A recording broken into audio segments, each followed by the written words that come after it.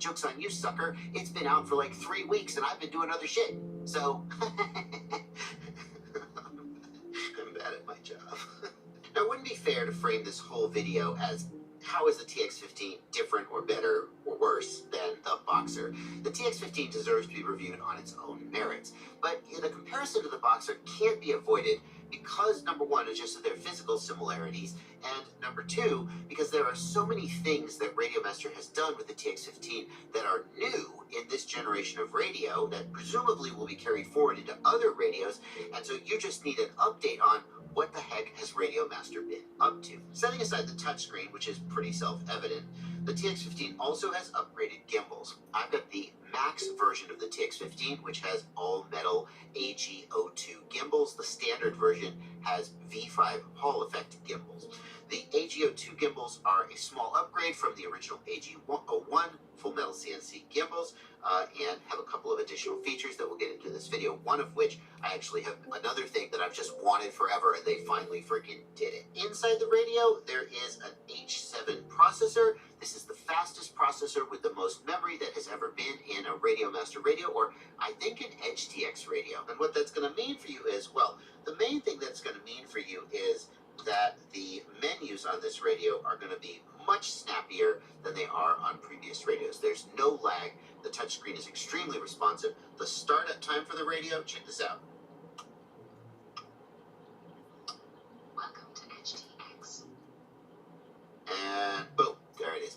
This radio is faster, more responsive, but more importantly, it means that developers will be able to do things with the radio that they can't do with radios with slower processors. We could even imagine seeing a day when radios with this faster processor in it have additional EdgeTX features that other radios don't. If you've ever set up like a lot of mixer lines, or you've got a really complicated Lua script running on your radio and it's running really slow and it bogs down the radio, or you even get an out-of-memory error, this radio is going to address that with its new processor. The shoulder switches on the T15 are low-profile flat switches, just like the Boxer, but on the T15, they can be swapped out for standard switches using these dummy plates, which come with the radio. The switches themselves, I'm pretty sure you have to buy. They sent them to me, but I think that's because I'm a reviewer. That's something that I personally have wanted for a long time. I'm not a big fan of the low-profile switches, and if you agree, then you don't have to 3D print any parts to do that yourself like people have done in the past. Like most Radiomaster radios, it's powered from a 2-cell battery. This is the battery tray that comes with the radio. It doesn't come with the cells themselves. I put those in, but you can power it with a 2-cell battery, or you can power it with a big honking 2-cell battery like I've got here. But in the past, Radiomaster radios have not had a built-in balancing circuit. That means that those cells would slowly get out of balance if you charged inside the radio, which most people do. It's not really as much of an issue as it is on quadcopters, where when the cells get out of balance, they get really out of balance because you're pulling so much current, but it could theoretically be an issue. It's bothered some people. The T15 has a balancing circuit to balance the cells in the battery, and that just adds a little bit of safety. I think we can all agree that's a good thing. The antenna on the original Boxer was a screw-on SMA type, and that had the advantage that you could very easily change the antenna if you wanted to use an external antenna. But it had the disadvantage that the gosh dang antenna would constantly break if you put it into a backpack. This one has literally been broken from carrying around in my backpack. The other disadvantage is that eventually that SMA connector wears out if you're constantly putting your antenna and taking it on and taking it off, and that can create its own issues. The T15 comes with a folding antenna similar to the Radiomaster Pocket. It's not the exact same antenna as the Radiomaster Pocket, but it's very similar, and I personally like that. It does mean that I won't be able to put on an aftermarket antenna to do long-range stuff, and, well, pretty soon I'm sure that somebody's going to do an SMA mod to this radio so they can use aftermarket antennas. No matter what you do, the FPV community will wish you'd done the other thing and then come up with a 3D printed mod to do it for you. But for most people, and I think myself, this foldable antenna is going to be good enough for day-to-day use and much more durable.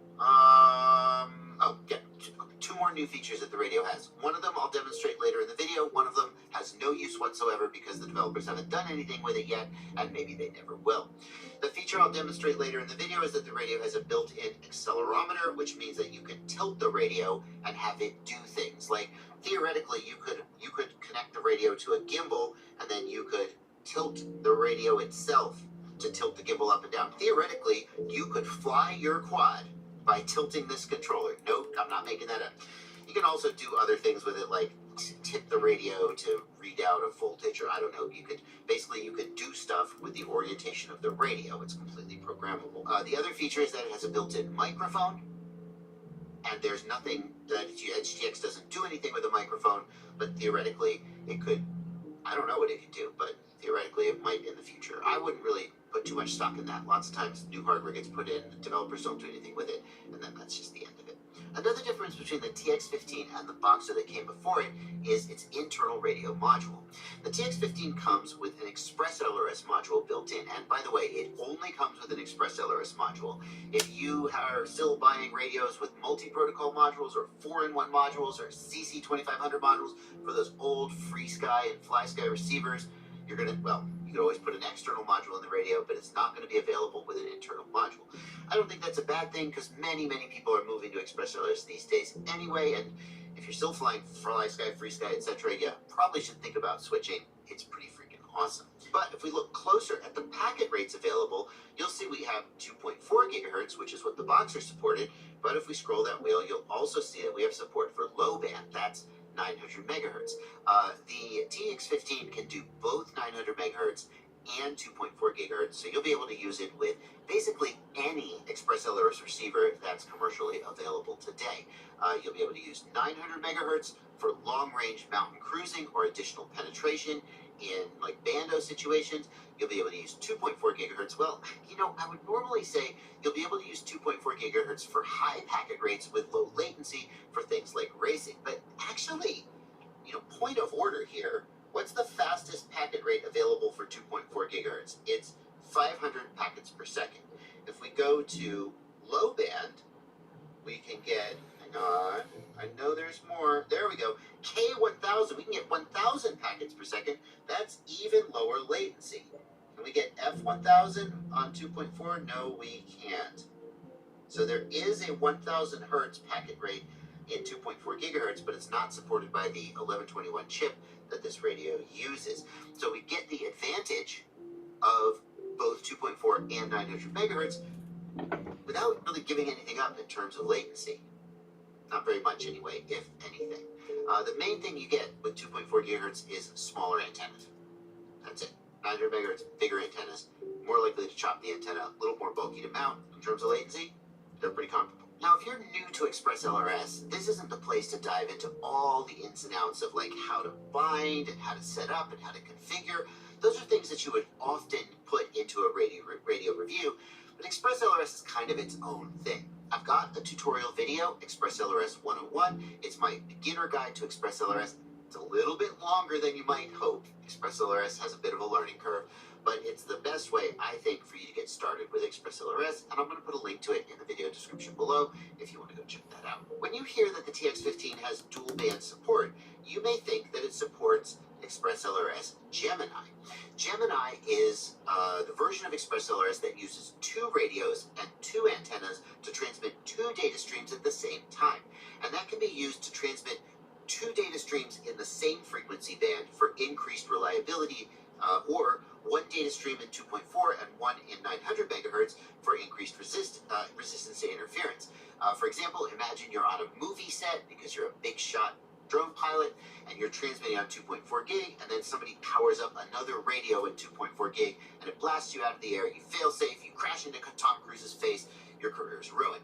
With Express LRS Gemini, you would have a second transmission down at 900 megahertz, and you would not crash into Tom Cruise's face. That's how I would sum Gemini up. Don't want to crash into Tom Cruise's face? Use Gemini.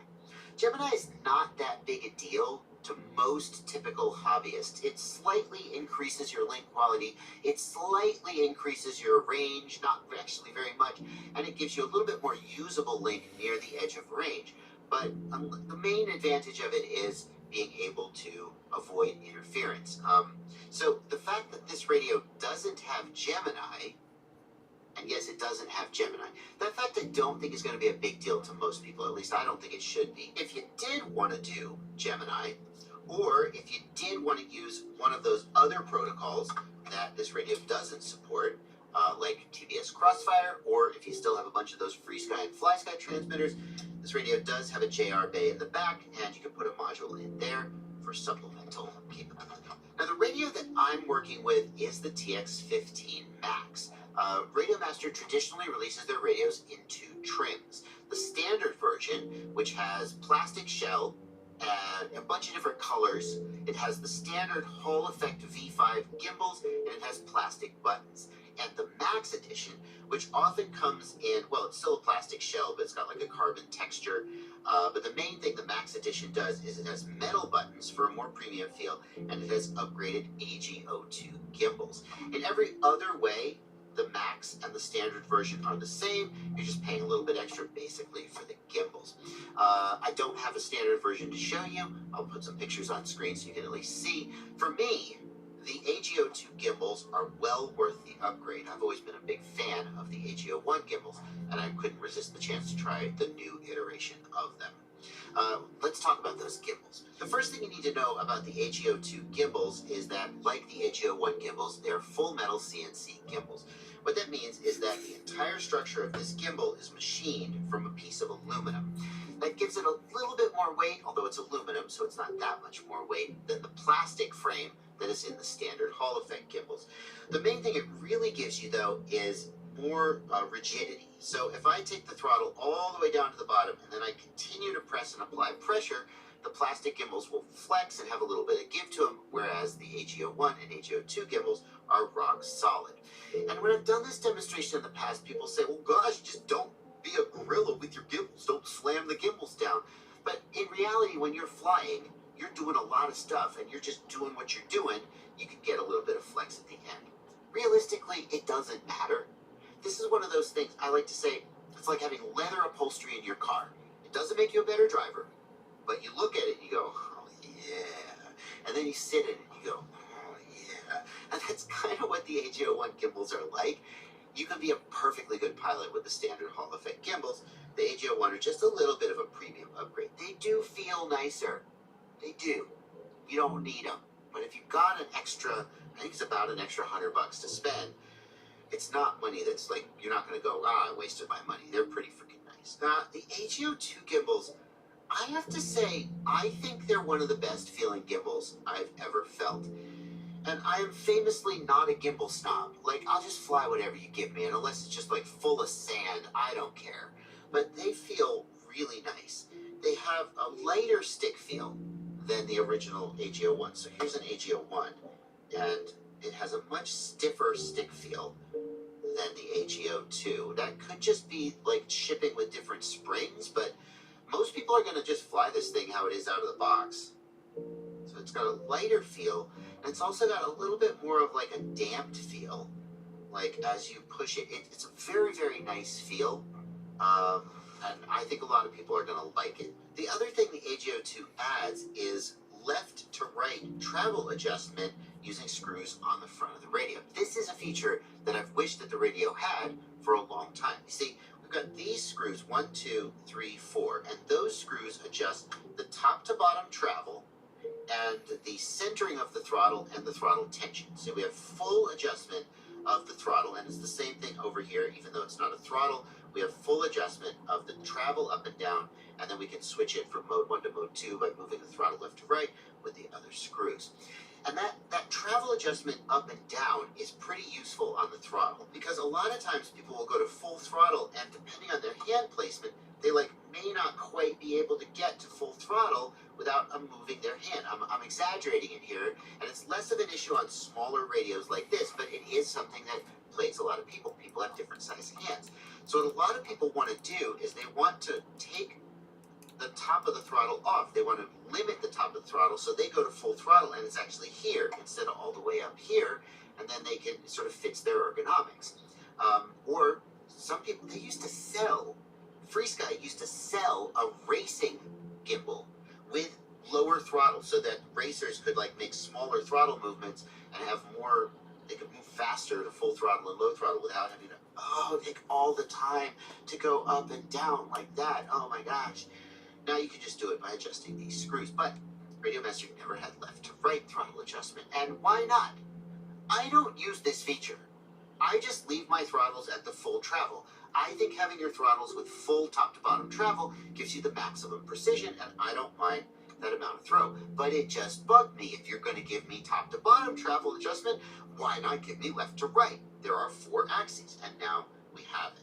These screws on the left and right side of the gimbal are used to adjust the left and right travel adjustments, so we can bring those endpoints in if we want to. Now, Radiomaster says that these gimbals have a new electrical design that's cleaner and more jitter-free than ever before. They say that's a new lightweight design with less rotational inertia, so you can move the gimbal faster. I don't know about all that. We'll just take that for marketing. The other thing you need to know is that the AGO2 is a drop-in replacement for the AGO1, so if you were like, well, should I upgrade to it? Maybe you've got a different radio.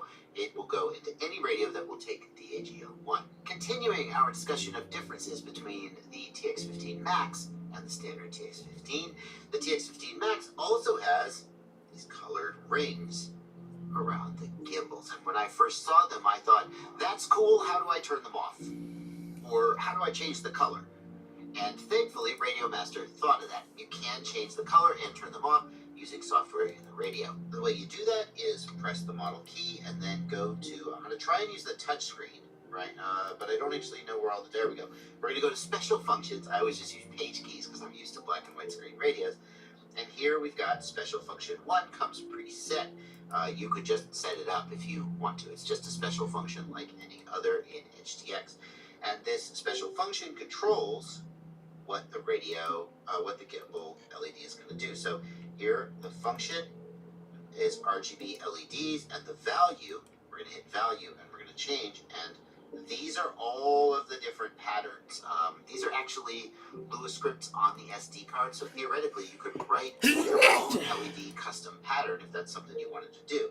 But if I just change it, we can see that as I do, it changes through all these different patterns. I'm not going to show you all of them. There's a million of them there, and they do all kinds of different fancy stuff, and you can change them and look at them and play with them and find which one you like best. And because it's just a standard HTX special function, you could just link it to a switch and have a switch change those settings if you wanted to. You could have this switch be red, purple, and green for your gimbals or whatever. Turn the damn things off if you want to.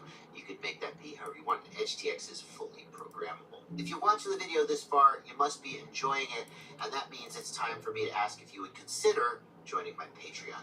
Patreon is a website where you can subscribe to me for as little as $2 a month or more if you feel like I've earned it. The amount you subscribe at is totally up to you. Just ask yourself, how much value do I get out of watching Bardwell's content? And if the answer is anything, I'd love to have you as a subscriber. If today's not the day, look, everybody always wants, oh, join my Patreon, buy my this, sell my that, etc. And you probably already fast forwarded this. If that's the way you feel, that's fine with me. I'll just keep making videos. I'll keep putting them out there. I'll keep trying to earn your support. But if today's the day you go, you know what, screw it. Bardwell deserves $2 or more. Don't limit yourself. Link in the video description below to my Patreon. I'd love to have you as a subscriber. Let's talk about EdgeTX. What is EdgeTX? Like, here I am tapping through these screens, and I'm willing to bet for a lot of you watching this, like, this is all just mumbo jumbo to you. EdgeTX is the operating system that runs on this radio. So, for example, here I've got a phone. It's a Samsung phone. It's running the Android operating system. You might have an Apple iPhone. It's running the iOS operating system. And like any Samsung phone that I pick up that's running the Android operating system is going to have a lot of similarities. I'm going to just pick it up and I'm going to be able to use it. I'm going to know where all the buttons are and all the features are. And if you hand me an iPhone, because I don't use iPhones, I'm kind of going to be lost. EdgeTX is kind of like that. All radios that run EdgeTX have kind of the same features. I'm holding 2 of them here. There's a bunch of them. And it also means that if I hand you an EdgeTX radio, it doesn't matter if it's a TX15, if it's a Boxer, if it's a whatever, you'll kind of know how to use it. Yes, there are some differences. Well, like one of the main differences is the big colored touchscreen versus the black and white screen. So you can see here that they look very different. But once you get into the menus, it's kind of like all the same stuff is there. It's just on the colored touchscreen, it's a graphic, and on the black and white screen, it's text. All of that is to say that we're not going to dive into some of the things that you would normally expect to see in a review of an RC radio. There are certain features of radios, mostly legacy radios, like the number of channels they support, the number of receivers, the number of mixer line that you can have, all this stuff. All the features of the radio don't matter because they all run EdgeTX and they all have the same features. It's a great sort of egalitarian thing. If you're interested in learning more about EdgeTX, I have an EdgeTX 101 playlist. I highly recommend, if you are new to FPV, if you've never worked with one of these EdgeTX radios before, or even if you have, I highly recommend checking out that playlist because it goes through all of EdgeTX. Well, all is doing a lot of heavy lifting there. It goes through most of EdgeTX that I think is most important for you to know in an organized manner and may fill in some gaps that you have in your knowledge. Or it may just teach you what you need to know about, like, I got this radio, now what do I do with it? I don't know, many buttons, how to actually use, right? Like the thing I said you could do, where you flip the switch to change the colors, yeah, it'll teach you how to do that. Or the screen, see how bright it is? Oh, now it's not so bright anymore, I'm saving battery. Teach you how to do all of that stuff. Link in the video description below to my EdgeTX 101 playlist. Although the TX15 looks superficially similar to the Boxer, it's really different in its form and its feel. It has a much more rounded profile, especially in the back where it meets your hands. There are these really nice, it really fits the hand very well. And I say that as someone who thought that the Boxer fit the hand really well. It's kind of similar, but they've refined it. The Boxer has just a little bit of a gap here as your hand fits around it. It was better than the TX16, but this one is even better still. I don't know if it's going to be to everyone's liking. Like, I've talked to some people. I took this radio with me on a trip recently, and when I got where I was going, everybody wanted to see it because it hadn't been released yet. And some of the people held it and they loved it, and some of the people were like, I think I would go with the Boxer instead. I really like it. It just feels so natural in the hands. It fits really well. I use a hybrid pinch grip. So if you're a thumber, it's going to go like this. It's going to be pretty good. I don't know, I'm not a thumber. It's been a long time since I was a thumber, so I couldn't say for sure. I use a hybrid pinch grip, and what that means is that I'm going to have my hand like this on the back, and I'm going to bring my fingers over. I might even have it like this. Yeah, that's actually how I'm going to do it now that I'm holding it. I would have just two fingers on the back. I would have my hands here on the sticks, and I would have these fingers for flipping the switches. I think the ergonomics of this are damn near perfect. Damn near perfect, I have to say. It is smaller. Is it smaller than the Boxer? It's kind of hard to say. Like, check it out. I'll just put them both on this line. I know from the camera's position it doesn't look like they're both lined up on the same line, but I assure you that they are. Put this both on the same line, and you can see they're almost the same size in terms of, like, looking at them from top down. In terms of thickness, I think the TX15 is a little bit thinner. It certainly feels thinner when it's in your hands because it feels like you're interfacing with this section here, which definitely is thinner than this section here. As far as how much space it would take up in a bag, I'm not sure that it's actually that much less. It's very similar in terms of size. Let's also compare it to the GX12, which is my current daily driver. And one of the reasons the GX12 is my current daily driver is that it's a little bit smaller. The GX12 is just small enough that I can kind of stuff it into my backpack in a space that's like in the main compartment in one of the dividers, as opposed to a space that's specifically designed for a great big honkin' radio. Just about the only way I think we could get the TX15 into a backpack is laying flat. It wouldn't go in like bookcase style, but the GX12 will. Except maybe I'm being prejudiced here because the GX12 is not any thinner. It's the same width. So this TX15 is a little bit taller, but the GX12 is the same width. The reality is, though, the GX12 fits into my backpack a lot easier because I've got the shelf set up and it just kind of slides in with everything else, whereas a radio like this is much taller and it's going to require more specialized space to fit. I have to say, though, the GX12, man, there's nothing wrong with those gimbals, but oh boy, these are better. They're just better. There's like just a little bit of resistance where the GX12 starts to move, and it just feel a little bit of slip and a little bit of like it's just, and then when it sort of seats back into center, there's just a little bit of, whereas these are just like buttery freaking smooth. I keep saying I'm not a gimbal snob, but I'm kind of tempted to switch radios just because of the gimbals. As far as controls go, the TX15 has the same standard set of controls that just about every other Edge TX radio has. There's a sys key, there's a model key, return, page forward, page back, and telemetry, and a jog wheel to go through the menus. And again, if you don't know, well, Barbell, you glossed over that, go watch my Edge TX video series. It'll teach you what all those things do. We've got these 6 buttons here, and thankfully, yes, those 6 buttons are wired up in the way that lets them all be individual buttons. You see, if you go back far enough, those 6 buttons were just pretending to be a potentiometer. So in the same way that I could take a potentiometer and turn it all the way left and all the way right, and like the channel would just go up and down, on older radios, these 6 buttons were just a potentiometer where it's all the way to the left or all the way to the right, and you could just have one channel that they controlled. But like, what if I want this button to be a momentary switch on and off, and this button to be a separate toggle, and this button to be a separate toggle? With this radio, you can't do that. I've got videos about setting up that functionality. I'm not even sure I'm going to link to them. It must be in my Edge TX tutorial, right? Surely it is. This is great. You want this. And one of the reasons you want this is that the TX15, like the Boxer, is a little bit shy of switches and buttons. So here we've got 4 toggle switches, and unlike the Boxer, they are all 3-position switches. So the Boxer has a 2-position here in the upper left and a 2-position on the upper right. You could make the argument, well, I like 2 positions. I want to have some 2 positions and some 3 positions.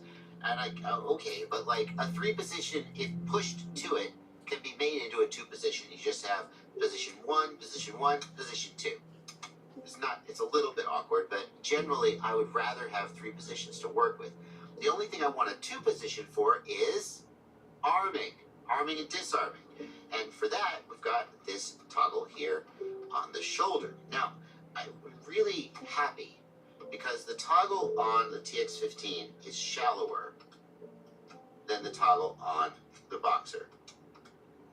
And that's a good thing for me, because if I was using this switch as an arm switch on the Boxer, I know that doesn't seem like much, but like when I want to arm, or more importantly, when I want to disarm, I want that to happen as fast as possible. I want to disarm instantly and at the exact moment that I need to disarm. And so if I'm armed and I have to go, like, it's just a little bit less precise. It's not that you can't do it, it's just a little annoying. Whereas if I have a switch and I just go, doink, there, done, I'm disarmed. On the TX15, that switch has just a little bit less throw, and it's just a little more immediate. Although, I have to point out, it also makes it that much more likely that you're going to accidentally actuate it. Whereas on the Boxer, you have to push it in further, so it's less likely to actuate. Okay, there's my arm switch, my disarm switch. I guess if you're going to use those flat switches, this is the way I like it to be, so I could easily arm and disarm. The other thing I don't like about these flat switches, though, is I can't tell by feel, well, as easily what position the switch is in. Whereas with these switches, I can easily just run my finger across them. They are all pushed up, they're all pushed away. That's the default position. I know that I'm disarmed. I know that I'm in acro mode. I know that whatever the switches do. With this guy, like if I sweep my finger here, yeah, I can kind of feel the edge and I can kind of feel that it's pressed in, but like it's not as tactile, especially if, you know, for some reason I was wearing gloves or in some other way didn't have as much sensitivity in my hands.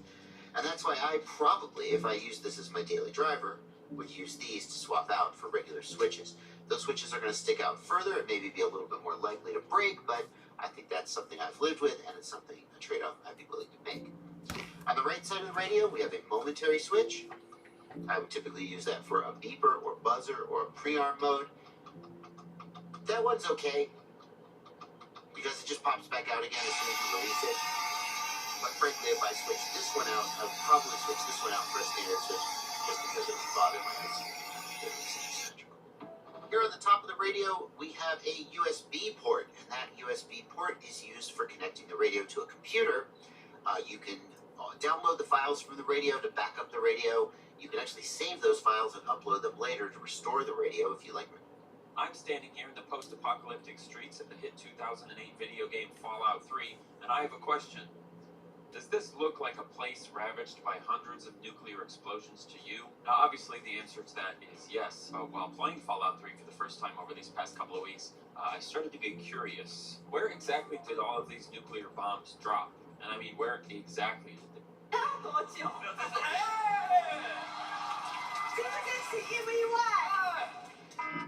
If I walk up to a bird in Red Dead Redemption 2 and it flies away, where does it go? We've all done it 100 times, right? You've gotten too close or you missed a shot or whatever, and you watch the birds just get up, go over some trees, and disappear forever. But they can't actually disappear forever. I mean, they could, but like if we followed one of these birds and tracked its flight path, it must go somewhere, right? Well, obviously, when I first had this idea, I immediately went to go try it out. I found some ducks, I walked close enough to them to make them fly away, and then I tried to chase them down. It did not go well. Wait, where'd they go? Where did they go? Did they disappear? This is going to be a little bit harder than I thought, right? Because these ducks, they're pretty fast, and Arthur Morgan, the protagonist of Red Dead Redemption 2, is pretty slow, especially when he's swimming. So what I tried to do next was to shoot at the ducks to get them to fly away, which would mean I could run along with them without having to swim. Oh, there they go.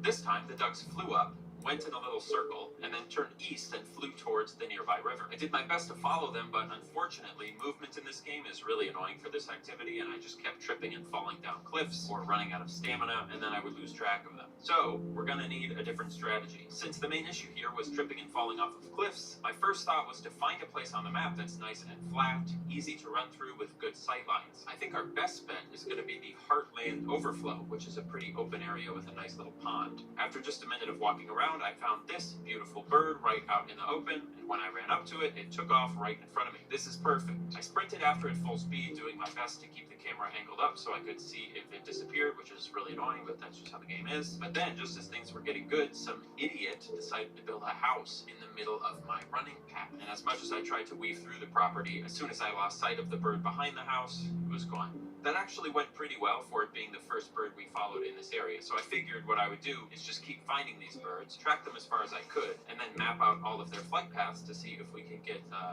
notice any like patterns in the way that they behave. My ultimate goal is to be able to follow one of these birds until it lands somewhere new. But until that happens, gathering some general flight path data seems like a good use of time. And I love being efficient about the way I use my time. Speaking of efficient, when I need to be extremely efficient with my time, one of the first things I do is order a box of Factor meals to keep in my fridge. Welcome to the sponsorship. Let me describe some birds. Okay, first up, I found some more ducks. Just like the other ones, all of them scattered at once and started flying in circles. For the most part, they stayed together, but eventually they started splitting off, and I followed two of them eastward. For a while, they just flew straight, but then they kept on flying straight, before flying straight some more, and then straight some more. You get the picture. And then they flew off the eastern edge of the map without landing anywhere, so that's kind of interesting. Near where I lost track of those ducks, there was some kind of egret, so I figured I would do that egret next. And initially, it seemed like this one was following the shoreline of the river, so I thought I might be able to follow it for a bit, but then it too eventually turned east and went off the edge of the map. Okay, we might be starting to see a pattern. Not sure yet. Back in the Heartland, I caught another bird that took off and flew in circles for a bit. I forgot to record that part, but just trust me. And then it turned and headed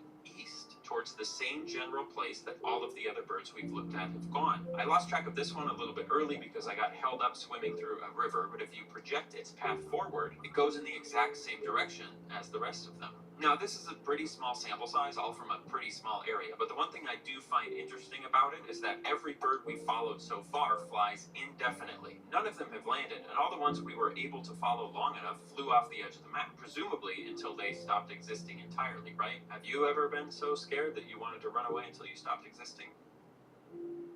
Anyway, I followed a few more birds, and this is what happened, okay? The first ones did like an S-turn and then took off to the northeast before I lost them over the mountains. The next one almost went straight east, so I thought it might be heading towards the same place as the first few that we saw, but then they quickly turned north, and I lost track of them again. And then the last one, this one really gets a gold star, I scared up a weird bunch of ducks, and then they all took off, and at first they more or less stayed together, but gradually they went south and then kind of started peeling off from one another. I kept with a couple of them that started doing circles and flying all over the place, and it was tough to keep an eye on all of them, but I managed to keep following a single duck which broke off and started heading west. That's new. And where did this duck go? Take a guess. This duck went west and west and west and then northwest and then northwest. It passed over the plains. It flew into the rugged hills. It went north a little bit into the town of Valentine. It sailed over the river valley, and then I slipped down a mountain and I couldn't keep following it, so I lost it.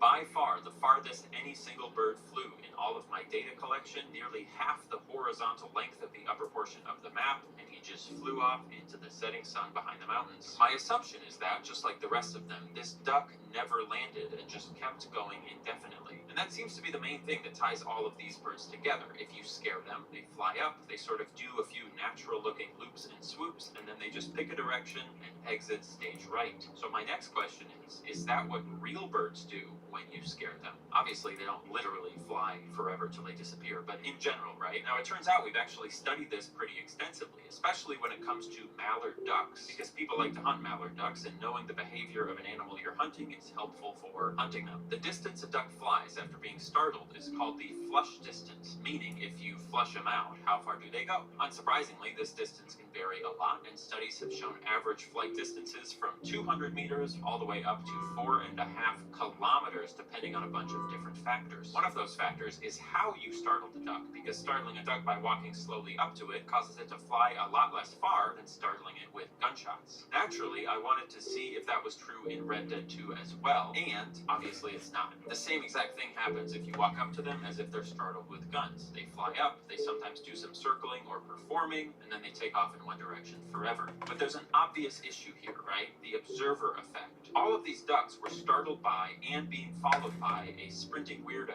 So the next question ends up being, if they're not startled and followed, do the birds ever land? Do the already flying birds go anywhere? Well, let's look at some more data that I collected. In general, birds that you see in the sky in Red Dead 2 have slightly more localized movements than those that you scare and follow. For example, I followed some vultures and hawks, and they do a lot of slow circling and meandering around, but if you watch them long enough, it did seem like eventually they all did just choose to pick a direction, fly off into it, and then disappear, right? And then there are smaller birds like this cardinal. These birds are hard to follow because they're really quick and small, but I tried my best, and even those birds eventually seemed like they got sick of being watched and then just flew off into a distance until I lost track of them. Also, look at how weird this looks, by the way. It looks like this cardinal is just like shrinking in front of the tree. I don't know why that happened. Now, interestingly, the Red Dead 2 map is really, it's like 12 kilometers wide, and your average mallard duck can fly for hundreds of miles, especially in good conditions. So flying from one end of the map to the other isn't physically impossible for these ducks by any means. But birds like a cardinal, these smaller birds, tend to stay literally within a few miles of where they were born for their entire lives. They don't migrate, and I wonder if that's why the cardinal we saw in Red Dead sort of seemed to shrink and disappear a lot closer, rather than actually sort of flying off the map physically.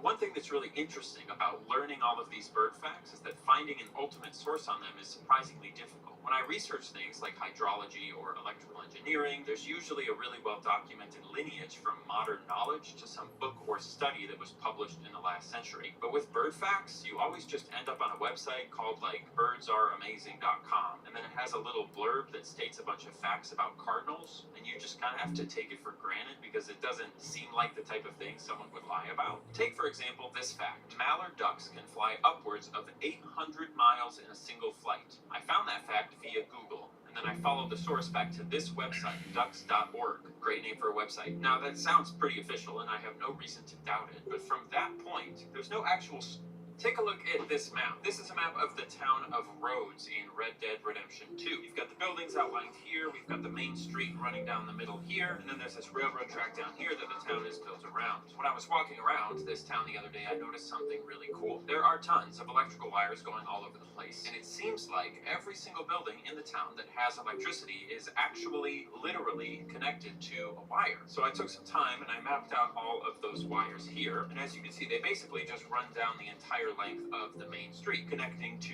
any building that they need to along the way. This is a pretty incredible level of detail, but it's not totally unexpected from a game studio like Rockstar Games. But then I kept following the wires, and I realized something. At both ends of this line, the wires connected to a totally different set of wires, and that set of wires ran along the entire length of train tracks, extending out in both directions further than I could see. So naturally I started following those wires as well, eager to see if the city of Rhodes was perhaps connected to some kind of wider electrical grid. I also started to wonder if there even would have been a wider electrical grid all the way back in cowboy times, but we'll figure that out later. The wires ran south for a while, crossed the river into the humongous city of Saint Denis, eventually joining an incredibly dense mess of wires that ran through an industrial area before ending up here, crammed through the top floor window of the Lannick Electrical Company building. Now, on its own, this is awesome. This shows us that a totally separate town in Red Dead Redemption 2 is physically connected directly to a power company in the biggest city in the game. Rockstar didn't have to do this. Nobody would have noticed, but they did do this. And that makes me wonder, what else did they do? Are all of the buildings in every single city connected to this electrical grid? Are all of the cities on the entire map connected together, even the ones like Valentine all the way across the continent? Well, unfortunately, there's only one way to find out. We've got to map the entire electrical grid of the entire game. So that's what we're going to do. And anyone who maps power lines knows that you can't do it without the support of your favorite YouTube sponsor, MeUndies. Welcome to the sponsorship. Here at Any Austin, we are big fans of MeUndies. The greatest underpants in the world is what we call them. And it wasn't long before I saw my first wonderful wiring detail. Take a look at these lights underside the train depot here. The wires from the utility pole attached to this train depot sort of to give it power, which is already a great detail. But if you look closely, you'll see that they didn't stop there. Each light bulb itself has a wire running to it, hanging underneath. Just pretty insane. In the same vein, even these random little dock buildings are connected to the grid. Additionally, take a look at this side-by-side comparison between the density of wires in GTA 5 versus Red Dead 2. They've got a lot more wires in Red Dead 2. Now, funnily enough, this makes sense on two levels. Firstly, Red Dead 2 is a newer game, and newer game equals stronger computers equals you can put more wires in the game. But also, we actually did have more wires on our utility poles in 1899 when Red Dead 2 is set than we do today. Way more. Here's a real picture that is not a joke picture of a town in Kansas in 1911. Red Dead 2 doesn't quite have that many wires, but it's got a lot, and it creates a great atmosphere for the city of Saint Denis. As we follow this set of wires along the train tracks, we'll find 3 different offshoots that head into the streets, and then one main line that continues all the way around the crescent of the city. And when you head into the inner streets of Saint Denis, you can see why they need all these wires. There are just lights all over the place. And just like out by the river, the level of detail here is pretty wild. It feels like there are power lines everywhere, connecting to almost every single building that they can, and the result is that the map of wires in Saint Denis ends up looking a whole lot like the map of streets of Saint Denis, with a few exceptions. There are 8 dead-end points where the wires stop, and then 4 places, including 2 along the train tracks, where the wires head out into the mysterious wilderness. But beyond that, everything is connected to this grid. One funny historical detail that a lot of people forget is that back in 1899, the whole electrical grid was basically used for one thing: lights. There were some exceptions, like the streetcar in New Orleans, which Saint Denis is based off of, but the vast majority of the electrical infrastructure was just there to make the nighttime look a little bit less like nighttime. This is the entire grid of Saint Denis mapped out. Every single wire, every single utility pole. It's a pretty impressive achievement, considering how it was probably the job of 1 or 2 people at Rockstar to sit around for days and just connect stuff together with wires. And if we're going to take the environment of the game at face value, then this building, the one with the wires coming out of the window, is the source of all of that electricity. This is the power plant for Red Dead Redemption 2. The obvious question then is, what kind of power plant is it? Well, in modern times, we've got all sorts of ways to make electricity. We can burn natural gas to spin a turbine to generate electricity. We can use a river to spin a turbine to generate electricity. We can use nuclear fission to spin a turbine to make electricity. We can use wind to spin a turbine. See where this is going. It's mostly turbines. or we steal it from the sun. So that's the other option. But back in 1899, there was really only one option: coal. You burn coal to boil water, to make steam, to spin a turbine, which makes electricity. Now, the thing with coal is that unless it's really high quality coal with really efficient burning equipment, it makes a lot of black smoke. So if this building is actually a coal-fired power plant, we would expect to see huge smokestacks with black smoke coming out of them on top. You're not going to believe this, but take a look. Huge smokestacks with black smoke coming out on top. They nailed it. Absolutely incredible. There's also one other little detail here, which is where the wires come out of the window. I forgot to put this in the script, but I wanted to tell you. Out of this window, normally you can't pack a bunch of wires into a window like that unless you give each wire its own, I don't remember what they're called, insulators. But if you use a camera mod to zoom in on the window, it literally has an insulator for every single wire. It's just crazy, the amount of details, it really is. Yes, you can find things to nitpick, like how the wires on the utility poles don't actually connect across the insulators, or this funny light pole that somehow got misplaced so that it doesn't actually connect with its own wires. But man, the game's overall understanding of the aesthetics of life in New Orleans in 1899, pretty astounding. But what if we get outside of the city? Remember those offshoots that we talked about, the ones following the train tracks? I don't want to just know where the power is in the city, I want to know where all of the power lines in the entire game go. I want to know how the World Wide Web of wires is connected. I just made that up. Now, it seems pretty clear at this point that one of Red Dead 2's guiding principles when it comes to these power lines is that the power lines follow the train tracks. If we follow those train tracks out of the city going north, we'll see that they head all the way up the coast along those train tracks until they hit the northernmost city of Annesburg. At Annesburg, they go into the city, powering all the houses and buildings just like they do everywhere else, and then they come to a stop here. You can see that a few empty utility poles have been placed heading further north, which almost implies that at some point in the future they may continue developing out that way, but for now, Annesburg is the end of the line. It's not quite that simple, though. Along the way to Annesburg, there are a variety of offshoots, like one that splits off to another railroad line before just coming to an end near the river, and then another offshoot goes down to the rundown city of Van Horn. I'll tell you what, I know a little something about Van Horn. The layout of Van Horn is interesting because it's mostly just a normal loop that comes off the train line, just like the other cities we've looked at, goes down through the main road, etc., and then connects back to the train line. But towards the south end of the loop, there's one little offshoot here where the power lines start to head off towards this abandoned house, but at some point you can see that the wires were cut, that they're no longer connected to the house, presumably after it was abandoned. If you go inside that house, you can actually see that while there are electric lights inside, none of them are working, and instead someone has actually lit candles to provide lighting. With this game, I really can't understand like how they just thought through so much. Insane. And honestly, I looked through a lot of the houses and buildings for this whole exercise, and I swear I couldn't find a single house that had electricity in it but didn't have a wire running to it. Well, except one, but we'll talk about that later. There's another small offshoot just outside of Saint Denis going to a small little working area outside of the town, but for this particular line, that's pretty much it. Now, if we head to the other side of Saint Denis, remember that offshoot that we originally came in on, we can follow that back out of the city past roads, and the wires continue to follow the train tracks for quite a while before eventually they hit a fork in the road. We're going to put a pin here because we will come back and explore the other fork, but let's take that first fork to the north, which eventually runs all the way to the city of Valentine.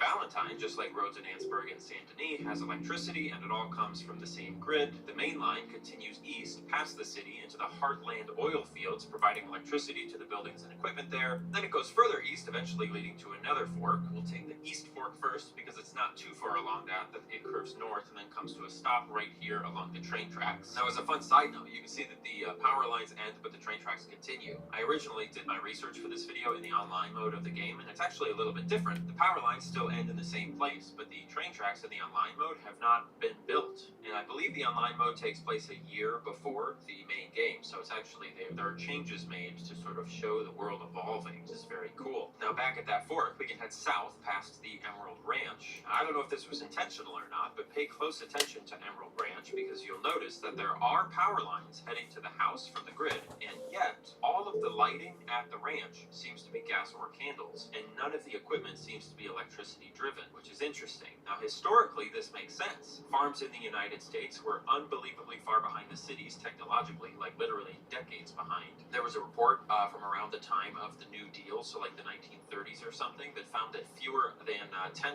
of American farms were electrified, and that was in the 1930s. Red Dead is set, 30 years before that. So in the time of Red Dead 2, it would have been unheard of for a farm this far away from the city to have any kind of electricity. So how do we explain this wire? Well, there's a big piece of information that I still have to drop on you, but I can't do it yet because we have to go through the whole grid first. But that piece of information is what I think is the single biggest mistake that Red Dead 2 makes with its electrical infrastructure, and I think that mistake explains a ton about why we're seeing things like this, as well as a few other things that we'll get into later. So let's wrap up mapping the whole grid first, and then we'll circle back to this. Also, if this is your kind of video, you should subscribe. Nobody's doing it like me on YouTube. I wish more people would, then I could watch them, but I can't, so you should subscribe. Following the line south from Emerald Ranch, it crosses a lot of beautiful terrain, eventually hitting a bridge where it ends up getting wrapped around the trestle of the bridge as it goes over the swamp, which is another great wiring detail. The bridge goes back up the utility poles across another river, and eventually, ta-da, we're back in that only is one more portion all the way back over. Now this particular path is very cool because it kind of represents the activity of the dance of the power line through the mountain. Follow it all the way across the mountainous river, forest, up past the station, further up into the wild hills until eventually you get here, Wallace Station. It's a dumpy little place that doesn't actually have any electric lighting itself, and the whole vibe is very edge of the new world. The train tracks do continue onwards up here without power lines following them, and for good measure, I decided I should follow them all the way around as well. Amazingly, they actually go all the way across the northern edge of the map and connect back to Annesburg, but there are no more power lines across the entire route. There is one peculiar little mistake, though. Once the tracks get way up into the mountains, they start going through tunnels, which is a very weird and lonely vibe, and most of these tunnels are just dark and strange. But one of them, way up here in the middle of nowhere, is lit. And these lights are not gas and they're not flames. This is electric lighting in the middle of nowhere. No power lines, no wires, nothing. Now, how did this little tunnel in the middle of nowhere, way up in the mountains, end up with electricity? It was a mistake. And that's it. That's the entire electrical grid of Red Dead Redemption 2. Every single city connected by utility poles along the train tracks to every single building and every single light in every single town, and the power is all generated here at the electric coal plant in Saint Denis. Pretty incredible attention to detail. There's just one problem. None of this could have happened in 1899. Take a look at this picture. Old, grainy-ass picture. This is a picture of, well, you might know what it is. Power lines running along a train track in the era of Red Dead Redemption 2. Or at least that's how you interpreted it with your modern brain.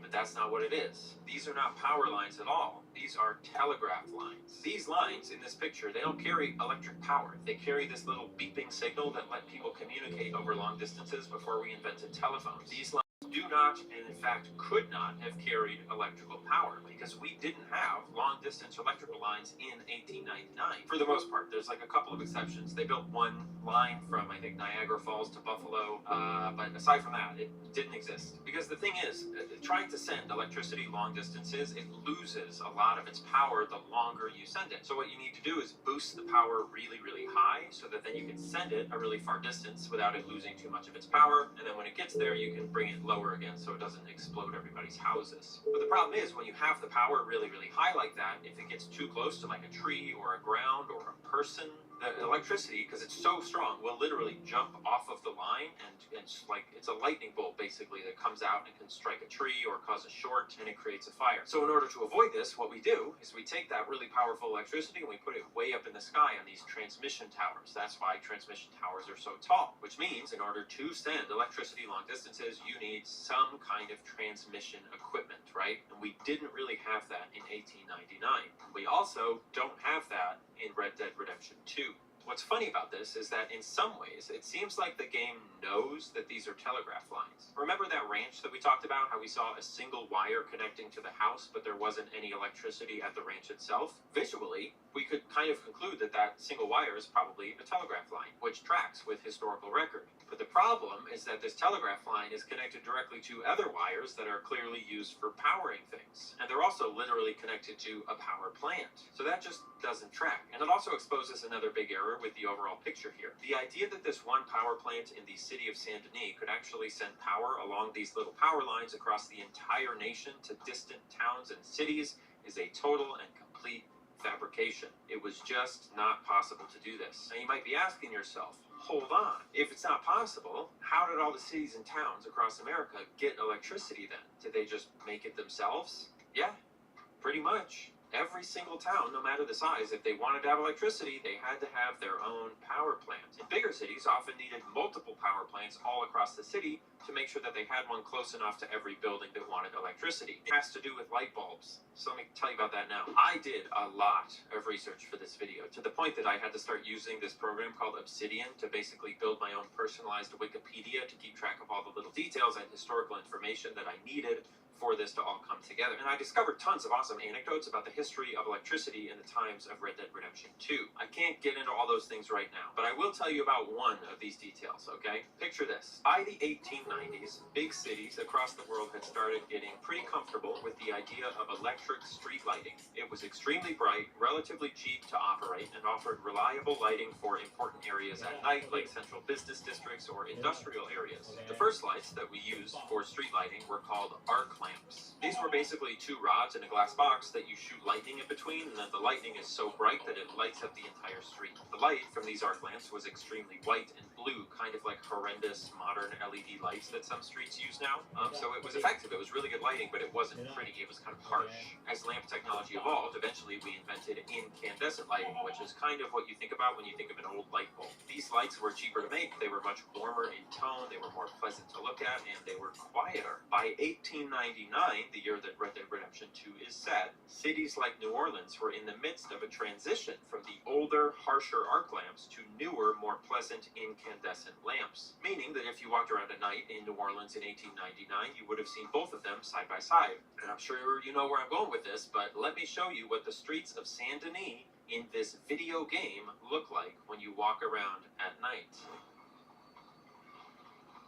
This is crazy. I mean, just the level of research that it requires to not only find pictures of old streetlights and recreate them in great detail, but to actually understand the surrounding context of their use and then implement that into the game, it's truly inspiring to me. And even more so, what's great about this is that it's ugly. Having two clashing lights, it doesn't look good. If your city has ever done that thing where they're switching from incandescent to LED for the streetlights, it's not nice to see them side by side. It actually, in this context, looks less old-timey than just using all warmer incandescent lights. It's counterintuitive to put these blue lights that almost look like modern LEDs into a game set in 1899. But it's correct. It's true. That's amazing. Holy smokes. I mean, I've got goosebumps. Oh, and one more thing. Sorry. You know I told you that this was the map of the entire electrical grid in Red Dead 2? That was a lie. There's actually one more offshoot right here, all the way down here, that I hid from you. Where do you think it goes? Maybe you should take a look. I'm Minnie Austin. Thanks for watching.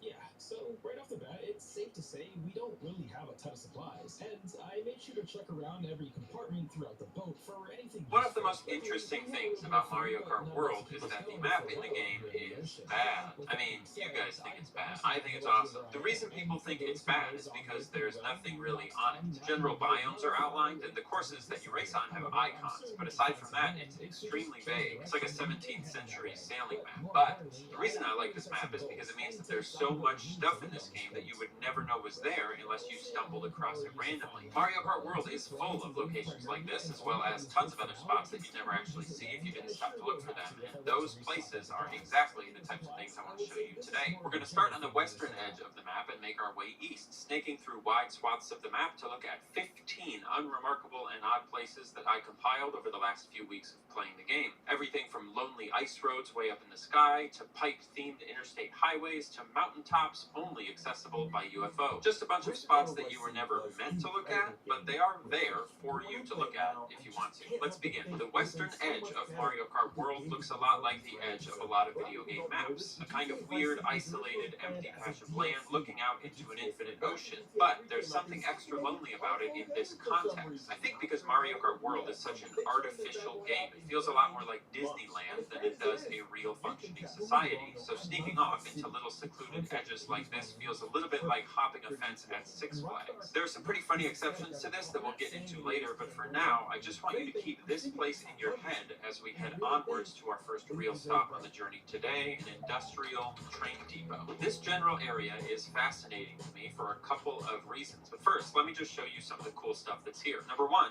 look at this fire in a barrel, mesmerizing. Number two, transmission towers shaped like Super Mario stars, incredible. Number three, huge aqueduct that isn't even labeled on the map. And number five, my favorite thing here, a collapsed bridge. A collapsed bridge! Why is there deteriorating infrastructure in Mario Kart World? I thought this was a racing theme park. What's cool about this is that a bridge that has decayed to the point of collapse communicates something about this world. It communicates that things can't decay, which means this is a real physical place. And in a funny way, it communicates that Mario Kart World is real. It's not abstract. Whereas past Mario Kart games felt kind of abstract. Now this is all kind of a silly game theory exercise, but it reminds me of how in Mario Odyssey there was this part where you could go underground and you could see the infrastructure that powers New Donk City with all the power moons. Before you see that, New Donk City is living by pretty abstract rules, but after you see that, things start to feel a little more concrete. We'll leave the rest of the infrastructure analysis for another video, and we're going to stick to road tripping for this one, so let's go on to the next location.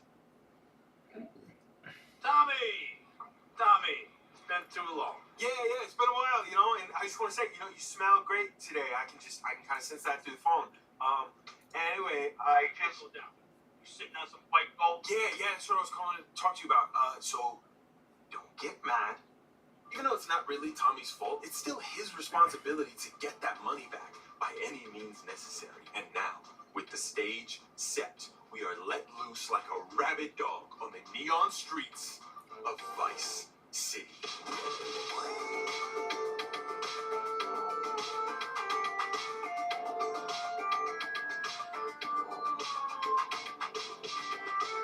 hard to deny how incredible this vibe is. Cruising down Ocean Drive in a classic sports car, palm trees whizzing by, listening to that iconic radio, just looking up at the neon lights. It's so perfect for a Grand Theft Auto game. The studio president, Sam Houser, called the 80s the grooviest era of crime, where it didn't even feel like it was crime. And if that doesn't encapsulate a goddamn Grand Theft Auto game, I don't know what does. And somehow, through some kind of anti-aging Paul Rudd magic, it still looks absolutely incredible. Sure, the graphics are dated, yes, the lighting is dated, but it was all so stylized at the time that even now, it is such a pleasure to look at, just like Paul Rudd. He gotta be drinking the blood of the innocent or something. I don't know what he's doing. Tommy's only contact in Vice City and only hope of finding who set him up is a lawyer named Ken Rosenberg. Shut up, sit down, relax. I'll tell you what we're gonna do. You're gonna find out who took our cocaine. And then I'm gonna kill them. That's a good idea. That's a great idea. Let me think.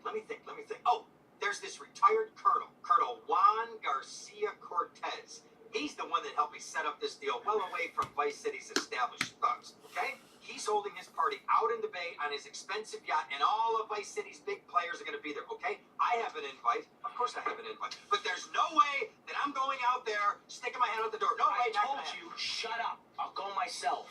Whoa. A lot of the characters in this game were inspired by various pieces of 80s media, and Ken Rosenberg is definitely one of them. Now, the main inspirations were Carlito's Way, Goodfellas, Miami Vice, and of course, Scarface. Throughout the game, we'll see a lot of this influence on the story, characters, and even some pretty cool Easter eggs, like this one right back here, that I'm not going to show you until later. Guess you gotta watch the whole video. Let me see, you're curious. The general's having a yacht party that we've got to weigh into, but there's only one catch. You can't show up in this.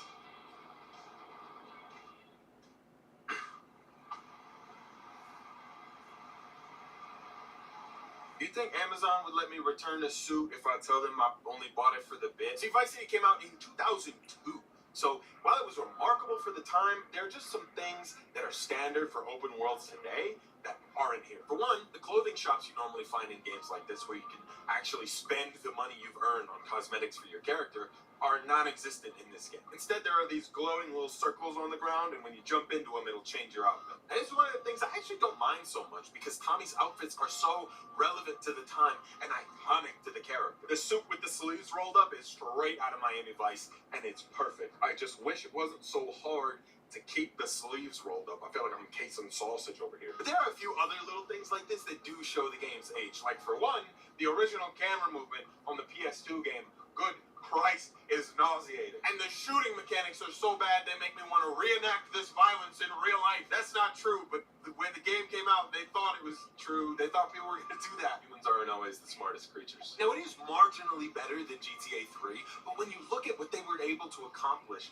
with GTA San Andreas just 2 years later, it pales in comparison. I may be biased though.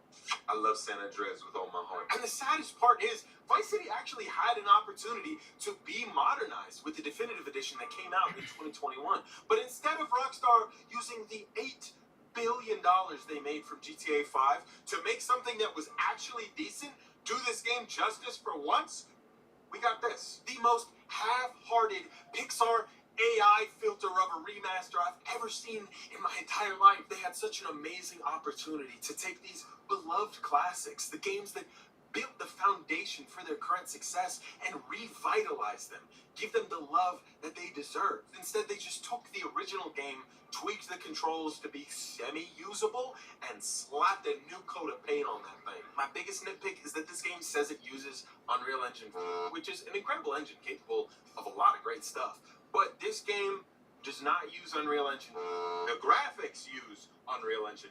Under the hood, this is still the same old game, just the graphics specifically are running through Unreal Engine, which is something that can work. It's been proven by the Oblivion remake that recently came out, and it's so good.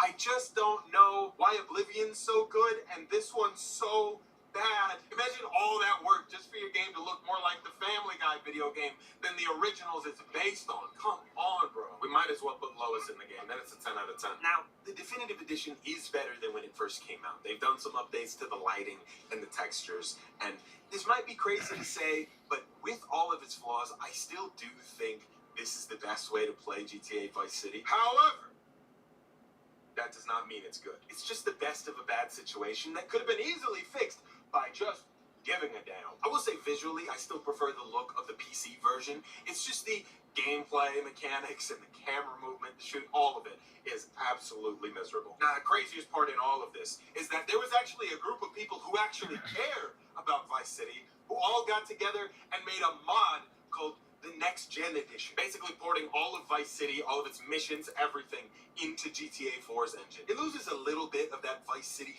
feel, but it's still so impressive and way more effort than even Rockstar cares to give to one of its beloved classics. On this yacht, there are a couple figures that will be relevant later on in the game, but the only one that matters right now is the general. We don't get too much information out of him now. It's more just establishing that relationship and the fact that we're both looking for who jacked the deal. It's not until we learn about a slimy little freak named Kent Paul that we get a lead. Rosenberg tells us we can find Kent in a club called the Malibu, so that's where we'll go.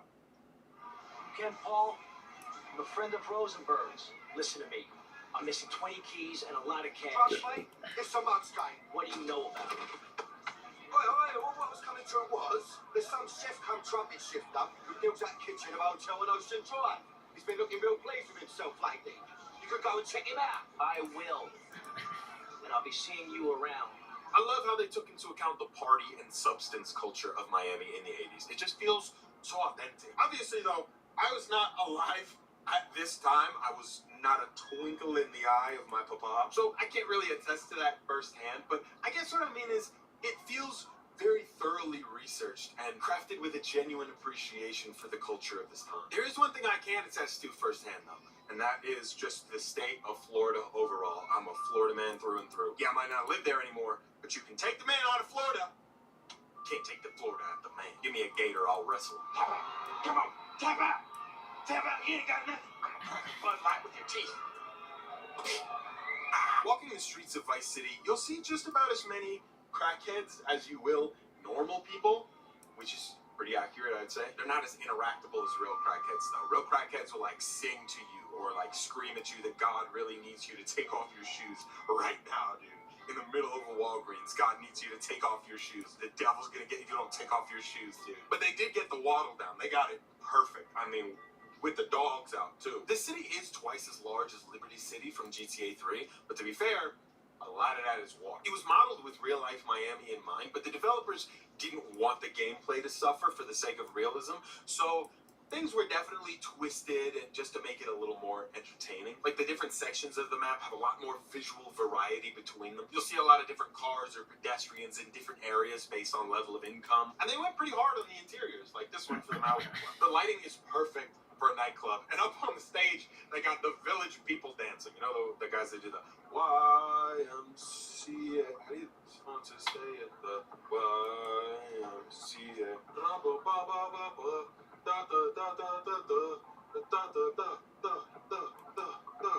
A lot of this game is just drive over here and then talk to a person who will tell you to drive over there. I mean, at least for the first little while, it's just a bunch of this. Over time, though, it does become more about the missions themselves. It's still a huge improvement over GTA 3 in terms of narrative. With a 9-month development time, we didn't actually get to see too many improvements, but the major one here is that the protagonist actually talks. Well, in GTA 3, he never said a goddamn word, but for Tommy Vercetti, they got Ray Liotta from Goodfellas to voice it. The entire cast is actually pretty star-studded. It's a lot of famous people here. I'm not gonna name them all. You recognize any of these people? They're in the game. Hey, what you looking at?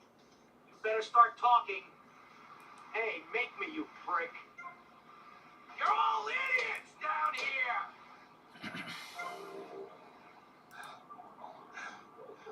Oh, way to go, tough guy. Beat him to a pulp. That should make him real chatty. You want some too? Hey, chill. I want what you want, brother. Oh, yeah? This is another prominent character in Vice City named Lance Vance. His brother was actually the guy who died at the beginning of the game. And he was also the protagonist of the PSP spin-off GTA Vice City Stories, which I've never played before, but I've heard is pretty good. Lance saves our life from an angry mob of chefs that's coming to chop us up with a butcher knife. And then he takes us to the Ammu-Nation, GTA's premium gun store. You're listening to 103 The Gunch. Ammu-Nation. Sorry, I don't know why I did that. A cool little fact about Ammu-Nation is they originally gave all the guns in the store names, but due to copyright reasons, there's copyright laws on guns, they had to change them all to very generic names. That's not the only copyright problem they had either. This game is full of licensed music, and probably the most iconic song from it is Billie Jean by Michael Jackson. Well, Billie Jean and multiple other songs had to be removed from any subsequent re-releases of the game because they couldn't maintain the copyright, which I think is kind of crazy. I feel like Billie Jean is so iconic and mentally linked to this game for me that it just doesn't feel right. Well, now we have the lead, Diaz, the guy who was talking to the general on the boat, is the guy who stole the merchandise. There's actually a little hint to that on the boat where he says, "Barbarians at the gate, I think we are the barbarian." But we don't really have a way to get at him just yet. So in the meantime, we've got a couple jobs to do. We got to go do a favor for the mob by intimidating some jurors. And then go destroy some trucks for Avery Carrington, another guy we met on the boat. At this point, the game starts to slowly lean away from its heavy narrative focus and becomes more like GTA 3, where you're just kind of doing jobs for people. I mean, at this point in the game, it makes sense, you know? Tommy has no money to his name and has to work up the totem pole one way or another. All these menial little tasks actually lead to one of the most memorable missions in the game for me. But for that, we're going to have to slip into something a little more comfortable. Yep. That's right, another costume change. We lose everything except our melee weapons. And while you can use any of them, I'm pretty sure all of us used the golf club. Are you a country member? Apparently, there's a way to get into the golf course with all your weapons by jumping a ramp, but I never found this one myself. There's really not too much to this mission. Maybe it's just how specific and themed it was that stuck out to me. Vice City shows its age pretty much everywhere, but the most egregious example is the Demolition Man mission. A lot of people complain about this one. It's not that bad. It's just the controls are very aged. This guy we've been doing jobs for, Avery, is a real estate goon, so all of his jobs pertain to real estate related things. That's probably why we're always meeting him at a construction site, actually. That makes sense. I didn't even think about that until right now. This little mission for Avery where you have to fly the helicopter up into the building so you can blow it up is just so absolutely frustrating and dated. For me, it's not necessarily that it's hard, it's just that the controls are so clunky and bullshit that it makes the whole thing so tedious. Anytime I replay this game, I always dread doing this mission. The story rarely actually matters when going to do these missions. It's more just an excuse to put the missions in the game. You think I can take this off now? I'm gonna take this off now. It's weird because I'll excuse the flaws of Vice City for just being a product of its time.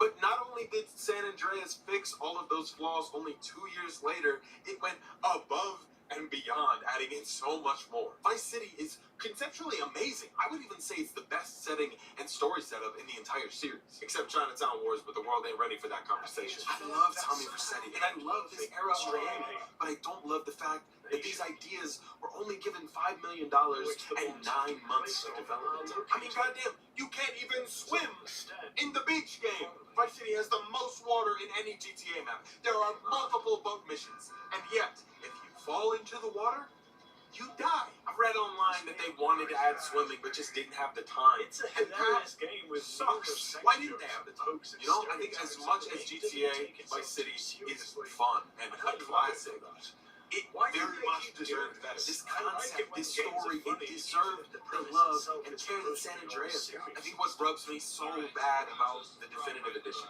is that they had another chance to make it right, and yet you did the same thing again, rushing something out the door long before it's done. I have plenty more thoughts on this, but it's mostly in regards to what happens later in the story. Which, at this point, the story's still pretty good. It stays on a very strong track. After doing some odd jobs, eventually we meet up with Lance. There's a little fun fact for you. Lance was actually voiced by Philip Michael Thomas, the actor who played Tubbs in Miami Vice, and that is just cool. It's at this point he reveals it was his brother who died in the deal gone wrong, and he wants to work with Tommy now to get revenge. Well, at first they gotta find a way in, so they actually do a job protecting Diaz in a deal of his own that goes wrong. And Diaz is so impressed with them both that he starts hiring them to do things for him. That gang places a fortress at ground level. So Quentin here, Quentin! They'll fly you over the area. Eradicate them! Diaz is where a lot of the Scarface influence comes into play, but there's really influence of Scarface on this entire game. Like the story of Tommy Vercetti coming to Miami after a long stint in prison and working his way up the drug underworld. Not to mention that Diaz Mansion is like a recreation of Tony Montana's mansion in that movie. I know you've been waiting for it. There's also an Easter egg here in this motel room where if you go into the bathroom, you can find blood all over the place as an homage to the chainsaw scene from Scarface. Grand Theft Auto has always been this weird kind of reflection of American culture. It's like staring into a fun...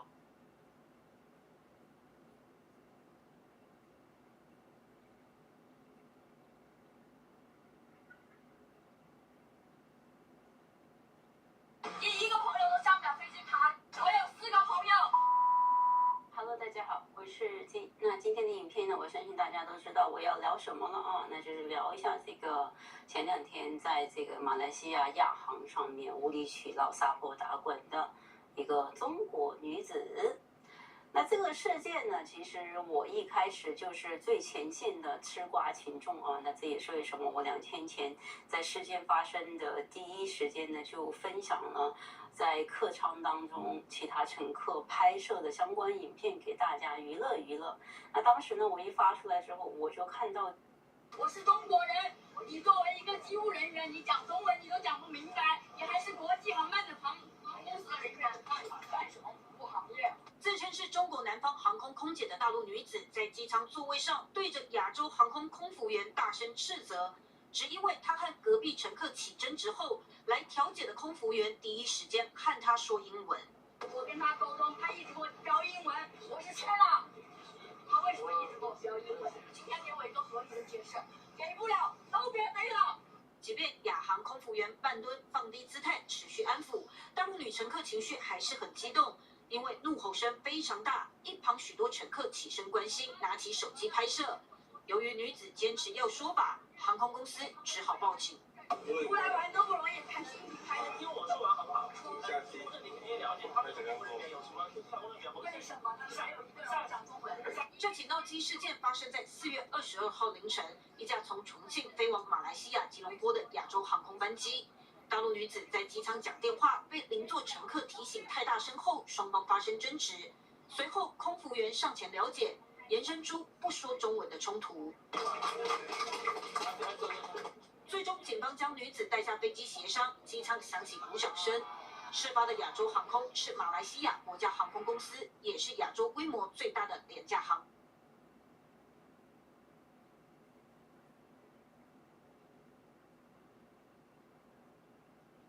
但肥鲨 HDO 啊。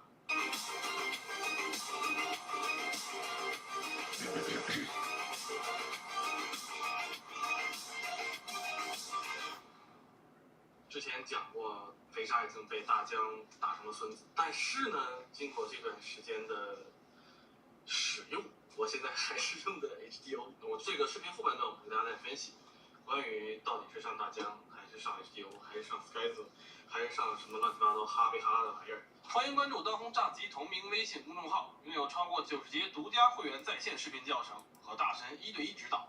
等不及的话，也可以直接扫描右侧淘宝店2维码剁手入坑。言归正传，对吧？既然是个开箱伪测评，我们还是给它开掉了。其实 HDO 已经卖了2个月了吧，在国外，没办法，杨大人还是比咱们要牛逼一点。其实也很无奈，就是整个行业来说，我们之前也去过各个厂家，深圳的，国内的出货量基本跟国外比是1比9，或者0.5比9.5。这个确实整个产业还都是在出口阶段，内销还有点疲弱。给力啊，同志们，赶紧的，对不对？虽然他们也不出个中文说明书，所以呢，这个 HDO2 国外已经大概搞了2个月，目前国内终于有货了，比如炸鸡同名淘宝店现在有售，对吧？香不香我们先不知道，看这个包装就知道，牙膏是挤定了，模具又没多改，苹果6和苹果7的变化吧，反正就是你懂的。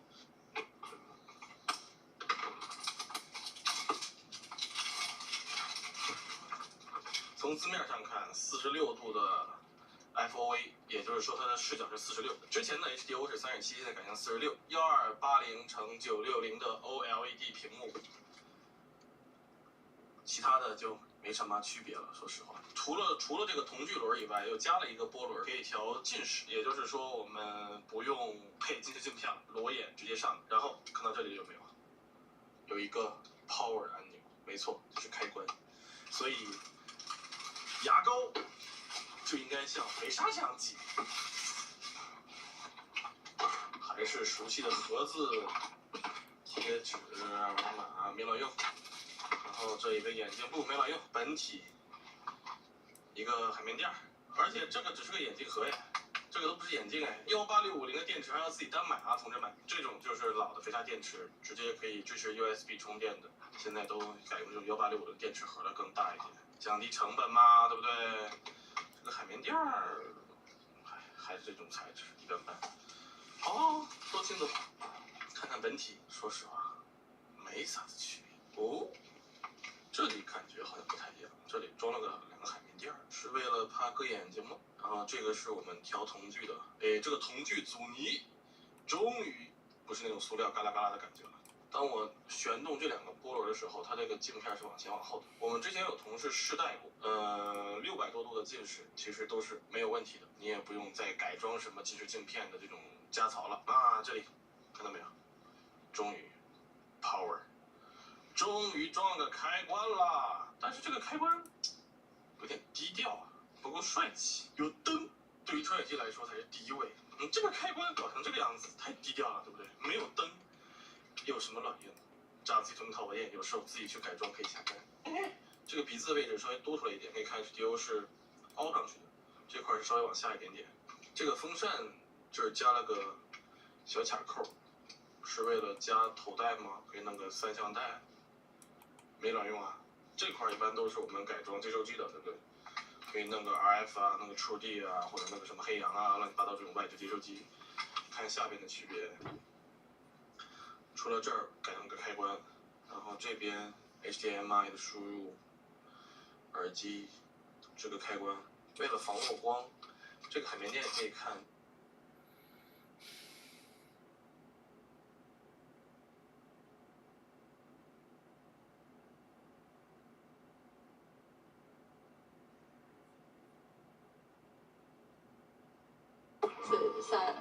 大家知道吗？台南的巴克里公园可以看到野生的菱角树，不是菱角树，菱角虾，我在讲吗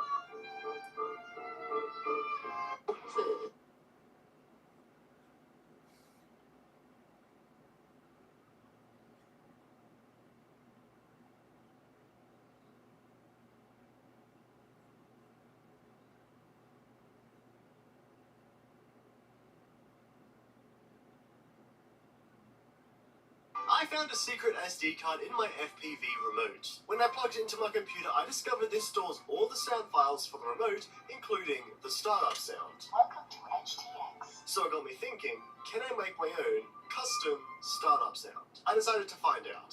So first, I located the startup sound file. I then recorded my own version. Welcome to E. Next, I replaced the file using the same file name, but when I booted it, it didn't work. Turns out you need to convert the file into this very specific file type or it doesn't work. So I spent the next 20 minutes converting the file and then I replaced the old one. And now, will I have the coolest remote startup sound in FPV? I think so. I found a secret SD card in my FPV remote. When I plugged it into my computer, I discovered this stores all the sound files for the remote, including the startup sound. Welcome to HTX.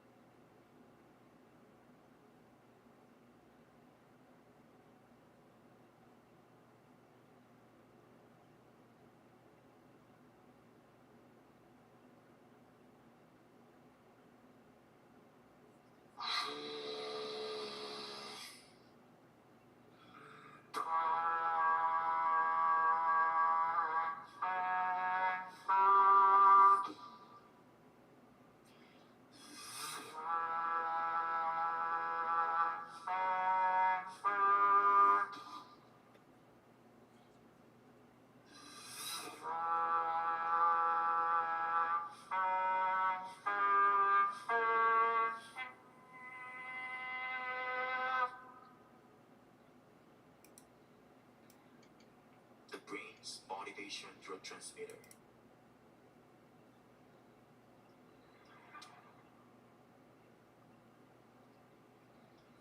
The brain's motivation drug transmitter.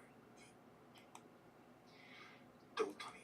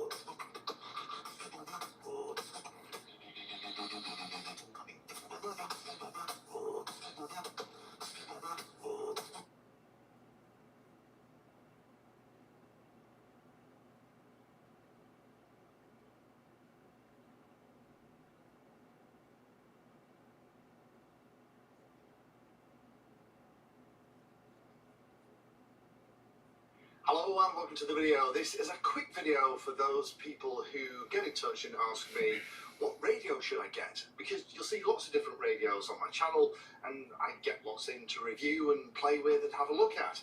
So I've probably played with dozens and dozens of radios at this point. And I've had a couple of Patreons over the last couple of weeks also ask me this question. I'm recording this in the middle of January, so it's obviously been a New Year thing. Somebody wants to get a new radio and have a play. Now you'll notice that all of the radios that I'm holding up as examples here are made by Radiomaster. And this is kind of my point before we get into the things to think about when you are going to choose a radio. Because if you can answer 5 or 6 basic questions, it'll give you a really good idea what radio you should be looking at.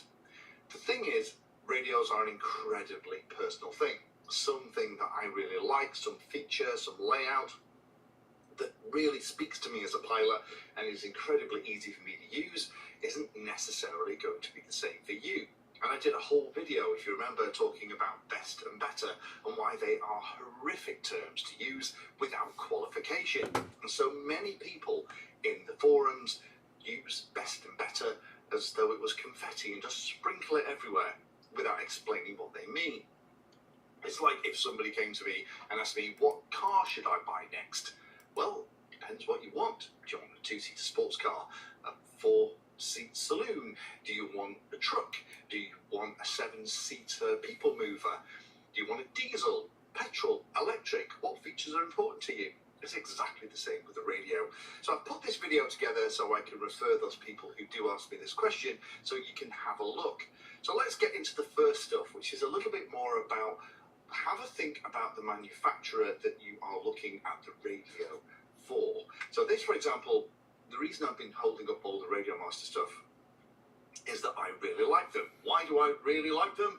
Well, although they introduce and have lots of different models, as a vendor, they don't tend to rev those models and have lots of different versions all coming out all the time.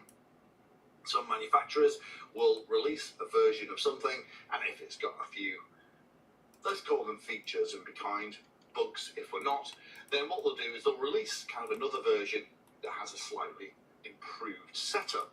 And that means that those people who bought the original radio are disadvantaged. It also means that it starts to get a bit trickier for things like circuit boards and replacement parts if things are constantly being revved and updated all the time. To me, it means that they probably didn't do their homework before they released the first version of that radio.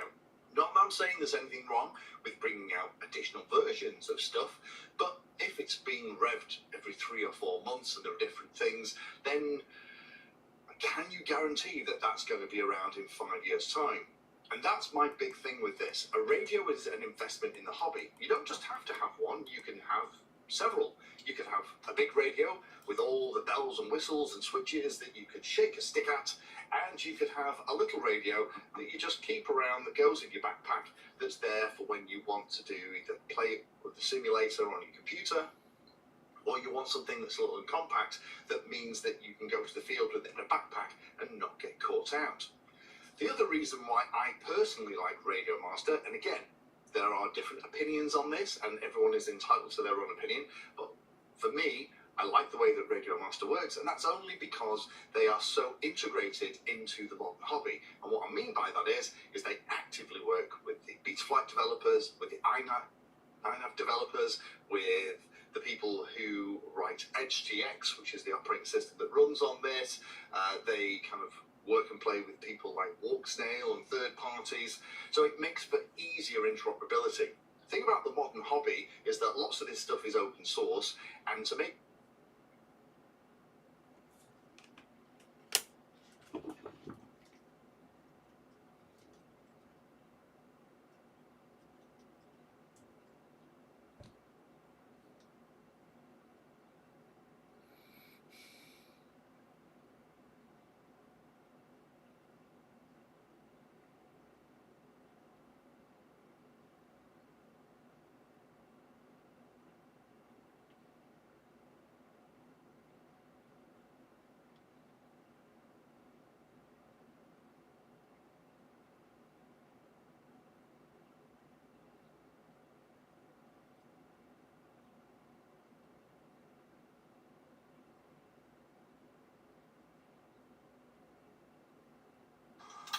exchange DIY?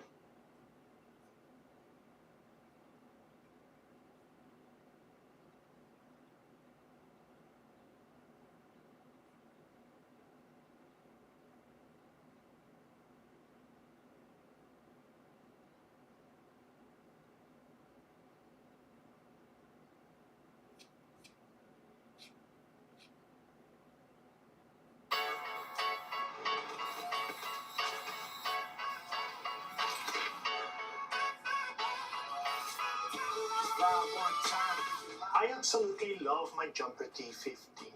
As you can see in some of my previous videos, I've been customizing it to create something truly unique.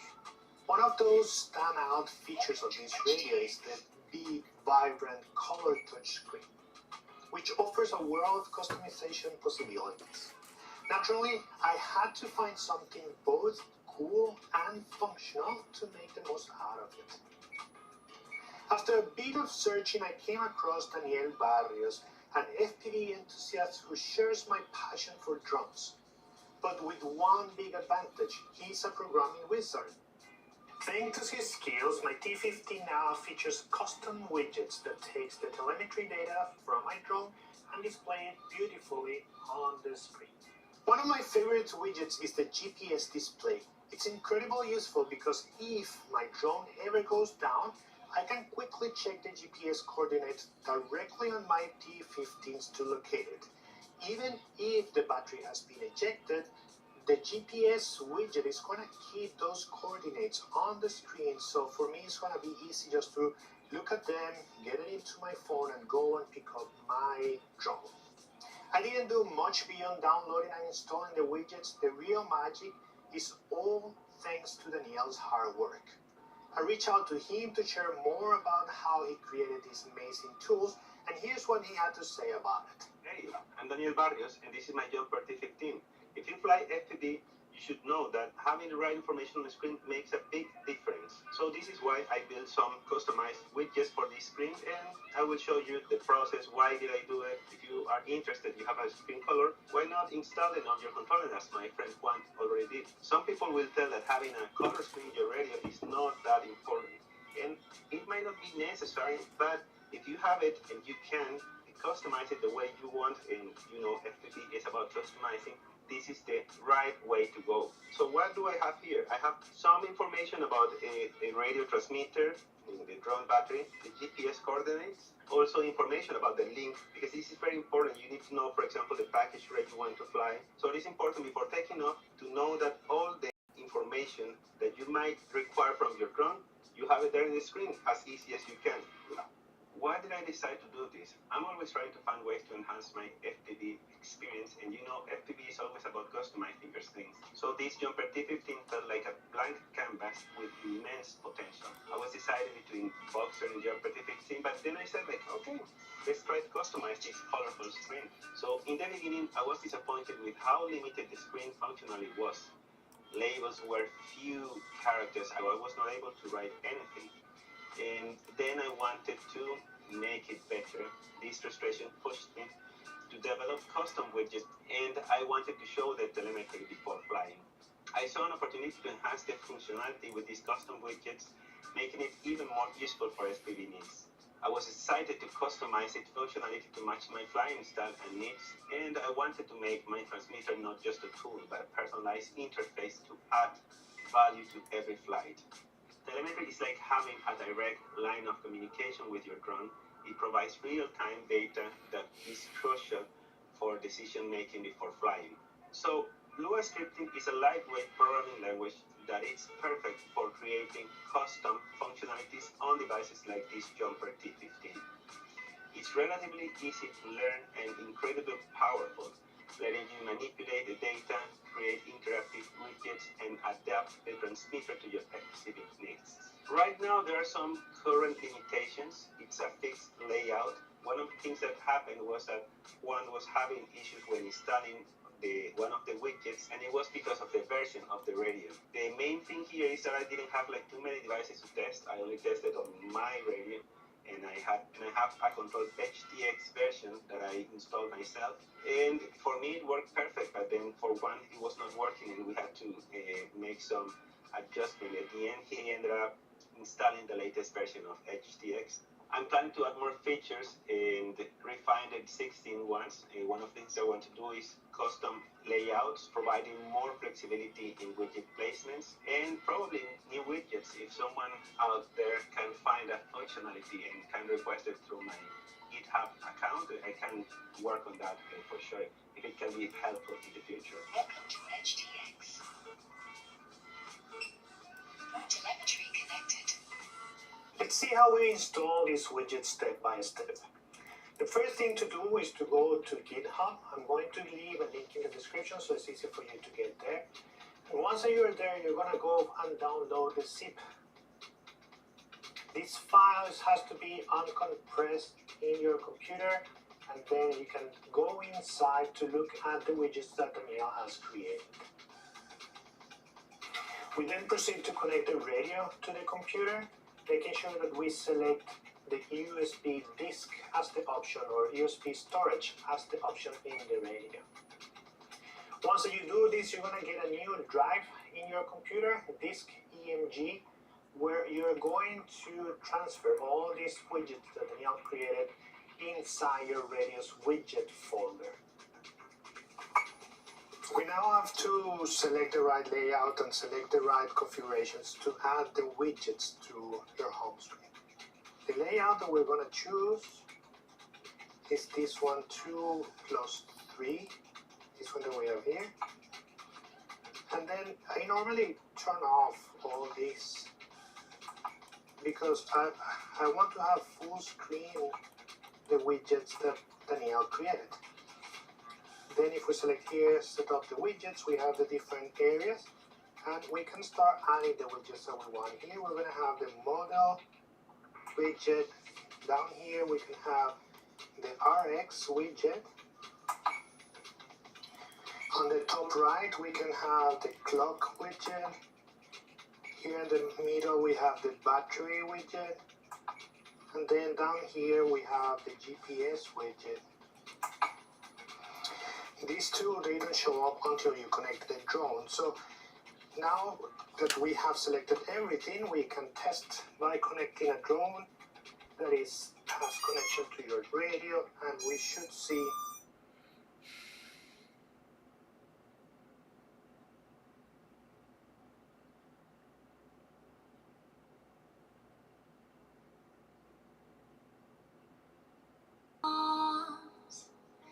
on the stage on my own.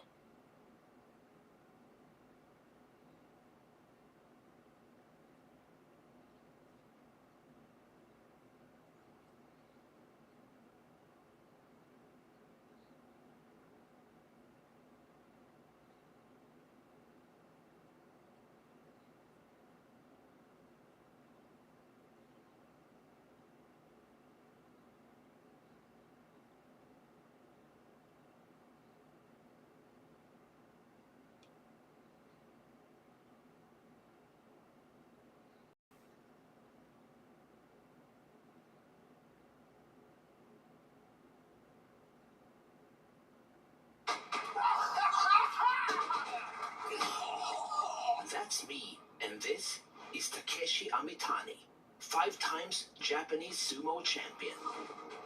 Today, he's teaching me the secrets of sumo. And then, we're gonna see if his wrestling can beat my striking.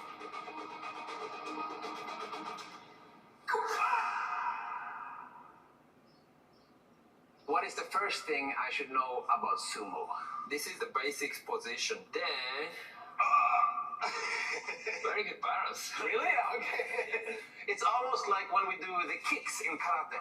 So that's why. Nice. So why do you stand on one leg? Actually, it comes from the culture. Like 1,000 years ago, Japanese people think the sumo.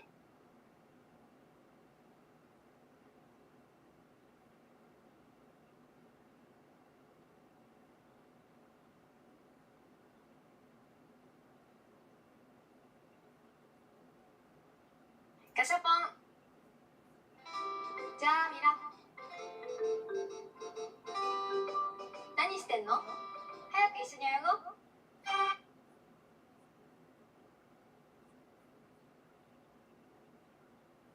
Hello and welcome to the video. This is the first video to announce a brand new series looking at HTX, specifically designed for those of you that are relatively new to HTX. Maybe you're coming into the hobby and you've got one of your first radios, or maybe you're coming to an HTX radio from one of the other manufacturers like FreeSky, Spectrum or someone like that.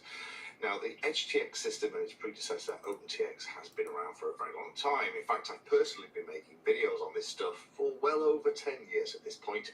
So nothing that is in this series is stuff that I have already covered. However, I was wondering whether or not there was need for a modern series. HTX 2.11 is out as I'm recording this right now, and I asked you, my viewers, if that was something you'd be interested in, and there was a fantastic response, much more positive than I thought it would be. So a massive thank you to all of you who expressed an interest in getting involved in this, and I'm going to be adding videos to it and answering questions over the next 2 or 3 months as all these videos come out. Now, as I already mentioned, the aim of this series is to help a beginner get to grips with how to do simple things like navigate the radio, but also to cover the main features of functionality that's in the HTX system without getting overwhelmed. The vast majority of pilots that I know only use a very small subset of the HTX menus, despite there being so many of them and they're looking very complicated. So I'm going to talk about the simple stuff at the start of this playlist, and as you go through, the topics are going to get more and more sophisticated. So if you start watching the videos and you get to a point where you now know everything you need to know to set up the radio and use it with the models that you have, whether that's a car, boat, plane, wing, quad, VTOL aircraft, whatever it is, then that's the point where you can stop. However, if you continue with the playlist, you might actually find out things, cool stuff you can do with HTX that you never even knew the radio was capable of. Now, I'll be using 2 radios in this particular system. The first one is the Radiomaster TX16S, which an awful lot of pilots use. Has a large, big colour touchscreen, which makes it great and easy to show things on. And also, I will be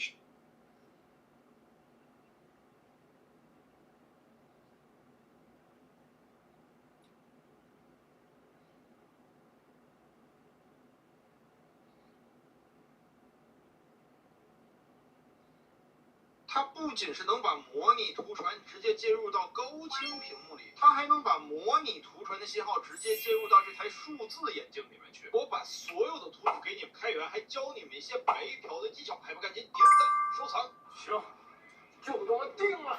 大家好，我是涛。这个视频可能不管是玩模拟图传还是玩数字图传的兄弟都会非常感兴趣。对于很多咱们玩模拟图传的兄弟们，总是希望把飞机的第一视角画面传进咱们电脑的扩展屏，用这种大屏幕来看着飞行。而对于一些玩数字高清眼镜的兄弟们啊，总是希望自己也可以玩一玩这种模拟图传的小机器，但是一直苦于眼镜接入不了模拟信号。那么这个小模块能解决上述大部分兄弟们的困扰。我不仅会把它的所有的电路图、所有的报幕表给兄弟们分享出来，这个 EVA 的电包外壳也给兄弟们开源了，还不赶紧点赞，兄弟们！那么对于这个核心版如何能搞到呢？当然是白嫖了，兄弟们！我相信明眼的兄弟一看这个颜色就知道这是佳利创紫。我来给兄弟们一些小的提示，我相信兄弟们已经看到了4层版、6层版免费打样进行中。我相信脑子活的兄弟们一定已经想到了什么，可以在评论区给这些没想到的兄弟们提点一下。佳利创呢，除了可以免费的打样，对于这种大批量，它还实现了这种浮动的阶梯价格。兄弟们一定不要忘了，如果想批量的去生产，跟他们去要这种阶梯价格的优惠。这个活动呢，不仅是对于这种多层版啊，对于2层、4层也是适用的。另外，对于多层版还可以升级盘中孔工艺。那么它有什么好处呢？它能大大的增加 PCB 设计工程师的一个效率，也能大大提升咱们 PCB 生产的一个良品率。另外，我们使用佳利创来制作这种高多层板，其实它的原料上也有一个优势。如果我们在下单的时候啊，咱们不去指定它的板材，佳利创一般是给咱们用的 TG155的真 A 基料。佳利创它还支持 PCB 高多层板的个性化的阻抗设计，在咱们下单的时候选择自定义阻抗，它就会根据咱们的组织大小7七八八调节好阻抗线的一个线宽间距，并且呢会推送给我们进行一个确认。那么如何去领免费的券呢？兄弟们可以看到啊，咱们去下载下单助手，在左边呢咱们往下滑啊，这个口啊，把咱们的这种 AV 信号正常的用它飞过，是在家里飞这种小飞机完全不受影响啊。这个玩个遥控车呀，或者玩个遥控船呢，把信号分享到电视的屏幕上，这不就非常有意思了呀？那么更有意思的功能就是这样一块小板子呢，是支持一个模拟的输入输出，也就是说咱们可以拿它来改造数字眼镜，比如说蜗牛的2代眼镜啊，大疆的 V1、大疆的 V2这些眼镜都是带有模拟输入口的，咱们只需要通过一个3.5的连接线，把模拟信号啊直接引到眼镜里。我给兄弟们上电演示一下，小飞机上电之后啊，这个信号已经接过来了，咱们看看眼镜里面。哎，是不是有意思了，兄弟们？这个模拟图传飞机的信号已经被引入到咱们。大家好，我是信天翁。这一期的主角 Radio Master 最新出的遥控器啊，叫做 Pocket。那这支遥控器其实在国外已经有很多人开箱，也非常多的飞友已经入手了。所以我就不再做开箱文的介绍，其实也是有点懒了。那我今天这个影片要拍什么呢？那主要来拍我使用它已经差不多1个多礼拜一些感想跟一些心得的分享。好，首先呢，我觉得这个外观呢，好拿在手上这个外观蛮结实的，蛮结实的。相对于其他的这个比较便宜的遥控器来说，因为这个遥控器实在是太便宜太划算了这个非常非常低的价格甚至比当年也没有当年了，大概1-2年前买的这支 T-Lite 还要便宜了。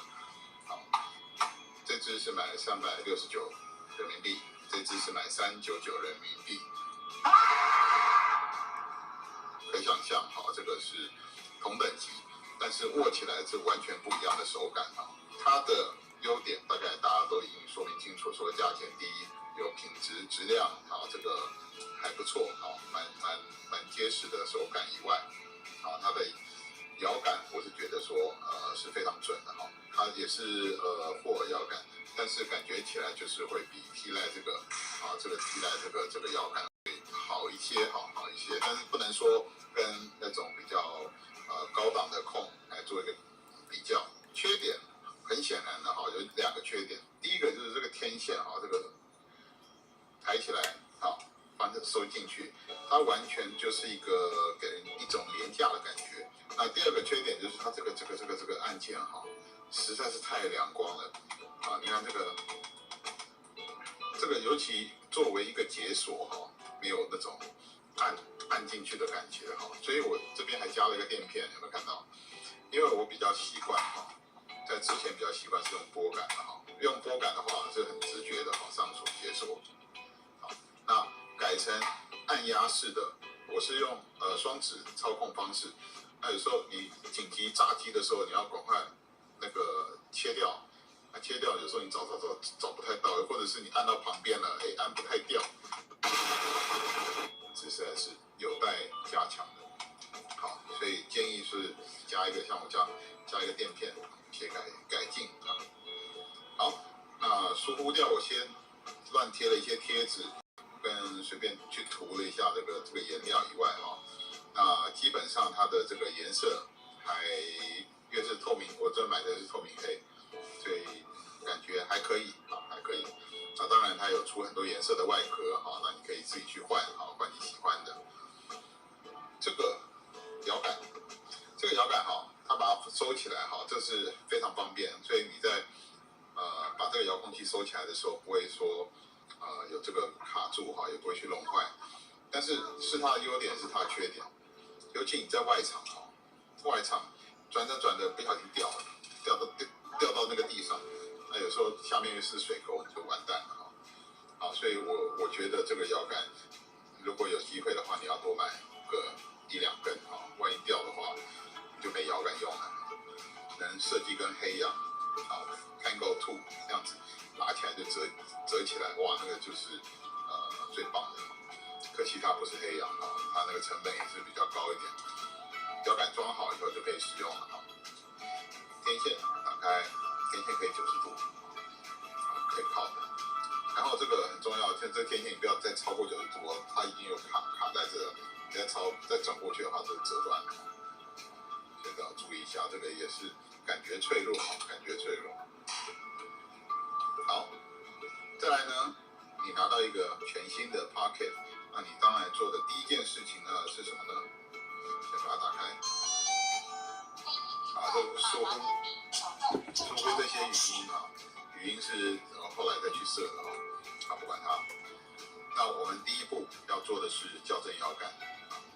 校正摇杆呢，在系统这边下面的这个左边这个键SYS 它就进到你的这个系统页面第6页在第6页这边里面有一个 calibration。那我们在这边按下 Enter 键，我们就可以做摇杆的校正。首先你要把2个摇杆置中，按下 Enter。接下来就是 Set Sticks Midpoint， 这是置中键，没错，你就把它按一下 Enter。Move Sticks， 和 Pause， 就是摇杆移动摇杆跟拨杆摇杆我们就顺着这个4边把它移动一下然后再来置中这边滚轮也把它转一下，转到底你在转的时候，这边上面有一个这个把也会去跟着移动好，完了以后我们就是按一下Enter。好，它这样子就校正好了。校正做完，第2步很重要的步骤就是设定 ELRS 的一些参数因为我买的这个是内建 ELRS 发射好，那我们一样在 SOS 按下去以后，它在第1页就是 Tools 这些Lua LUA 的 Lua 它相当等于手机上的 App 所以你可以装很多的 Lua 等于是手机上装很多 App 列在这边。那这支遥控器买来，它就已经有附了那个 SD 卡512 MB 的MB 的，这很小，但是已经够用了。你按下去以后，你会发现很多 Lua 已经先装好了这很方便，我们不用再去下载。包括了 ELRS 设定的 Lua 那跟一些这个里面装了非常多的 gain 再来就是 TBS 就是黑羊的 Agent Light 这个 Lua 也在里面Waze Loader 也在里面所以它这里面都很完整就不需要你再去下载。那 TBS 黑羊的话，除非你是在高频另外再加黑羊才需要去设定。一般来讲，我们现在的主流都是 ELRS， 我们只要进到 ELRS 去设定一下。好，我们进来设定以后，第一件事我们要做的，看到没有？我把它改成第一个它原来的1000K， 我记得没错的话，应该是这个。好，赶快先把它调下来，调到250。250是一个普通的非手新手那可以接受，我觉得就已经很够用了。当然呢，就是说如果你是一个高手，或者是你一个赛道选手，你需要更快500的，那你就去调500。但是一般人来讲，我建议就调到250是非常够用的。T-X Power 这边这一支的遥控器 Pocket 最高是支援到250 mW。那如果你不是要飞远航，或者是你不是在一个干扰很强的地区的话，我建议把这个功率调下来，像我是调到100最高是到250那我现在调，这是最高就调不上了那我最低可以到10 mW这个10 mW可以在方圆这个20-30米的范围就够了那你调100的话是一般来讲是比较 OK 的100 mW 我测过，在方圆1公里之内是没有问题的当然，这个没有干扰下，这100 mW 甚至可以飞到1公里出去好几公里当然是比较极端的使用了。但是普通我们飞穿越机都不会飞太远，啊，都是在方圆1公里之内的话，我们就用100 mW 就很够用了。好，这2个调整好以后，我们还要再做一件事，啊，就是这个 ELS 的这个 WiFi connection， 因为我们的飞机如果你是从其他遥控器要移到这支遥控器，或者是你跟你的这个遥控器2只遥控器要共用，那 ELS 提供一个非常方便的方式，好，它就是所谓用对频码的公式，也就是说，你的飞机如果是用对频码跟原来旧的遥控器对频，好，它可能是 ABC， 好，那你在你的新遥控器上把对频码也设成 ABC， 那你的飞机就不用任何设定了，好，那你就直接设好对频码，你直接开这台新的遥控器，你的飞机就会自动对频，所以非常的方便啊，非常方便。那在做一些这个遥控器转移的时候，就是不用重新对频，这个省了非常非常多的时间啊。好，那所以我们要怎么样去改这个对频码呢？我们可以在 WiFi 这边 connection 按进去，好 ，enable WiFi， 好，它就告诉你已经 running 了哈。这时候我们用手机呢去连接它，那我们把手机的 WiFi 打开，然后等一下它会出来一个叫做 Express LS， 好，我们点一下它。好，登录。好，它会出现这个 Express， 这个就是我们的遥控器上的ELS 的模组哈。那我们可以在我们的这个对频码，第一个叫做 Binding Phrase 这边，你自己去打你的对频码。好，那打完以后呢，就是把它存起来哈，在这边有个 Save， 好，把它存起来。那这样子你的遥控器就设定好了。非常方便啊，非常快速啊。那这边用完 WiFi 就是把它给结束掉。好，那回来以后，你的 ELS 就设定好了，非常方便。好，那这样子你的遥控器基本上就已经设定好了。接下来就是你要去设一些通道啦，那这个拨杆的通道，这个就是根据个人的习惯啊，你要用哪一个解锁啊，哪一个做自稳、半自稳的设定啊，哪一个做这个寻机啦，或者是这个乌龟模式好，反转模式，这你要自己去设定。那当然语音也是自己去配对啊。它这里面呢，在这个卡上面已经有2个语言版本，一个是英文，一个是中文。好，那如果你要用像这样子中文的版本的话呢，记得要在系统的页面，好，这系统页面的第2页，好，我们切到第2页，第3页了，第3页的下面这个其实是第3个步骤了，我刚刚漏掉这个，刚好想起来就好讲一下，在这个 Voice Language 这边，好，原来是设英文，好，英文。那我们把它改成 Chinese 好，中文好，改好以后它就会自动变成中文语音好，那中文语音的话你就去设你哪一个拨杆要做什么功能好，把这个中文语音设上去就好。那当然你也可以把你自己想要的语音包或语音的一些档案放进去哈，甚至一些歌曲哈，像这种歌曲哈。都可以自己放上去。这个喇叭还不错啊。这边我设定大声、小声在这里，大声，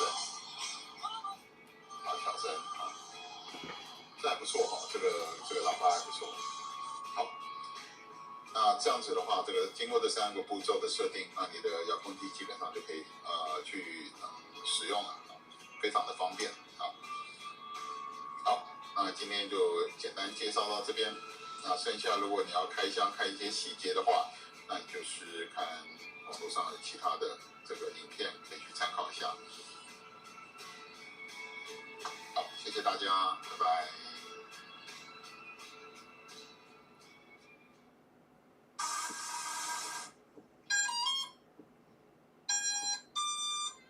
起飞前要做的事。ERS 开源口与接收机。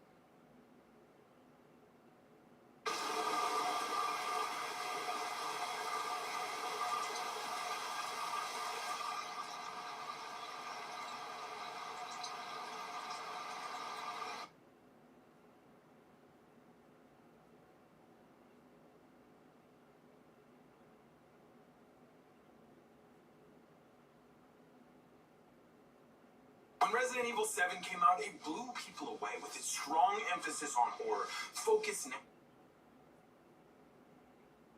No.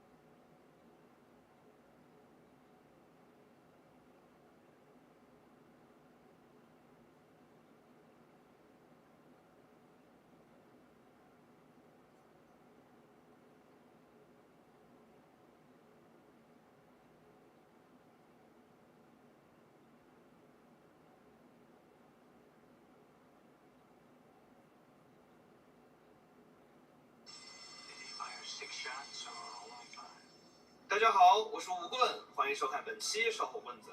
专轮手枪在各类射击游戏中一直都是热门的武器类型之一，巨大的威力和经典的外观，足以让它从一战的战壕一路服役到 Apex 比赛主角场，而与之相关的各类经典桥段，更是能够让屏幕前的玩家们绷紧神经。那么，这些专轮手枪的背后都有着怎样的故事？为为什么它们在游戏中的威力总是那么大呢？有的观众朋友们可能已经注意到了，我在开头用的说法一直是转轮手枪，而不是更加常见的左轮手枪。这是因为转轮手枪的英文 revolver 最早指的是手枪上安装着的圆形弹巢，由于在每次射击之后需要把下一发子弹给转上来，所以就有了转轮的说法。至于广为流传的左轮一词，则指的是这类手枪中弹巢上左侧打开的型号。由于大多数转轮手枪都采用了这样的设计，左轮便成为了更加普遍的说法。我们在游戏中常见的转轮手枪，在操作上可以分为单动和双动。单动指的便是在每次扣动扳机之前，射手需要手动把击锤给向后压倒，才能够正常扣动扳机进行射击。在《荒野大镖客》里，亚瑟摩根的初始武器就是一把单动的转轮手枪。这种结构的左轮还有这个邪门的玩法，叫做 fanning。射手只需要扣紧扳机，然后用手不断压动击锤，便能迅速地倾斜掉弹仓里的所有弹药。不过，这种射击方式也会让射手难以进行瞄准，所以这种技巧的实用性并不算很高。但现实生活中，也有人把这项技能给点到了满级，比如说这位叫做 Bob Morgan 的美国射手。另外一种常见于射击游戏中的双动，则是在单动的基础上增加了一个联动功能。射手可以通过扣动扳机来带动击锤，在不使用外力的情况下进行连续射击。而为了满足不同用户的使用习惯，大多数现代左轮其实都是单双混合的。比如说谢菲尔德将军手中的配枪就是一把单双回动的左轮手枪。不过，虽然左轮手枪在游戏和电影中广受欢迎，但在现实生活中，随着一战时期各类自动手枪的发展，转轮手枪的缺点也日益明显。最严重的问题之一就是弹容量。当你刚刚退完弹壳，还在一颗颗往里塞的时候，对面的1911都换好弹匣直接冲过来了。这时，以史密斯威森为代表的一系列转轮厂商便开始思考，有没有什么东西是只有转轮手枪才有的呢？思来想去，还是要从转轮这个结构下手。因为转轮结构不需要像常规的弹匣一样考虑子弹之间的叠排问题以及握把的大小，这帮厂家便凭借着这种优势，在1930年左右搞出了一种专用于转轮手枪的加强型弹药.357马格南。这种独特的弹药在初速上达到了1500 fps， 比当时流行的.45以及9毫米子弹要高上整整1倍。或许是觉得.357还不够过瘾，这帮厂家在过去的几十年里一直在试着加大力度，最终在2003年搞出来了一个叫做.500的弹药，比沙漠巨鹰的.50A1还要再长上一截，已经算得上是手炮级别的产物了。所以，为了在游戏中体现出这种高威力的特点，许多 FPS 游戏都把转轮手枪设置为了一种高风险、高回报的武器选择。而到了一些 RPG 类游戏，比如《辐射3》中，你甚至可以把装上了倍镜的左轮手枪当做一把狙击武器来进行使用。这个在现实生活中也有这么玩的，不过实际使用效果也就只能图一乐了。除开对于弹药的开发以外，也有人研究出了一种快速装弹器。这种装置可以一次性填满手枪的6发弹巢。彩虹6号里面 Doc 使用的副手左轮就采用了这样的配件。不过，以上的这些改进依然是治标不治本。真正让左轮手枪被许多国家和军队淘汰的原因，还是先天结构导致的漏气问题。由于转轮结构在子弹和枪管之间约有间隙，如果射手在射击时没有注意好手指的位置，喷出的火药燃气便有可能对手指造成严重的伤害，这可比被加兰德夹一下要疼得多了。所以，随着轻武器科技的不断发展，转轮手枪最终从高流度的战场中退役，成为了警察手中的配枪和一些武器爱好者仓库中的藏品。但有句古话说得好，东方不亮西方亮，这种转轮式的功能结构却依然在军用市场中得到了延续。比如说，我们在 COD19 的追车关卡中所玩到的 MG-L 榴弹发射器，就采用了类似于转轮手枪的功能结构，只不过弹药变得稍微大了一点点，并且把原来的联动机构给换成了一个卷簧。而俄国人在这方面更加是武德充沛。逃离塔科夫中有一把大号左轮喷子 MTS-255， 这把枪在现实中有一个非常奇妙的改型 OTS-62， 在去掉了原有的枪托和枪管的同时，还保留了12号霰弹的口径。这东西可比什么双持州长要带劲多了。感谢大家收看本期烧火棍子，如果喜欢本期视频的话，记得点赞并且关注。我是吴棍，我们下期再见，拜拜。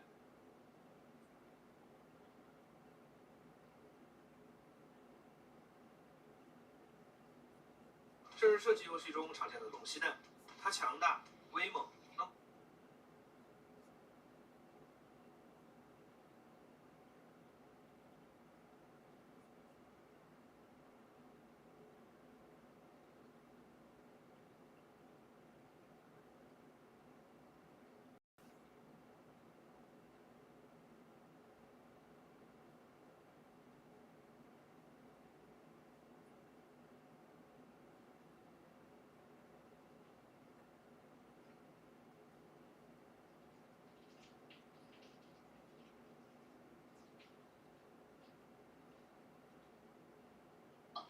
所以大概是有这两大设定。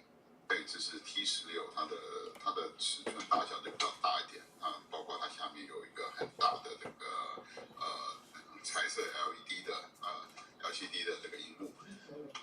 那基本上在遥控器来讲，它的本身的它的系统是分开的，也就是说，不管你是用哪一个厂牌，像 Frosty 也好，或者是 Junpei 也好，其实他们的这个系统，目前来讲都是用所谓的 OpenTX。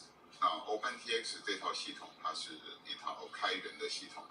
那开源的系统就是说，你可以自由自在的去设定一些包括开关的功能啦，或者是一些这个遥控器里面的各种设定。那最大的重点是在于不同遥控器之间、不同品牌之间，如果也一样是用这个 OpenTX 的系统的话，那他们的操作基本上来讲都是一样的，那他们的这个使用观念也是一样的，所以你只要熟悉了这个它的作业系统 OpenTX， 那以后你在更换遥控器的时候就会碰到那么大的问题，要重新学习一类的。好，那我们先来看遥控器的硬体。那这个硬体来看的话，就是主要是这两个摇杆，那分别代表的意义，像比较多人使用的是美国手啊，美国手在左边这个摇杆上下代表油门啊，左右是代表它的方向舵向哈，飞机的转向。那右手边这个就是前后是代表 pitch 就是飞机的这个角度哈。角度往前倾或往后仰这个角度，那左右是代表肉的话就是代表飞机在翻滚，啊，左翻滚或右翻滚，就是侧飞的意思哈。那这个是最基本的这个操作。然后，当我们把遥控器开机以后，我先把因为这个有语音计时就会比较吵一点，我先关掉。等一下有需要的时候再把它打开。好，那我们刚才讲了这个两个摇杆，然后再来看这个上面的拨杆。那这个拨杆是很重要的，每一个拨杆都可以做一种功能的设定。那它拨杆有几种几种硬体的形态，一种是像是这种拨杆是3段式，从上面、中间、下面这个3段式的，这些都3段式。那还有一种就是2段式的。上下2段的啊，这些都可以根据你的需要去做不同功能的设定啊，待会过来说。那除了左边有以外，右边也有哈，是3段式，还有这个这个是回弹开关哈，回弹开关就是说我往上拨，我放掉它就会弹回来哈，弹回来。那还有就所谓这种可变式的这个开关，有点像音量旋钮，你可以做成音量的设定一类的啊。那再来就是中间这个微调，微调。那微调基本上我都建议就是不要去动微调，因为你的飞机如果会偏的话，那一定是飞机本身的这个陀螺仪或者飞机的设定有问题，而不要去勉强用这个微调去调整。这个去调整很麻烦，因为你调了一台飞机，可以了，但是这个是整体性的哈，它不会因为你的飞机的种类那个 model 的数量不同而不同，它是整体性的去变动，所以最好是不要动到这些微调。那我们由飞机本身，或者是由每一个模型里面的特性自己去设定，比较 OK。好的，那接下来就是我们用X7这个荧幕做例子，我们来介绍一下所谓的 OpenTX 这个作业系统的界面要怎么样去使用。那首先我们先来看一下这个使用上的一些按键哈，这个按键一定要了解以后再操作起来会比较容易。那主要的像在左边这个按键哈，其实按键像这些按键哈，不同品牌的按键会不一样，但是基本上你只要找到相对应的，比如说这个左边在上面是 Page 键，页面键，页面键在哪里啊？这种页面键在哪里可能是在这里。那这样子的话，你只要找到按键的对应位置，就知道它怎么样去使用。那每一个品牌，甚至同一个品牌不同的遥控器型号也会这个按键位置会不一样，但基本上它功能都一样。你要找到换页键，你要找到这个目录键，你要找到这个 EXIT 是退出键。好，那除了这个三个重要按键以外，这边还有一个按键是像这个X7，它的设计是这个滚轮，啊滚轮是选择键，好，选择要选择哪一个。那中间这个白色的可以压下去，啊压下去这个是 Enter 键啊。那在其他品牌Jumper或怎么样，它这个像 T12这个它就没有那个滚轮，那可能是要用上下去选，比较要操作上会比较复杂一点，多了小小的麻烦。那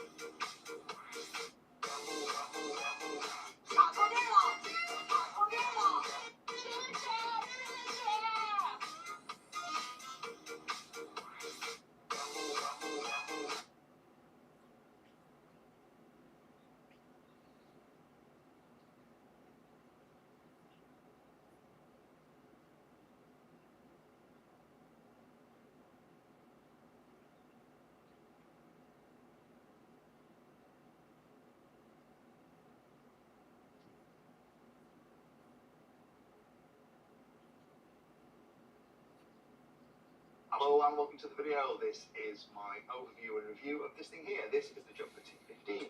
Now Jumper have had a T20 for a while. I did a review of it a while back and actually really like the T20. I think it's a cracking radio. And they have the T16 as well. And this is the replacement for the T16. This is called the T15.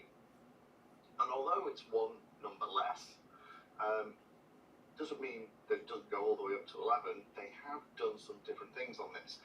Obviously, the first thing you're spotting here, of course, is that it isn't grey or black. They have released it in lots of different colours. And for those of you that watch the channel regularly, you'll have seen the Radio Master Boxer, the new version that they did of that, which also has lots of colour schemes. So this is obviously the thing to do at the moment. Now, I know it'll be asked, so let's go through the big differences between this and the Boxer, if you've already seen that video. This one has a colour screen rather than the LCD. This one has a slightly different switch arrangement and layout. All the switches on the top of 3 position. Don't worry, I'll show you how it is in a minute. And crucially for me, they have actually made it so that you can swap out the shoulder buttons for regular switches, which interestingly was something that I talked about in my Boxer review. So let me go through this in a little bit more detail and kind of get into the nitty-gritty and show you a little bit more about this new T15.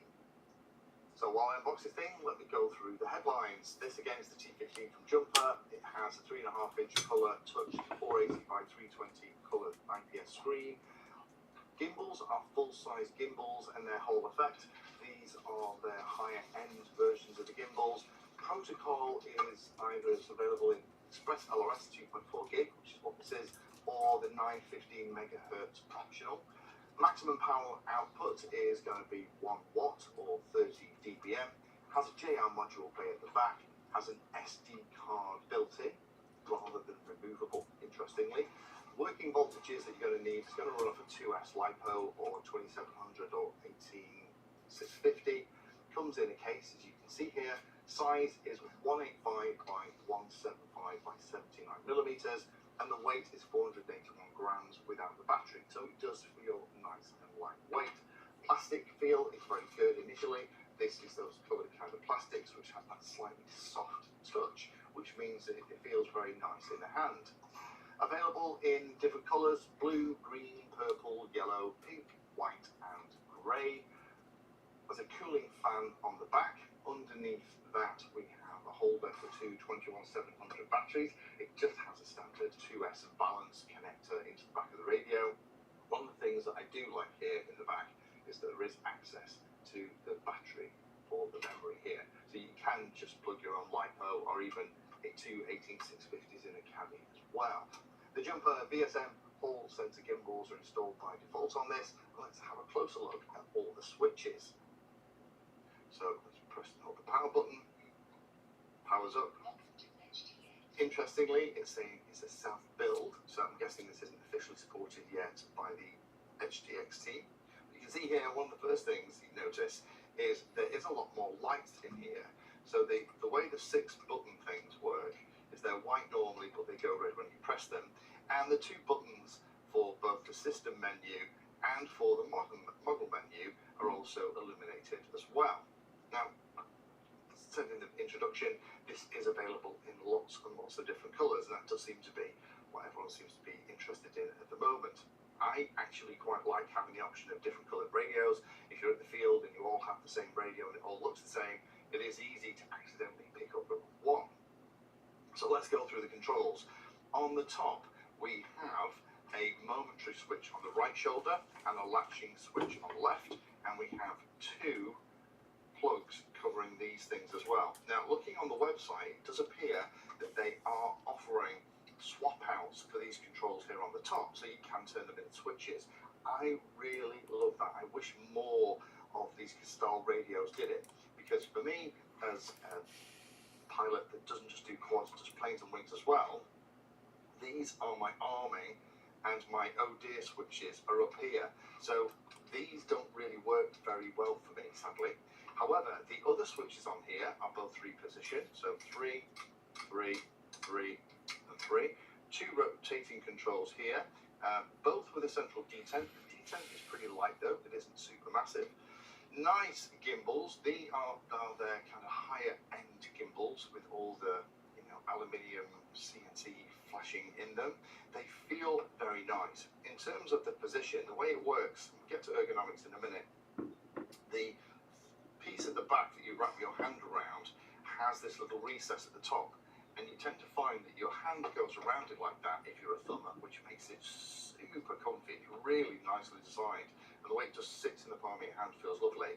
However, if you're a pincher, then you find that more of your kind of middle finger goes in there and allows you to get to those easily, and there's not a lot between the edge of the gimbal and the edge of the radio, which means you have full and fine control. Power button is here in the middle, and then interestingly they've gone for this kind of joystick style of trim. So you can trim each side, but rather than have separate buttons, I've done it that way. And I'm guessing that's also why these 6 position switches are also laid out in a slightly different way. However, having played around with this a little bit, I actually really like this layout, because if you are flying FPV and you're trying to find that switch, as you move your thumb down, you can feel exactly which is which.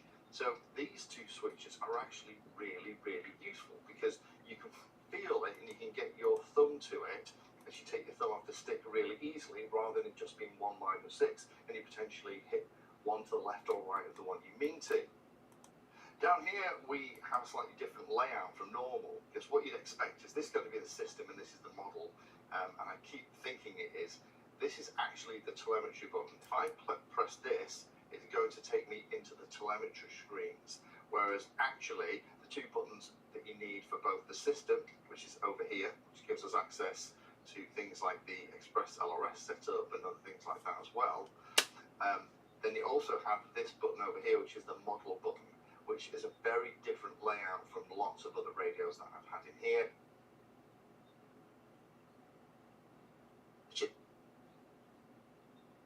Aftermarket markers down in the video description. You can just skip to the next chapter if you want to. This won't take long, though. Obviously, this is a radio controller for an RC, well, multi-rotor usually, although it could be used to control anything. And the main thing you need to know about this is that this has built in a radio protocol called Express LRS. Express LRS is incredibly long range, incredibly good penetration. It is open source, and that means there's a whole bunch of different manufacturers who make Express LRS hardware, and all of it is cross-compatible and interoperable and not that expensive. Express LRS is really wonderful for people in the RC hobby. It does have some technical hurdles. It's a little bit of a learning curve to get into it. Not quite as simple as the old style, like, I press the bind button, I press the bind button, everything is bound, and that's all I need to think about. It's a little bit more complicated than that, but once you get over the learning curve, it's pretty freaking amazing. So if you get this radio, please know that you will not be binding it to your FreeSky receivers, your Spectrum receivers, your FlySky receivers, your Crossfire receivers, your Tracer receivers, etc., etc., etc. It'll bind to Express LRS receivers. However, if we flip it over, yes, there is a module bay in the back, and you could put a module in there that would do any one of those protocols. So actually, technically, yes, you can use it with those. You'll just have to buy an aftermarket module. But most people who buy this radio are probably going to be primarily using it with Express LRS receivers. That's just where the world of multi-rotors is gone in the last few years. The other thing you need to know about this radio is that it runs an operating system called EdgeTX. You can see it here in the upper left. And the exciting thing about EdgeTX is that all these radios run EdgeTX, and that means that in the same way that you could sit down to a Mac OS or a Windows PC, I could hand you an iPhone or I could hand you an Android phone, and for the most part it wouldn't matter which specific iPhone it was or which specific Android phone it was, which Windows computer, etc. You could sit down and the interface, everything would kind of be where you would expect it to be, and you would be able to sort of make it work. That's the beautiful thing about EdgeTX radios. EdgeTX is also open source, by the way, so it's easy for manufacturers to put it on their hardware, and all these radios, pretty much all the radios that are popular in the world of FPV, run that operating system. So if you decide one day you want to use a Boxer and one day you want to use a Jumper T15, all of your knowledge about how to set up and configure the radio is going to transfer over. The downside is that it's also a little bit more complicated than you might be used to if you're coming from something like a Spectrum radio, where things are a little bit more sort of tailored, but it's also incredibly powerful and incredibly functional. In order to help you understand why this touchscreen is such a big deal, let me just interact with it a little bit. We'll go to model settings, and I can swipe and scroll, and there's various things I can do. We'll configure the internal RF.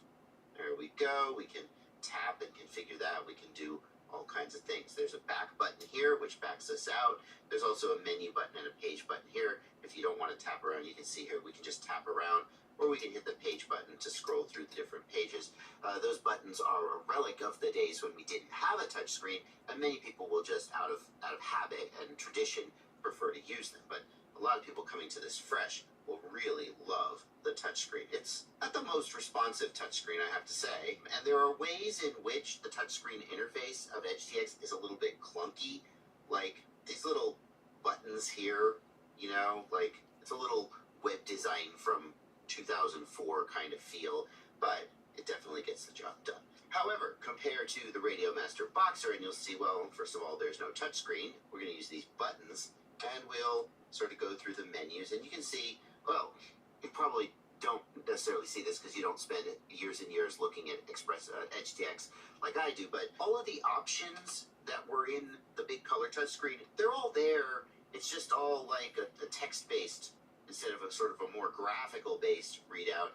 And so, I gotta scroll, and I gotta click, and I gotta edit, and then I gotta scroll, and I gotta click, and I gotta edit, and just the whole process of doing it is just a little more clunky.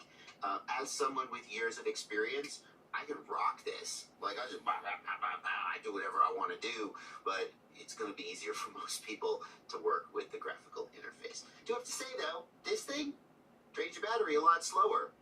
We don't have the exact same battery in both of these radios, so we can't do, a fair comparison. There's other things going on, but there's just no doubt that this big color touchscreen is going to run your battery down faster, although there are timers that will make it dim or turn off, so you probably can mitigate that to some degree.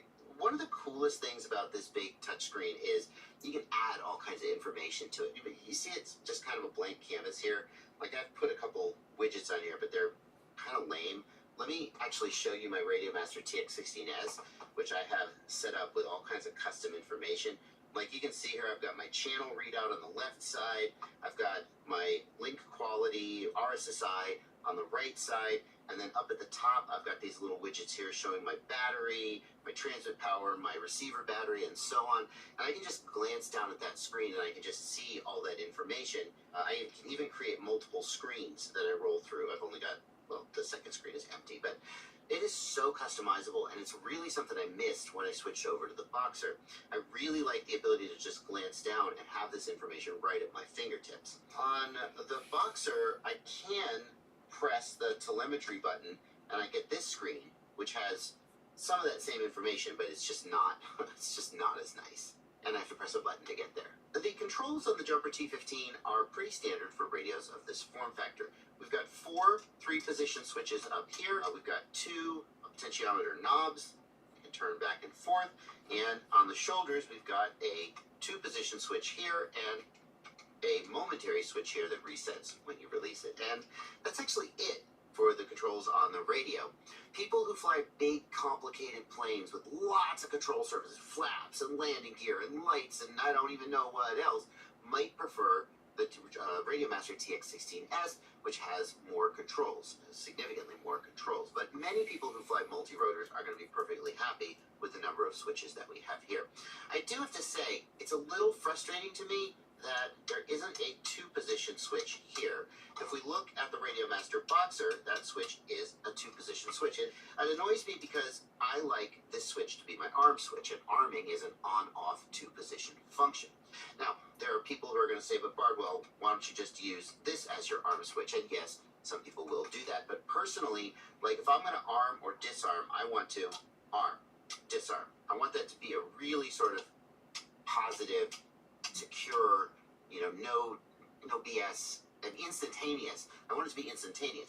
Do you see that if I needed to disarm in a hurry, so here I'm armed, if I needed to disarm in a hurry, I have to press the switch and then release the switch, right? It is a compound movement, press and release.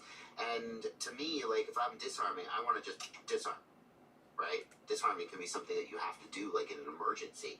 And so I also find this muscle movement a little cumbersome, a little awkward.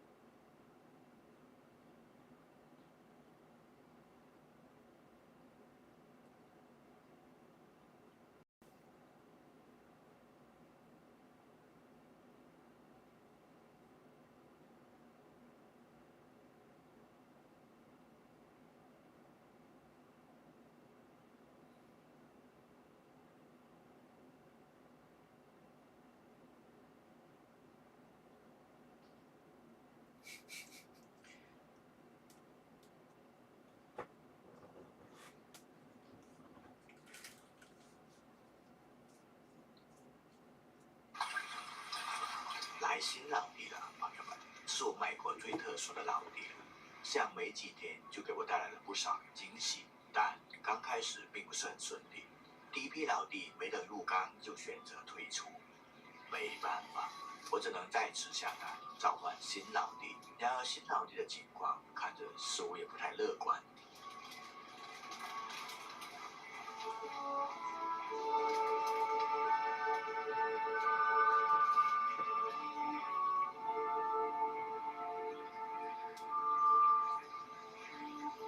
他们虽然没有选择退出，但已经很黏巴了。正常情况下，中老弟如果你直接上手，你的手指头会多一个洞的。那现在我敢盘他，是因为他们已经没有什么战斗力了，看起来随时要退出的样子。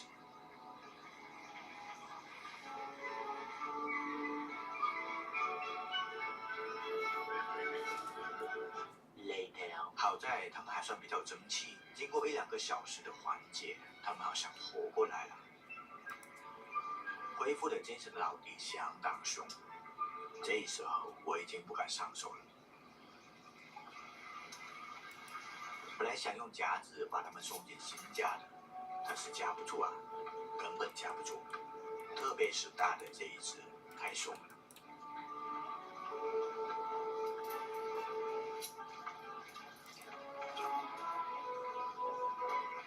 先说一下这2位新老弟一公一母。开始我的打算是养1只的，但卖家不包损，所以买1送1，送的就当备损了，所以就有了他们俩。大的是母蟹，我打算叫它阿珍；小的是公蟹，就叫它蟹哥吧。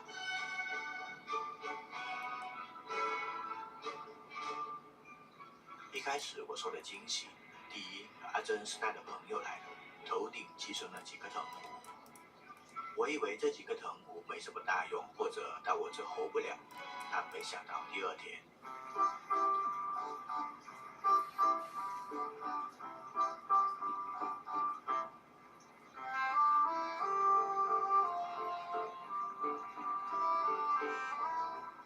这几颗藤壶竟然伸出触手觅食了。说实话，我第一次现实中看到藤壶觅食，它们的触手就像羽毛一样，一张一合的。在阿珍的头顶上，就像信号接收器一样，还挺有意思的。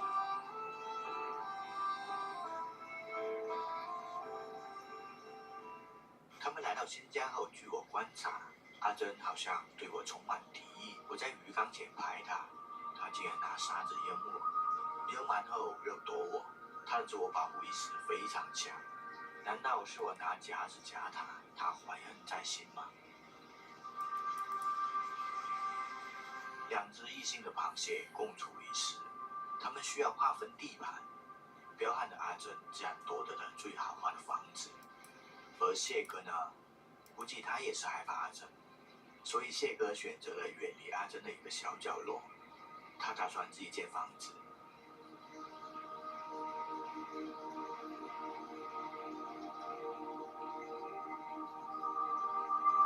正当蟹哥忙得不可开交的时候，阿珍从家里出来。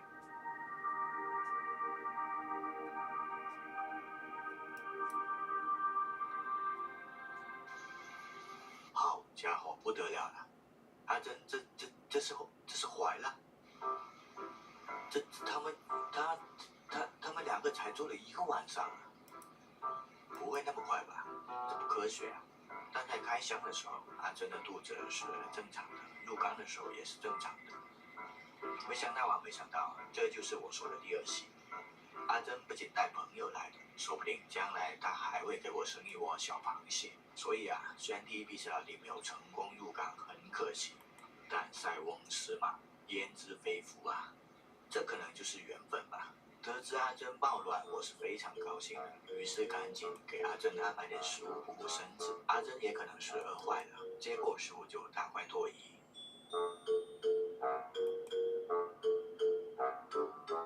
这一边呢，也给在露营的蟹哥安排了小贝壳，不然我怕他跟阿珍抢。毕竟阿珍现在经不起折腾，阿珍狼吞虎咽，大快朵颐，没一会儿就吃完了，壳都扔一边了。蟹哥这边呢，把没吃完的贝壳往外一扔，然后退回来就待着。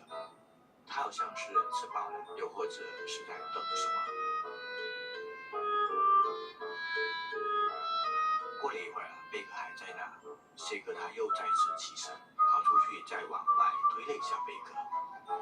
这时候，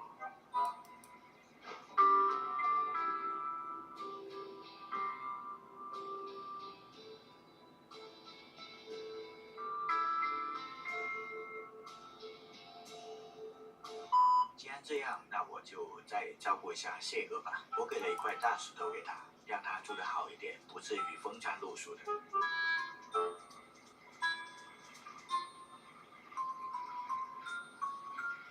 这石头一给，第2天我又吃了一个瓜。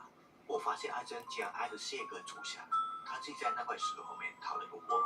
昨晚肯定是住这里的，被我发现后，阿珍灰溜溜的跑回自己家了。他俩有事。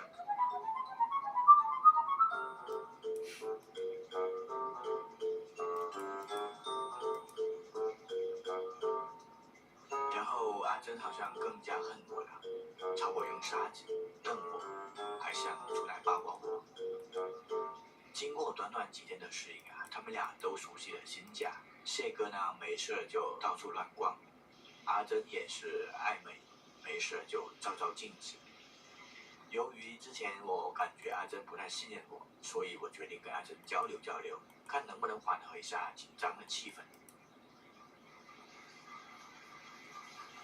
因为语言不同啊，我们交流的不是很顺畅。刚好家里又买了点螺丝虾，于是我改变策略，用美食讨好阿珍。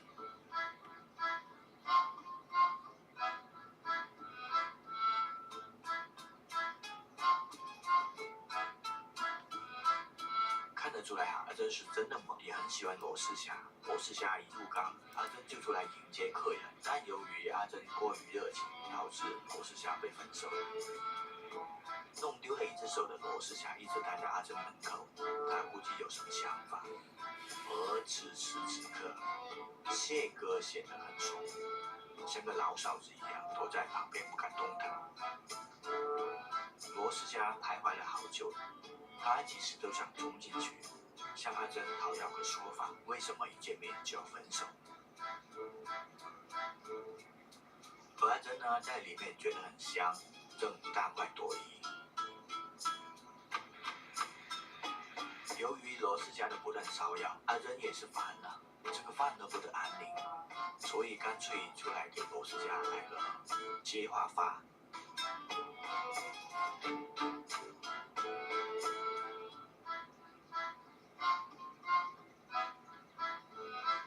阿珍的这一猛一发力啊，吓得螺丝虾连连倒退，躲在角落里了。没人打扰饭局，阿珍这才回去继续享用她的美食。但小罗也是个倔脾气，被分手了岂会善罢甘休？他又几次三番去找阿珍讨说法，阿珍呢也不客气，然后梅开二度，螺丝虾又被分手了。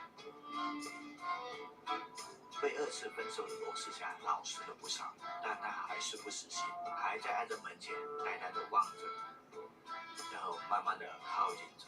他很想要阿珍给他个交代，然而阿珍好像没有什么耐心，直接给他来了个分头行动。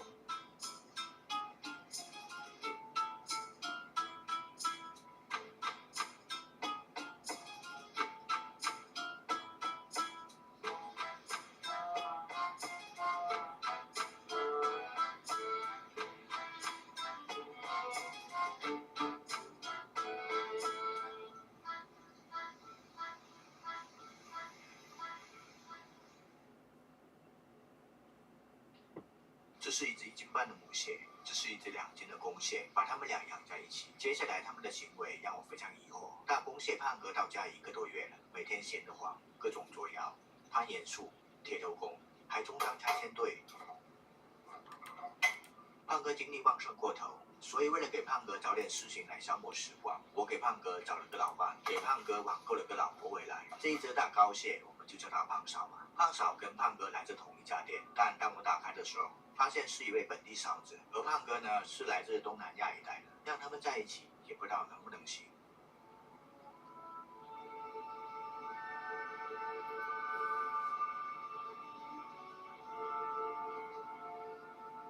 胖嫂刚准备入缸，胖哥以为吃的来了，正准备张牙舞爪迎接大餐呢，抬头一看，发现不对，这也太大了，连忙转头缩到鱼缸角落。嚣张惯的胖哥遇到大家伙，此时此刻的他已老实。放松后的胖哥不知道是垂涎胖嫂的美色，还是真的饿了。我怕他对胖嫂做出伤害行为，所以帮了一把胖嫂。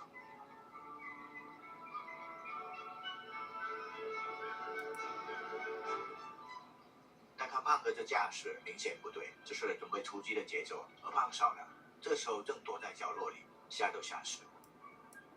其实我的担心有点多余，对吗？不知道是爱的行为还是违背意愿的行为。如果是爱，请胖哥别砸；如果是霸凌，我打算给胖哥一点食物，求他把胖嫂放开。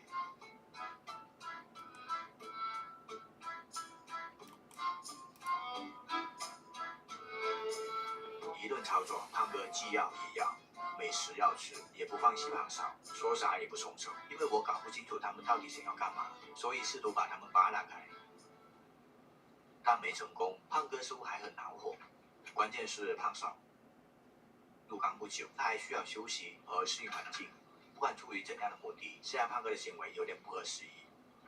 第3天，胖哥依然是抱着胖嫂不放。我除了用食物交换，我想不到更好的办法。但是胖哥呢，一边抱着胖嫂，一边跳起来抢食物，反正就是哪个也不能错过。我甚至想出了损招，给胖哥一个完整的生蚝。如果胖哥想要吃生蚝，那势必会放开胖嫂，全力去开生蚝。但是胖哥开生蚝像嗑瓜子一样轻松，开生蚝完全不耽误抱胖嫂。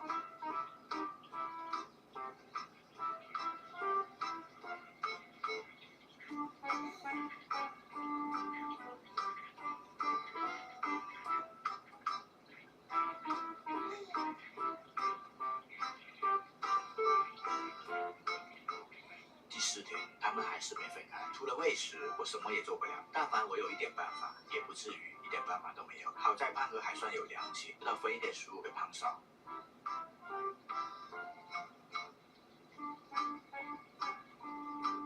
由于我真的害怕有点啥意外，胖嫂到家几天不吃不喝，这样谁受得了？所以在第5天的时候，为了救胖嫂，我打算以蟹换蟹，用一只面包蟹跟胖哥交换。这样的一份大礼，我想胖哥不会不给面子吧？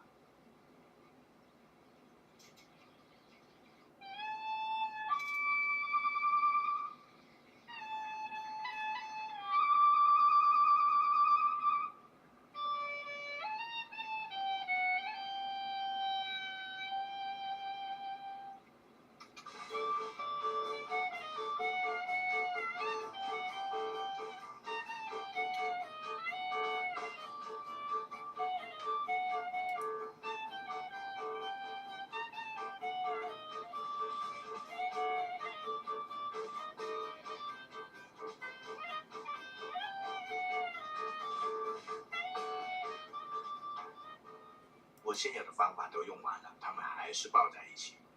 胖嫂双脚离地了，胖哥聪明的大脑占领高地了，我是没辙了。关键是强行分开，胖哥又非常爽，两只巨大的双螯一直在跟我对抗，打击厌世，还捶胖嫂头部。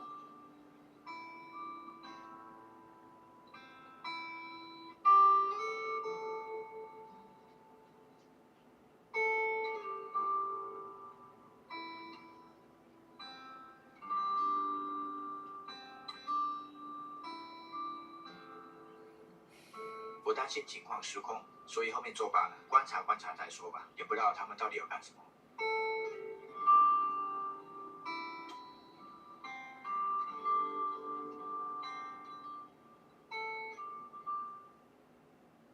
这是我养过颜值最高的螃蟹，一只三永鲟，人们也叫它黑金刚。刚子很久没有蜕壳了，身上长满了金胎。但刚子年轻的时候是非常漂亮的，就这么好看的螃蟹，谁能想到它小时候差点让我给放弃了。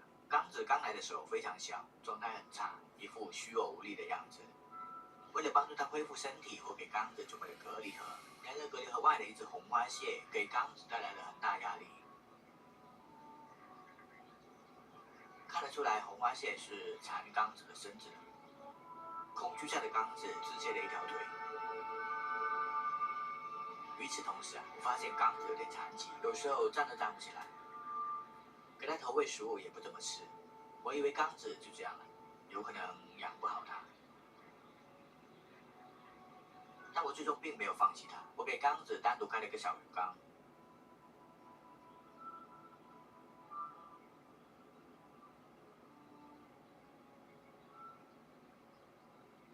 3天后，我发现投喂给刚子的小虾米依旧还在，而旁边不远处，缸子翻了。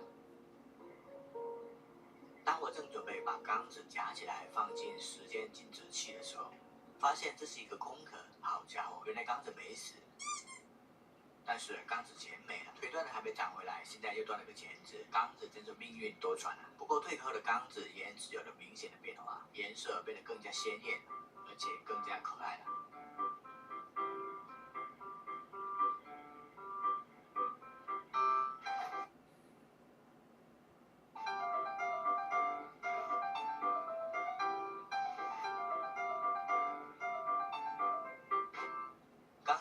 极强的修复能力。半个月后，刚子又蜕壳了。这一次蜕壳，刚子四肢都长全了。为了让刚子的颜值彻底发挥出来，我又给刚子换了新家。这一次，在阳光的照耀下，刚子终于长成了我心目中的样子。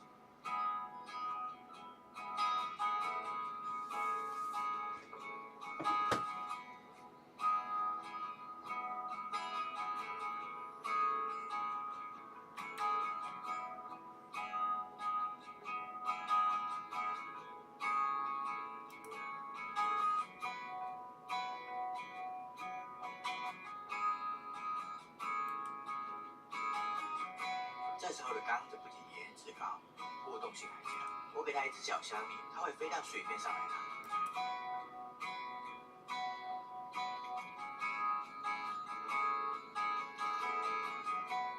即使手上没有吃的，它也会跟你玩。距上一次蜕壳1个月后，我发现缸子又裂开了，但裂开后的缸子显得很不安，顶着半开的壳到处转。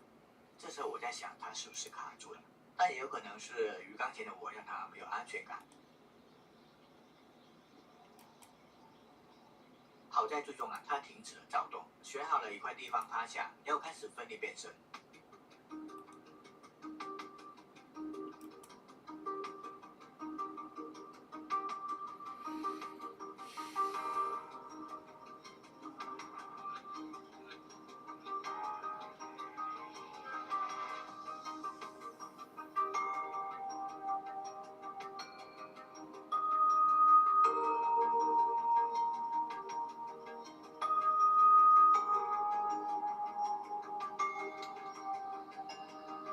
第二天，缸子恢复了原来的气色。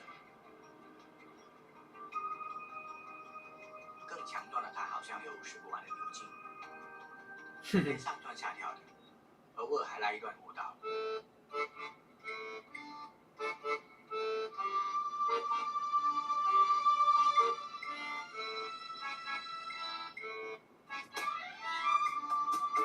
缸子和其他螃蟹一样，蜕壳后为了避免同类攻击，它会把旧壳埋起来。这是它第4次蜕壳。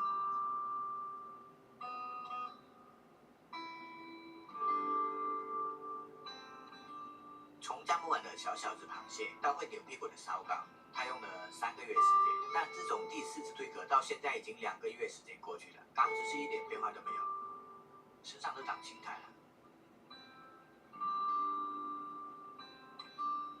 所以我把它捞出来了，打算再给它换个大点的空间，看能不能再蜕一次壳。希望下一次更新的时候，缸子蜕变成真正的黑金刚。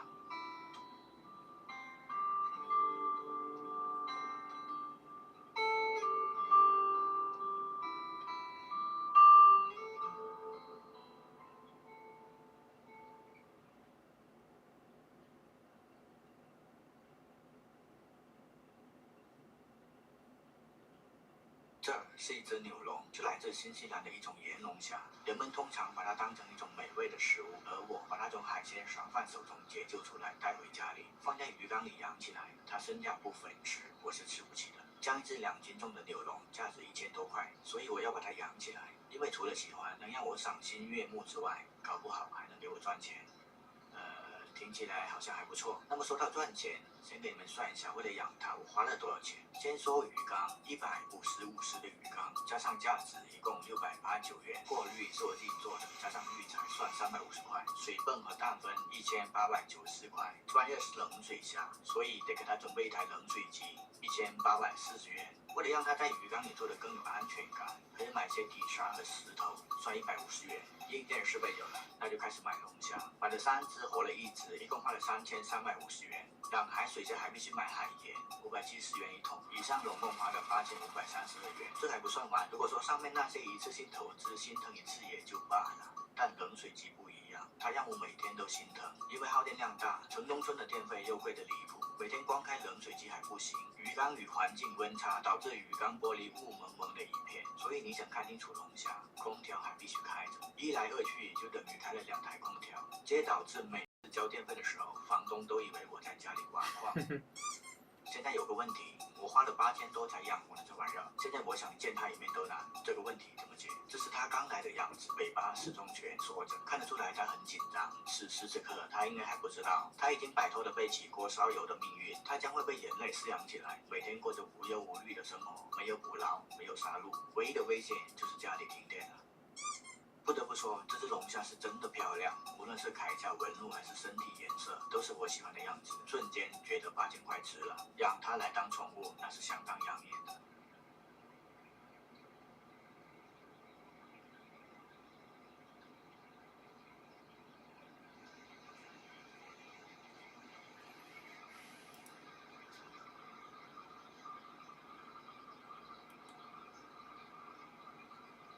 柳龙到家的第2天，他已经开口吃东西了。从被捕捞，再运输，最终来到国内的海鲜档，这期间不知道经历了多少天，他一定是很饿了。我第1天晚上放进去的贝壳，第2天发现他已经打开来吃了，这很出乎我的意料。我以为会很难养，没想到第2天就开口了。只要他开口吃东西，养活的几率就很大。也是在同一天，他似乎有点想逃跑，他一直沿着鱼缸的边缘用力攀爬，应该是在找出口。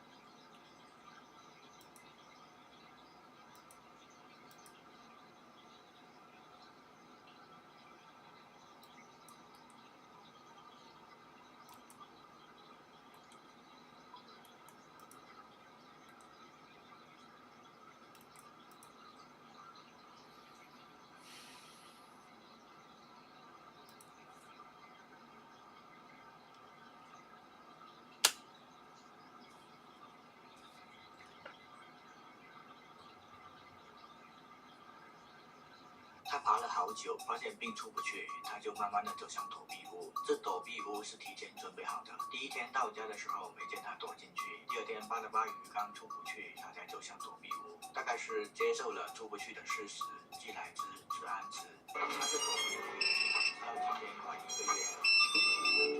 这就是我为什么说花8000块钱现在想见一面这就很尴尬了。现在连食物放家门口他都不出来吃了，明明很想吃，他就很害怕。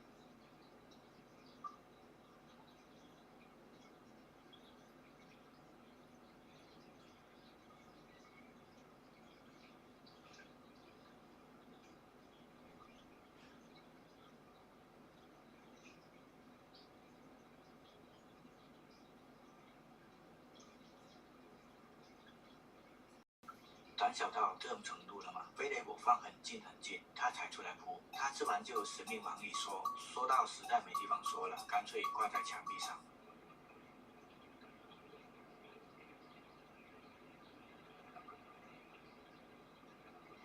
或者干脆挂房顶上。不是大哥，你是不是买的挂票来的中国？1个月了，都养不熟，它什么时候能像小波那样奔放？大家给出个主意吧，怎样才能让它出来跟我见一面？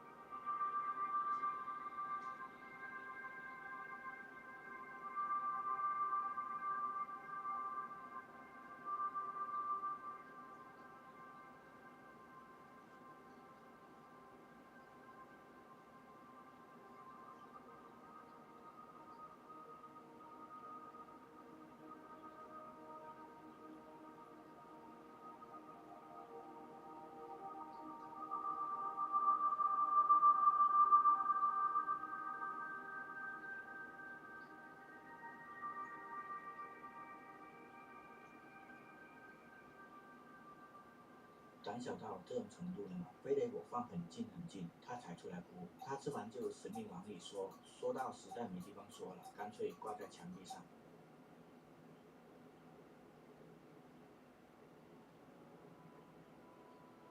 把几只小龙虾表姐救回家，养在鱼缸里。现在他们怎么样？买的挂票来的中国。问题不大，朋友们。这一次一共解救了6只小金龙回家，跟他们共处一室，待了半个月。我把他们当成同事对待，相处还算融洽。白天拍片，晚上请他们吃点海鲜啥的，犒劳他们。本来我以为这6只小龙虾会一直陪伴着我会把它们养得白白胖胖的。但天有不测风云，今天有一只小龙虾突然离职了。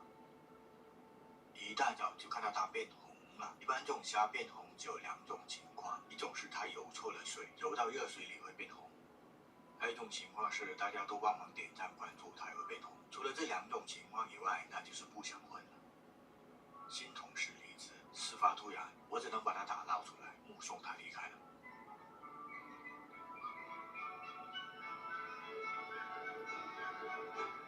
至于他离开的原因，是因为这小子从入职到现在一口饭都没吃过，只顾着给我打工拍片了，饭又不吃，用行话说就是没开口。所以他有这么一点也就不习惯了，只打工不干饭，这谁受得了？那么剩下其他几只小龙虾呢，生活的非常不错，给他们分配的宿舍也井然有序的住进去了，一人一间。就是有时候不知道他们怎么想的，有些宿舍明明是空的，个别虾就是不住，宁愿躲到后面的犄角旮旯里。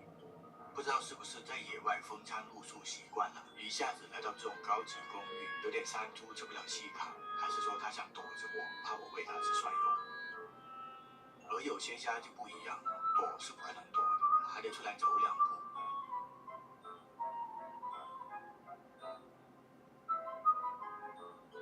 没事，照照镜子什么的。这家伙明显已经很适应了，把这里当成自己家了，无视我的存在。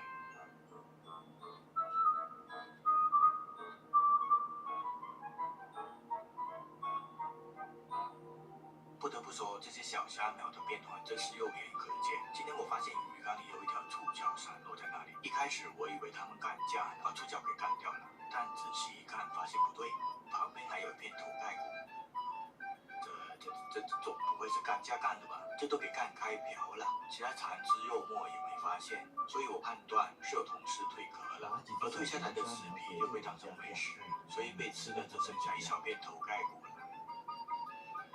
问题不太好呢，这一次一共解救了6只小金龙不过我觉得这个虾壳可能那么干净，肯定是全员参与制作的。之前都没发现过这种情况，顶多吃了一些小兔须或者小腿什么的。这一次啃得那么干净，剩下一片头盖骨也是浪费时间的。一个小的生态环境里面，时间久了就会出现一个当大哥的，毕竟得维护这个小环境里面的秩序。除了维护秩序以外，老大哥也会耍耍和泥巴的地位。一种是它游错了水，游到热水里会变红；还有一种情况是大家都帮忙点赞关注它会变红。除了这2种情况以外，那就是不想碰。新同事离职，事发突然，我只能把他打捞出来，目送他离开。据我观察，右边这一排单间只属于一只龙虾的，也就是这个鱼缸里的虾老大的地盘。如果有人胆敢越界住进来，虾老大就会冲过去把他赶走。这贵的给我打工开篇了，饭又不吃，用行话说就是没开口，所以他有这么一点也就不行。而其他单间呢，也是允许弱肉强食的规则，谁比较硬气，谁就可以住进去。这个失去双手脚的同事明显受到排挤了，也就赶他那么一下子，他就得把宿舍让出来。有些宿舍明明是空的，个别虾就是不住，宁愿躲到后面的犄角旮旯里。不知道是不是在野外风餐露宿习惯了，一下子来到这。被赶出来后，他试图去抢隔壁的单间，卖的小碎步缓缓前进。然而隔壁老哥一出来，他就吓得倒退半步。无疑他就是这个鱼缸里最弱的虾了。抢不到隔壁的，他就萌生了一个应该掐死在萌芽中的想法。他竟然抢住右边的另外单间，也就是虾老大的地盘。他肯定在想，空着也是空着。他的想法是好，但只是实力不够。只见他非常渴望的眼神凝望着虾老大，脚却不敢迈出半步。不得不说，这些小虾苗的变化真是肉眼可见。今天我发现鱼缸里有一条触角闪落在那里，一开始我以为它们干架把触角给干掉，但仔细一看，发现不对，旁边还有片头盖骨。这总不会是干架干的吧？这都给干开瓢了，其他残肢肉末也没发现，所以我判断是有同事被壳了，而退下来的死皮又被当成美食，所以被吃的只剩下一小片头盖骨。凝望半天后，虾老大缩了缩身子，就这一个不经意的动作，他以为虾老大同意，于是就试探性的往前挪。全员参与制作，之前都没发现过这种情况，顶多吃了一些小兔须或者小兔子，这一次搞得那么干净，只剩下一片头盖骨是同一事件。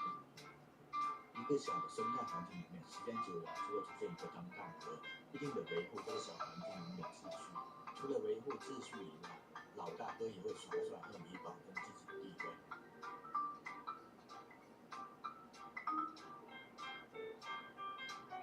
终究他还是输了，走到虾老大面前，四目相对，他被虾老大的眼神杀得连连倒退，最终连滚带爬缩回角落里去了。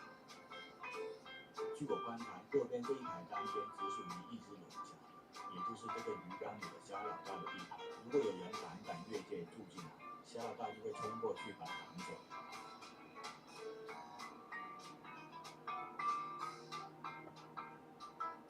而其他单间呢，也是遵循弱肉强食的规则。平日里，这位虾老大出来抢地盘、抢食物也是一把好手。只要食物一下去，第一个出动的必然是他。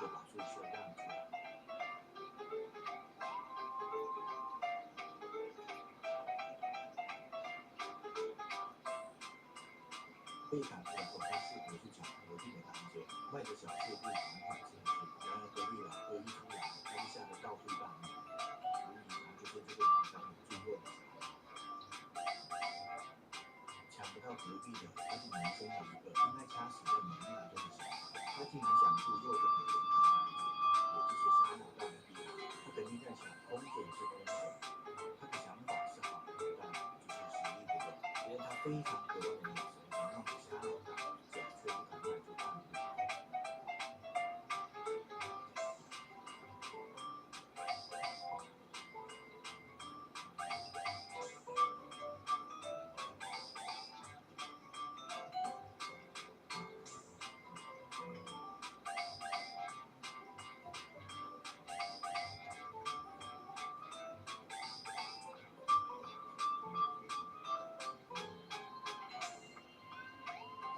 连望半天后，虾老大缩了缩身子，就这一个不经意的动作，他以为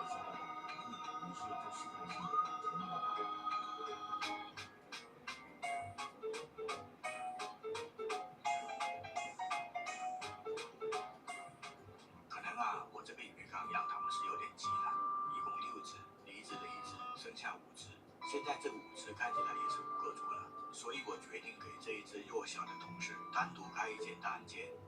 孤单是孤单了一点，但在这里就不会受到排挤了。终究，他还是顺利走到虾老大面前，四目相对。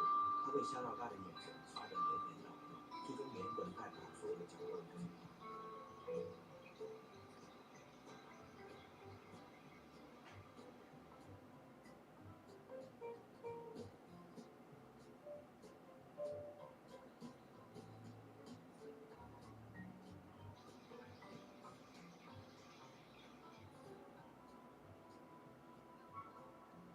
平日里，这位虾老大除了抢地盘，抢食物也是一把好手。只要食物一下去，第一个出动的必然是他。问题不大，朋友们，这是我捡到的第3个死皮，蜕皮就说明他们又长大了。只是哪位同事蜕的，我就不知道了，因为他们的皮肤都差不多，不太好辨认。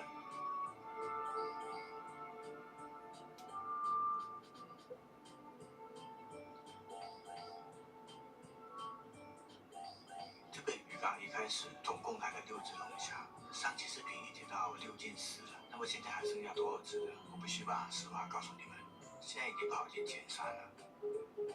前几天又有一位同事离职了，还好我及时发现他身体不舒服，趁他还有一口气的时候，把他的肉身先存档了。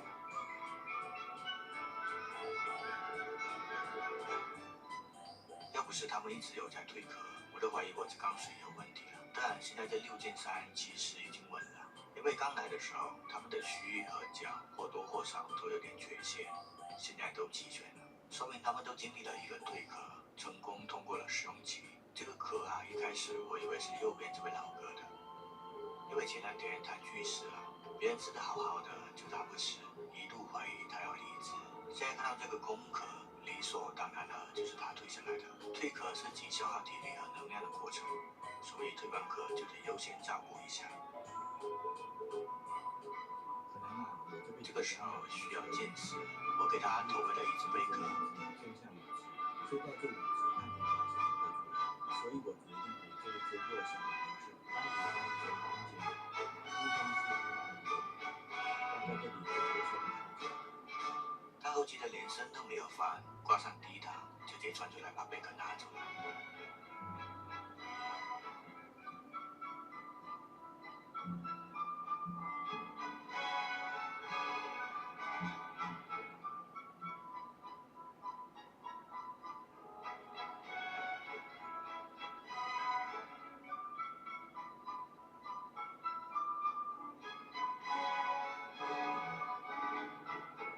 吃半天发现不对劲，旁边这家伙触角怎么那么长，晃晃悠悠的都对到这边来了，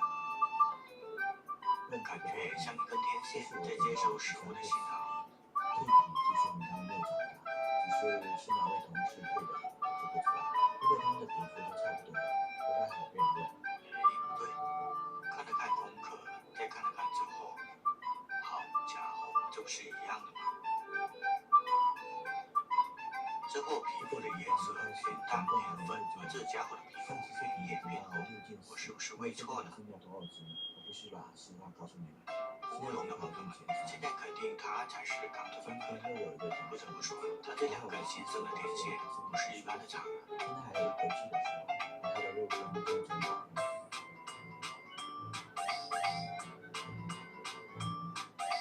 要不是他们一直有在蜕壳，我都怀疑有仓鼠的问题。当然，现在这6进3其实蛮闷的，因为刚来的时候，他们的须和脚或多或少都有点缺陷，现在都齐全，说明他们都经历了一个蜕壳，成功通过了试用期。这个壳啊，一开始我以为是右边这位老哥，因为前2天他去世，别人吃得好好的，一度怀疑他要离职。现在看到这个空壳，理所当然的就是里面那位呢，更加一个贝壳都没吃上，这回感觉都要冲出来抢了。优先照顾一下。看他那么惨，这个时候开一个给他。我给他投喂了1只贝壳。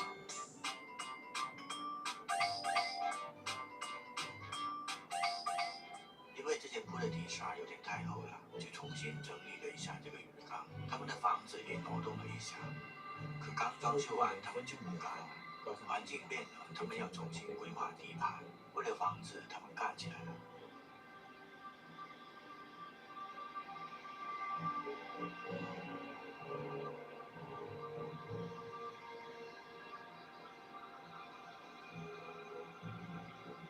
明显啊，这只长着长天线的老哥还是有些不服气，还想回去干一下子。结果没两下又被打跑了。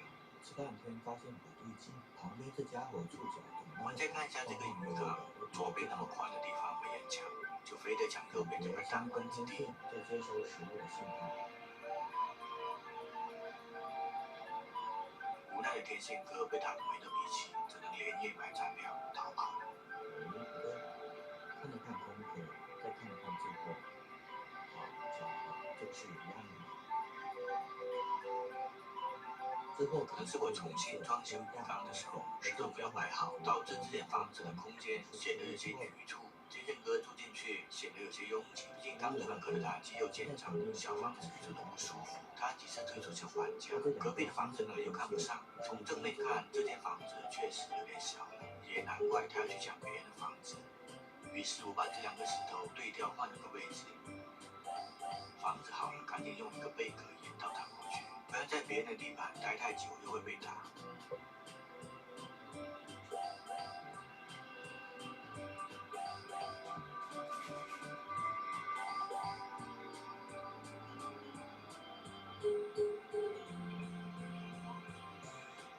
这回呢，刚会有一个贝壳吧，似乎望眼欲穿。刚安抚好天线哥，这边又开始打起来了。那位呢，更有一个贝壳的美食上。有一位老哥目测是3只中最小的，不知道他是受欺负还是害羞，老喜欢躲在后面。为了让他涌入圈子，喂食的时候不要丢在他面前，而是拿食物引诱他出来，跟其他同事多交流交流。但时间久了就不合群了，看得出来他非常想试着喂肉，可是这爪子努力的方向不对呀，一度怀疑这孩子的脑子是不是多少有点问题啊。可刚装修完，他们就不干了，环境变了，他们要重新规划地盘。为了防止他们干起来。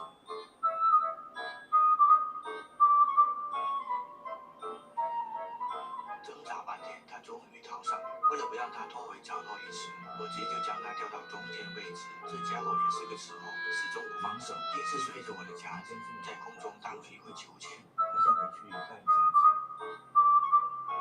结果没两下又被打跑。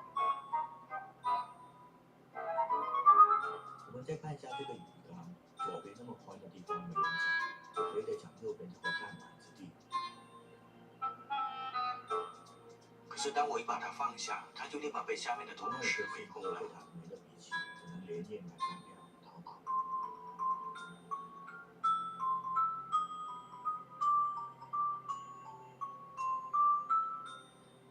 这两位同事估计也是饿疯了，为了别人嘴里的一块肉打了起来。都没有打好，导致这间房子的空间显得有些局促。最终天线哥赢了，赢了的天线哥就去追那只煮熟的鸭子。他几次退出想搬家，隔壁的房子呢又看不上。紧要关头，他们不再打架，我赶紧投入第2块贝壳，但是呢，天线哥不达目的不罢休，最终还是被他抢到。房子好，赶紧用一个贝壳赶快跑过去，不然在别人的地盘待太久又会被打。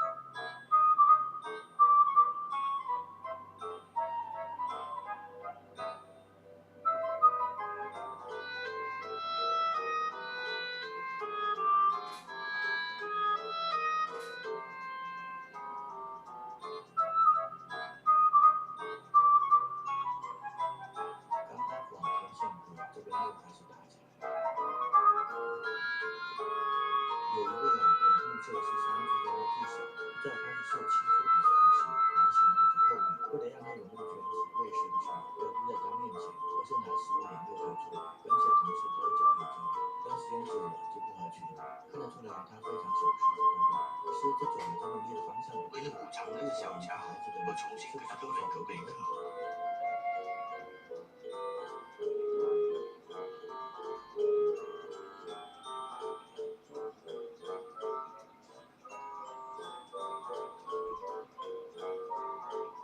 挣扎半天，他终于逃上。为了不让他拖回角落里吃，我直接就将它调到中间位置。这家伙也是个吃货，始终不放手，硬是随着我的夹子在空中荡了一个秋千。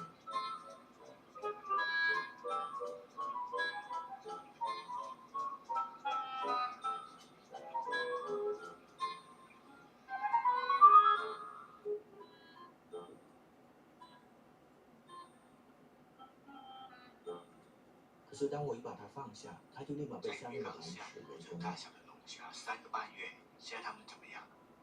问题不大，朋友们。现在它们在整个鱼缸都混熟了。之前胆子非常小，只在固定的区域活动。这两位同事有水流冲击的地方，很少看到它们过去。现在不一样了，鱼缸的每个角落都有它们的足迹，爬上爬下。显然，他们已经把这个地方当成自己家了。紧要关头，对他们不再打架，我赶紧投入第二块。这些石头也有可能让他们把鱼缸当成野外海域了。看看在岩石缝里能不能找点薯条吃。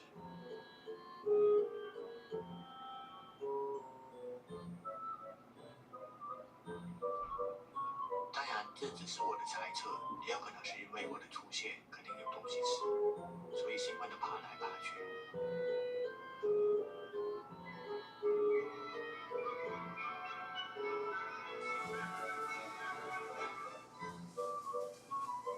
小老弟们熟悉环境了，胃口自然是越来越好。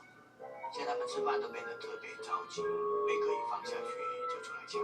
你要是稍微逗一下，他就急得团团转，直接爬上来就撸，一点也不跟我客气了。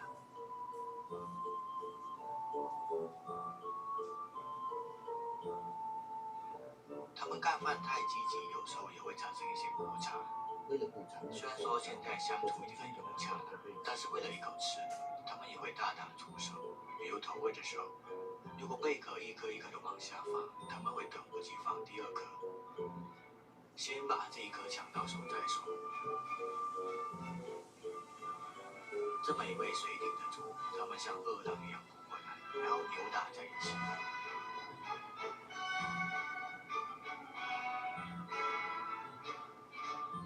一般这种情况，我就在旁边吃瓜，不好吗？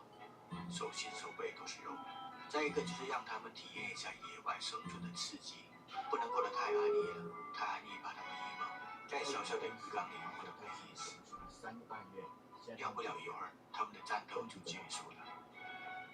在刚才的斗争中，有的小看是赢了，但他其实抢到的只是带着一点肉的空壳，大部分肉被这一位老哥掏走了。现在不一样，鱼缸的每个角落都有他们的足迹，爬上爬下。除了吃肉，他们也吃玉米。俗话说得好，荤素搭配，精神百倍。这些石头也有可能让他们把鱼缸当成野外海域，看看在岩石缝里能不能找点薯条吃。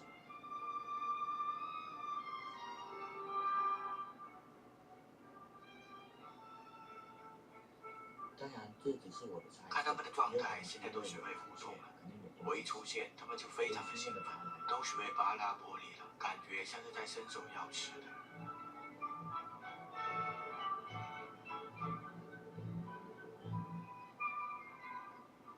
小老弟们熟悉环境的胃口自然是越来越好。现在他们吃饭都变得特别着急。我把夹子伸进去，他们就上来。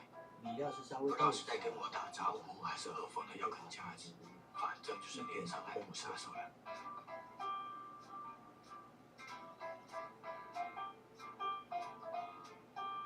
他们干饭太积极，有时候也会产生一些摩擦。虽然说现在相处已经很融洽了，但是为了一口吃，他们也会大打。之前有网友说他们像水中猫咪，你别说，这形容还挺到位的。这黏黏的举动，还真有种养猫养狗的错觉。先把这一颗抢到手再说。这么一位水底的猪，他们像饿了一样扑过来，然后扭打在一起。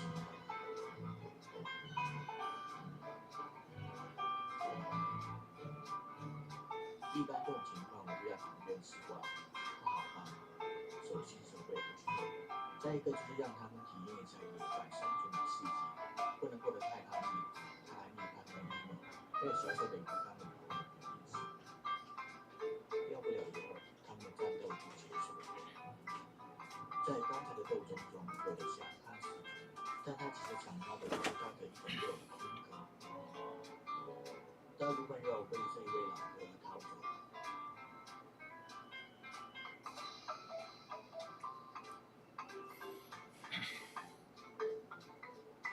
除了吃肉，他们也吃玉米。俗话说得好，荤素搭配，精神百倍。为了让他们活得更接近放养的自然状态，或者说训练他们自己找食物，毕竟在野外可没有人适合味道卓越，让孩子们学习点野外生存的本领也是不错的。万一有一天让他们下海找妈妈，也不至于在野外饿肚子。所以投喂的时候故意把食物放得远一点，让他们赛跑过去抢。都是被巴拉波尼，感觉像是在伸手要吃。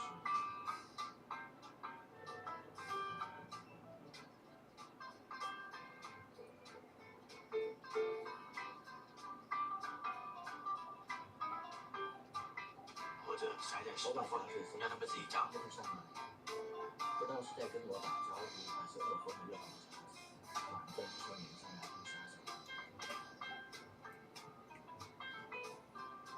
但好像这些懂猫猫游戏并难不到他们，不管放在哪里，都能把食物精准的找到。毕竟鱼缸就这么大，闻着味儿就能找到。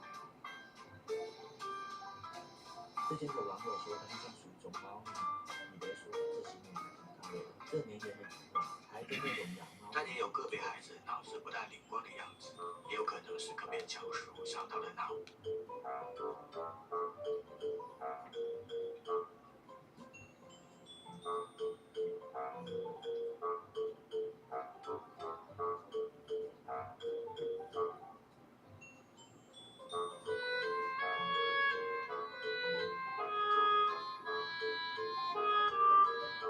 看他想不到的样子很可怜，我就放一个下去给他。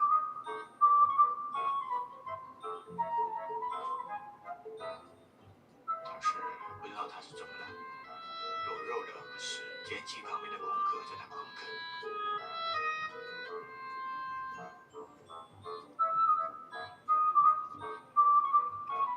都快撸得冒火星了，硬是一点肉都刮不出来。我看这孩子是废了，不得已帮他一把吧。把有肉的贝壳拿下来，放到他面前。活得更接近放养的自然状态，或者说训练他们自己找食物。毕竟在野外，他还是不放弃他的空壳，还在使劲努力。野外生存的本领也是不错的。万一有一天让他们下海找妈妈，也不至于在野外饿肚子。所以投喂的时候可以把食物放得远一点，让他们赛跑过去抢。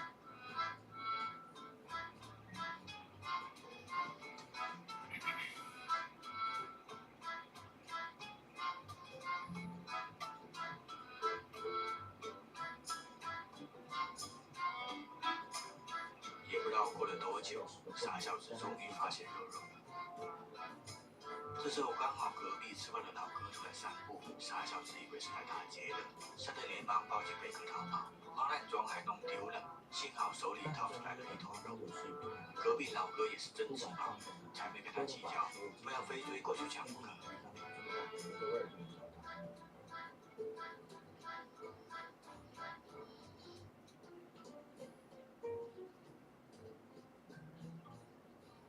但也有个别孩子脑子不大灵光的样子，也有可能是跟别人。9个月前，我从网上买了几只俗称小青龙的龙虾，我想把它们养在鱼缸里。我玩水图的时间不长，常被笑称我没有技术，只有技术。这是我第一次饲养小青龙，为了避免意外，我就多买了几只。联合快递拿到手的时候一直在漏水，意外竟然重收快递就开始了。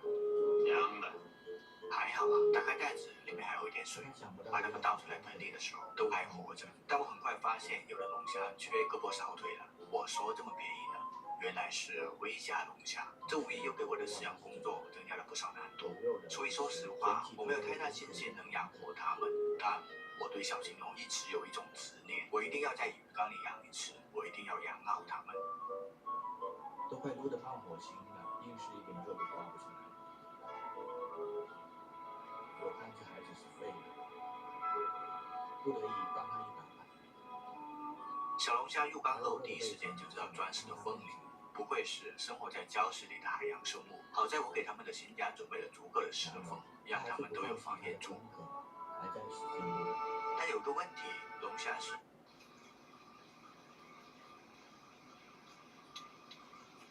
据当地一线的记者发来报道，此前遭遇极端恶劣天气地区仍无好转迹象，且气象部门表示，未来数月天气状况不能乐观。此前，联合国发言人表示，我们全人类目前正在遭遇有史以来最严重的环境问题，全世界多地已经出现多起非正常自然现象。那么现在恶劣天气持续不断，是否跟发言人提到的环境问题有关？他们到底隐瞒了什么？我们又该如何去解释？幸好手里高传一头隔壁老哥也是这么想的，才会跟他计较，不然追都是找不到。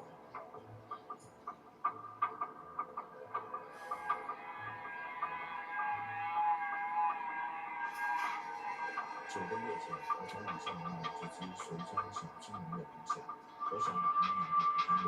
我玩水图的时间不长，常被笑称我没有技术，只有技术。这是我第一次饲养小金龙，为了避免意外，我去偷卖了几只。联合快递拿到手的时候一直在漏水，意外竟然从收快递就开始。还好，打开袋子里面还有一点水，把它们倒成了桶里的时候都开口了。但我很快发现有的龙虾缺胳膊少腿，我说这么可以，原来是危险的龙虾。这无疑又给我的饲养工作添加了不少难度。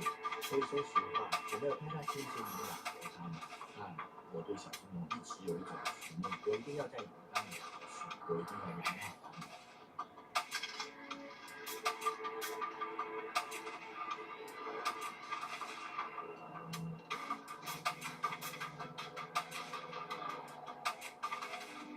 小龙虾入缸后，第一时间就在礁石的缝里，不愧是生活在礁石里的海洋生物。好在我给他们的新家准备了足够的石缝，让他们都有房间住。但有个问题，龙虾是邻居生物，加上他们又搬来新环境，我给他们的小房间没少用，他们现在都疲于快速。在他们入缸几天后，尝试第一次投喂食物，结果开口成功了。不出意外的话，就是不一样。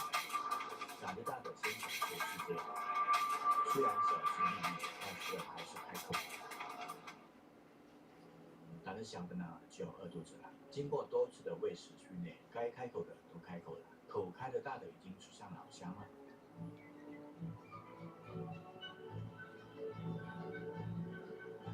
不对，是小老弟蜕壳了。不开口的呢？不开口的先享受极乐世界了。随着时间的推移啊，他们已经适应了新环境，给他们准备的石缝也一个个都住上了。有的老弟呢，大白天也敢出来溜达，显然已经把这里当家了。但也有例外，有个别虾融入不了集体，就是这位老弟一直被欺负、被排斥。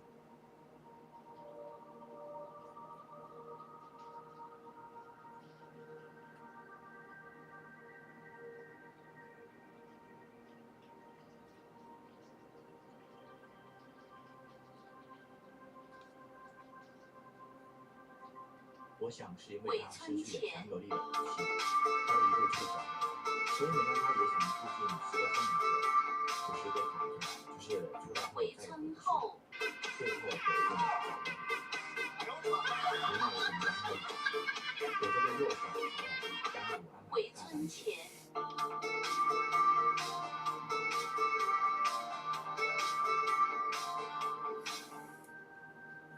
可能本来状态就不好，加上应激，大当店没住几天，小老弟就退出了。Focus 拉回亚洲，香港10年来最致命的洪福烟大火，7栋大楼陷入火海，夺走168条人命。这周起开放第一批住户回废墟收拾，只给3小时。还有人借了外骨骼帮助爬上31层高楼，因为火烧到已经没有电梯了。听证会上，公部门都积极切割责任，目前只有民间承包商受到轻微罚款。已经过了5个月了，300多条罹难的生命。第3强的朋友们，我看了一下这个时候的时间点，折损够半的时候是第26天，难道我是真有点技术在身了吗？这时候我也有点难崩，要不咱再偷偷买一次回来补上吧，反正也没人发现。但这样不好，后面我重新整理了一下鱼缸，清了厚底沙，重新摆了石头，剩下的3只无论如何都要保住。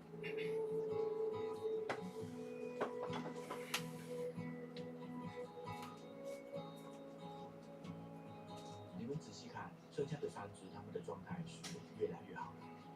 蜕壳后长长的天线，崭新的皮肤，还有嗷嗷的胃口，想死都难。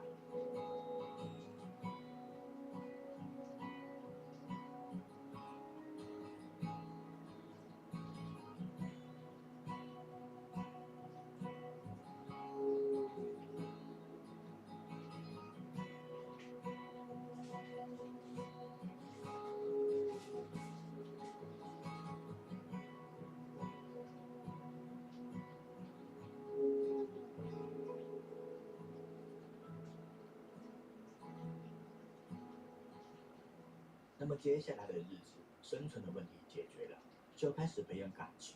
他们开始信任我，只要我一出现，他们就会扒鱼缸，向我要小贝壳，只要我把夹子伸进鱼缸，他们就会爬上来。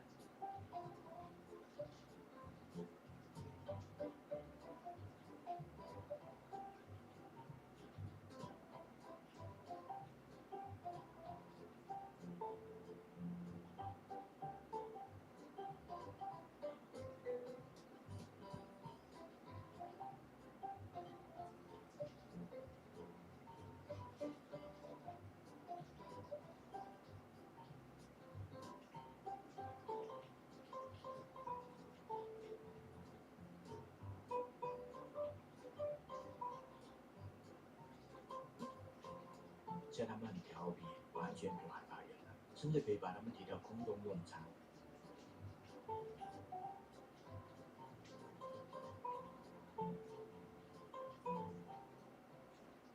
很快啊，时间来到第4个月，在这之前，我一直都是给他们打开贝壳投喂，但是某天，我突然发现我养在缸里的青口贝被打开了，不是我干的，那肯定就是他们干的。我没见过龙虾是怎么开贝壳的，我想把龙虾开贝壳的过程拍下来，于是我开始蹲点。一开始是单兵作战，一个虾干活，另外2个虾呢偷感很重的在旁边盯着。等别人开的差不多的时候，就出来抢。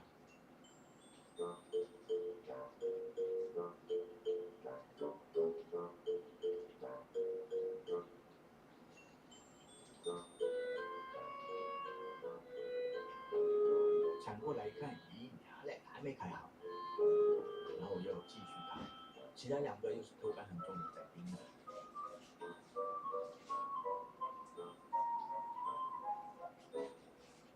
等贝壳完全开好了，他们3就扭打在一起。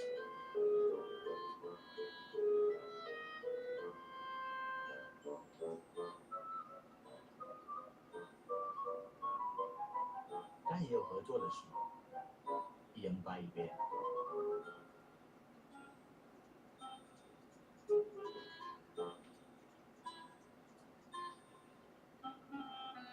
但是掰着掰着就打起来了。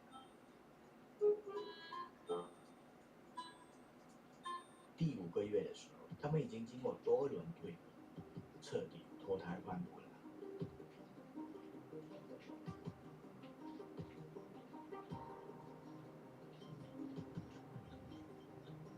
第6个月的时候，我一直养在水泵场的犀牛虾忘记是第几次蜕壳了，很漂亮的新皮肤，我打算给它换个新环境，让它去龙虾缸交朋友。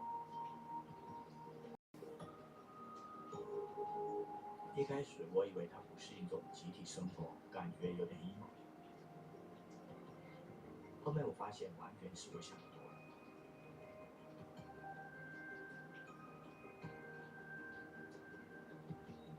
犀牛虾也是开贝壳高手，可惜我没拍到过。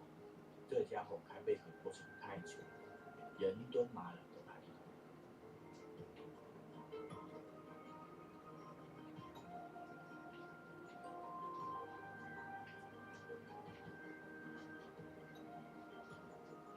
对了，我会久不久喂它们一点蔬菜，均衡一下营养。第7个月，他们会做活食。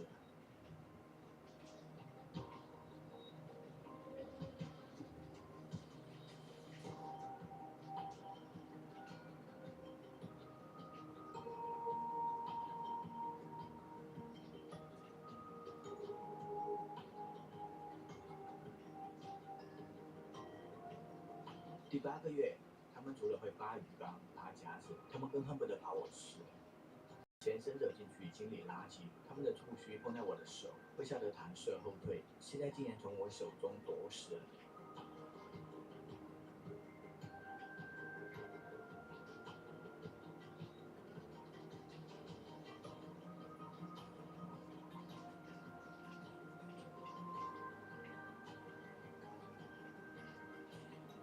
第9个月，我发现他们会偷吃了。我挂在鱼缸顶画动的贝壳，他们发现了，很兴奋。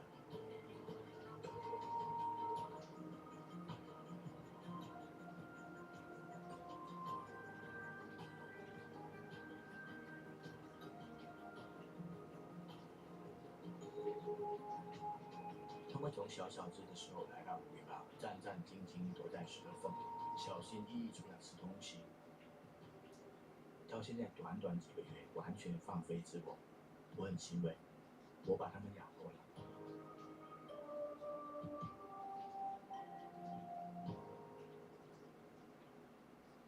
这是最近的一次蜕壳，发现它们真的很新很漂亮。之前一直有人说叫我拿它们蜕下来的壳做个标本伞，其实我早就想这么干，可是大多数时候发现蜕的壳都被它们啃得稀巴烂，我标本框都买了好久了，一直没拿到完整一点的壳。后面我又想，其实不那么完整也是可以的，缺一点的地方可以尝试画出来。一个标本包含了实物和抽象2部分，效果肯定很炸裂。然后再刻个章，这逼格不就出来了吗？可是等我把材料都买回来之后，我发现并不是我想的那么简单。我做不好，我做不出来，即使做出来了，感觉也没多大意思。我喜欢海洋，喜欢海洋生物，我得为他们做点什么，而不是单纯的把他们的壳挂起来欣赏。看着这些破破烂烂的壳，如果是真正的自然界死去的生物留下的躯体，那我们要想想为什么会变成这样。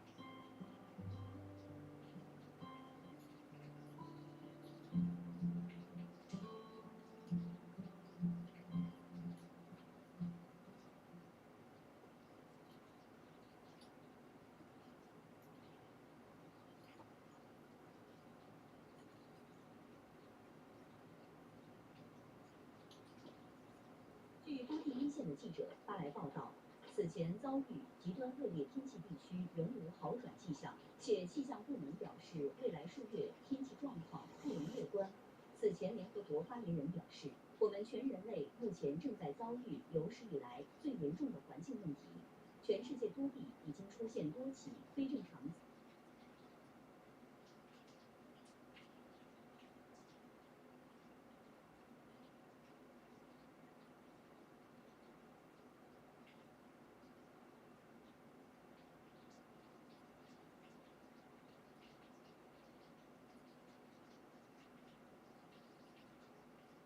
A little awkward. Like if I'm flying and I go to disarm, like, right? I don't know. Whereas if I'm flying and I go to disarm, I just, there you go, boom, done, disarm, arm, disarm, right? It's like so second nature to me. I'm sure there are going to be people out there, especially people with larger hands, who maybe don't agree with this assessment, but to me, wish that was a 2 position. You could just make it a 3 position arm switch, just disarm, and then 2 arm positions. It's a minor quibble, but it's my quibble. There's an additional input here at the center of the radio that we haven't talked about yet, and it is a 6 position set of switches. So you can see as I press here, it's going through one of these 6 positions. And you can assign that, for example, to flight modes, especially on more like complicated birds, like RG-Pilot birds, where you might have, like on a beta flight bird, what flight modes are you going to have? It's not like you have return to home, altitude hold, etc., etc. But on more complicated birds, people might use these for flight modes. Now, on a lot of radios with this 6 position switch, the functionality is kind of limited, and a lot of people don't use it. You see, the way that most radios implement this 6 position switch is, it's basically just like a slider, or one of these potentiometer knobs, where you twist it from left to right. In other words, this switch is basically one switch that can be in one of 6 positions. This one, this one, this one, and so forth. But like, for example, why can't I just decide that this one here is an on-off toggle, and these 3 here are 1, 2, 3, like radio buttons? You have one of the 3, and then these 2 here are a separate grouping of radio buttons. Well, the jumper can actually do that. Let me demonstrate in case that's not really clear. Here in the jumper, if I tap and then go to model settings and scroll down to customizable switches, I can actually change how these switches are grouped. So for example, switch number 1 is going to be a 2-pause or a toggle. It's my choice, see? Or I can turn it off. That's what the none option is, but I don't know why you would do that. So let's make switches 1 and 2 be in group 1. Switches 2 and 3 and 4 be in group 2. And switch 6, sorry, I got the numbering wrong there, but you see what I've done. We've got one group of 2 switches, one group of 1, 2, 3 switches, and one group of 1 switch.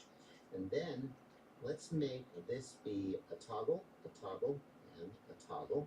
Okay, so now, if I then look at how these switches work, notice that I can, do you see that now these 2 switches are in group 1, I can toggle them on and off, right? And if I press 1 and then 2, it toggles between them, right? Off, on, off, or toggle between them, right? Here, for group number 2, which is switches 3, 4, and 5, oh, interesting. So this one, these switches are momentaries. That must be what toggle is. You can see that when I release it, they turn off. When I press it, they turn on. And then for switch 6 is a 2 position. Here we've just got a completely separate 2 position here, right? That's pretty freaking cool. We can just break these up and customize exactly how they work for whatever we need. Like, I could just make each of these 6 different momentary switches if that's what I wanted to do. Ooh, look at that. I can even change how they start up. I can have them turn all off. I can have them turn on with switch number 1 enabled or switch number 2 enabled. So I can set the default position at power up time based on however I've decided that these switches work and whatever their functionality needs to be. That's really slick. What does always on mean? Always on must mean, I see. So now they're not momentaries anymore. Now they're mutually exclusive. Aha! So now group number 1 can be off. One of them can be on or off, or they can be exclusive to each other and switch between them. Whereas group number 2, because I've enabled the always on option, they are mutually exclusive, but you can never turn them off. They're just always enabled. They're no longer momentaries. It's like a selector 1, 2, 3. And then group number 3 with always on enabled, since there's only a single switch in group 3, it just means you can never turn it off. There we go. That's really cool. I love the amount of functionality that they've got there. And holy crap, they've even put a QR code at the bottom, which presumably is documentation for all how this crap works, because it's fairly obscure and pretty much, I'm not going to say only jumper radios do it, but it's pretty much jumper radios that do it. I guess technically we have an additional control here. These are trim switches, and if you've got an airplane, the trim switches are used to trim out the control surfaces. I do have to point out, though, like, traditionally you would want these, like, accessible while you're flying. They would be, like, around the side of the gimbal. I guess these are pretty accessible. Like, if I was flying and I real quick wanted to reach over and trim out an aileron or a rudder or something, that'll work. You have to take your hand off the sticks, but you kind of always have to do that for trimming. I suppose it's not the end of the world. If you're not flying an airplane, you don't need to trim out your control surfaces. Those trim switches can also be used for an arbitrary function. So I guess you have 1, 2, 3, 4, 5, 6, 7, 8 more momentary switches that you could do whatever you want with if you needed extra momentary switches. I really like the folding antenna on the Jumper T15. You can see here it folds down and it will actually pivot here if you would need it to be in vertical orientation to match the orientation of the antenna on your aircraft.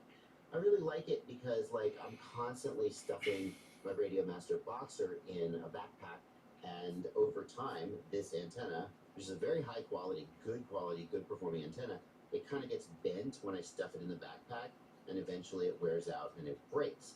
The advantage of the Radio Master approach is that I can actually unscrew this antenna, and I can screw another, like, high performance antenna, high gain antenna on there. The disadvantage is that it's just not as remarkable. And to be honest with you, I've never connected this up to an external like ground station with a high gain antenna. ExpressLRS has really more range than most people are going to need, even on a stock antenna. So to me, the jumper choice of having a foldable integrated antenna makes a lot of sense. I kind of wish that the Radio Master had a similar setup. Does mean that I'm not going to be able to easily get in here and like measure the output power of this radio because I don't have access to a plug to plug into. I guess unless I open it up and like unplug the antenna, but that seems a little extreme. I can't help but notice here on the top of the radio there are two rubber plugs. And they just are filling in these holes, which are located exactly where I would put two more switches if I wanted to add two more switches.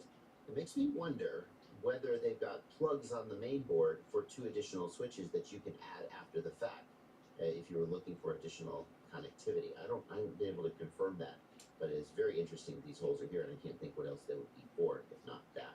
Continuing our walk around the radio, we've got a USB port here, and this is used both for charging the radio. The radio is advertised as having up to 10-watt charging over USB-C. Let's test that actually. This here is a SpeedyB adapter, and it's made for powering your goggles, but it'll just do USB fast charging. So let's go ahead and plug it in. What do we got? 5 volts, 2 amps. 5 volts, 2 amps. That's 10 watts. Well, that's exactly what's happening. It's not exactly fast charging, is it? 5 volts, 2 amps. Oh my God. I've been horribly misled. JCC. 10 watt charging. No, 10 watts is just standard 5 volt, 2 amp. Such an idiot. Scratch everything I said about fast charging. It just does regular. It says regular slow charging. Such an idiot. One nice thing about jumper radios as relates to charging is that jumper radios.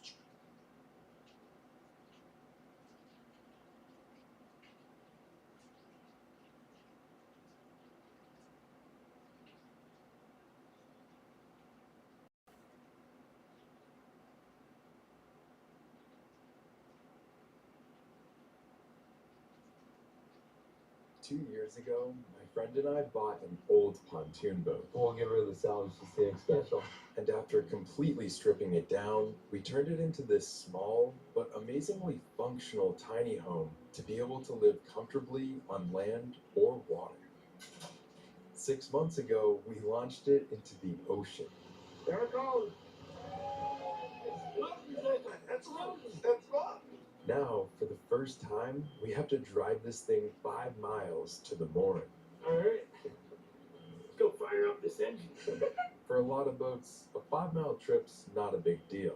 But in my case, this boat is shaped like a brick, so I'm not really sure how it's going to move through the water. Not only that, but during this journey from the launch ramp to the mooring, we'll be vulnerable to strong currents in the river and narrow passages like Front Beach, and we might encounter strong winds, maybe even waves out on the bay, all while driving our homemade houseboat for the very first time. Sit back, relax, and enjoy the show, because it's going to be quite the ride.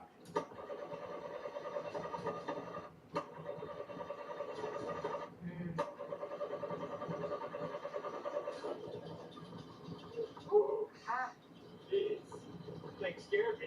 Let's get the show on the road. Let's do it. Because temperatures were freezing this morning, the engine was a little sleepy, but she woke right up. Yeah! This is so sick.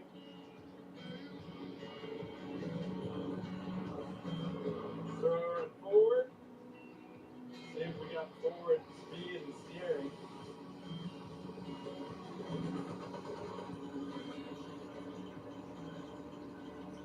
We're driving it. Alright, if I could have you guys help, I can see pretty well. Okay. But if I'm headed towards something, you need to let me know very far in advance because it's hard to slow this down. Okay. Bye, Gigi. Bye, Gigi. Bye. Bye.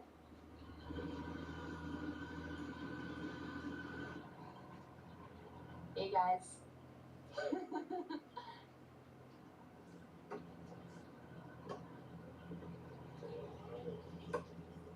We're on the freaking water. at this.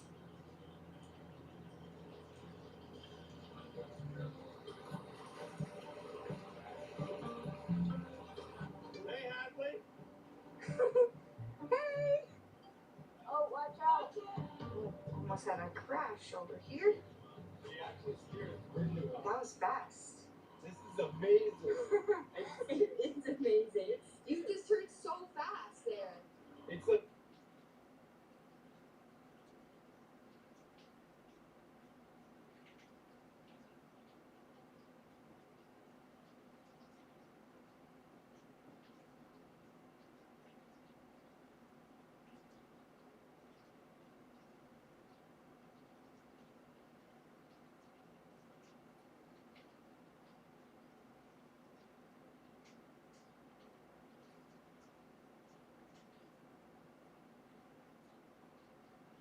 Alright, today I'm checking out the Mega Map project, which adds every map from the previous games into GTA 5. And it even adds it to our map, so we can see all the older ones surrounding GTA 5 here. And there's different ways to get there. You can choose to fly from the airport, or you can simply drive over on these new bridges, which looks insane, but they do take you to the older maps. So I just want to check them out. Of course, gonna try and land some stunts on these older maps. So let's see, which one do we begin with? Maybe just go on this bridge here. I think that will take us to the GTA 4 map. Very steep uphill here, taking us up on this bridge. But let's see where this one leads. It kind of looks like it just goes down in the ocean, but yeah, it's supposed to take us to the GTA 4 map, I think. It's gonna go full speed. Oh, there we go. We have a little black loading screen. Obviously, it has to, yeah, load in the map. But here we are. We even got the Liberty City sign right there as we go in. And okay, this is a bit of a sketchy entrance to get into the map. But here we are. And yeah, really cool that we also have working traffic on all these maps as well. But yeah, I just want to explore a little bit. This is actually one of my favorite maps when it comes to the GTA games. It's just very big. It's not really too many empty spaces, kind of like there is in GTA 5 once you get, you know, to the upper part of the map. Okay, so a while back when I played GTA 4, we visited this parking garage right here. So I think we should try and do a entry into this garage. So just start us off right in today's video. Wait, is this what I think it is?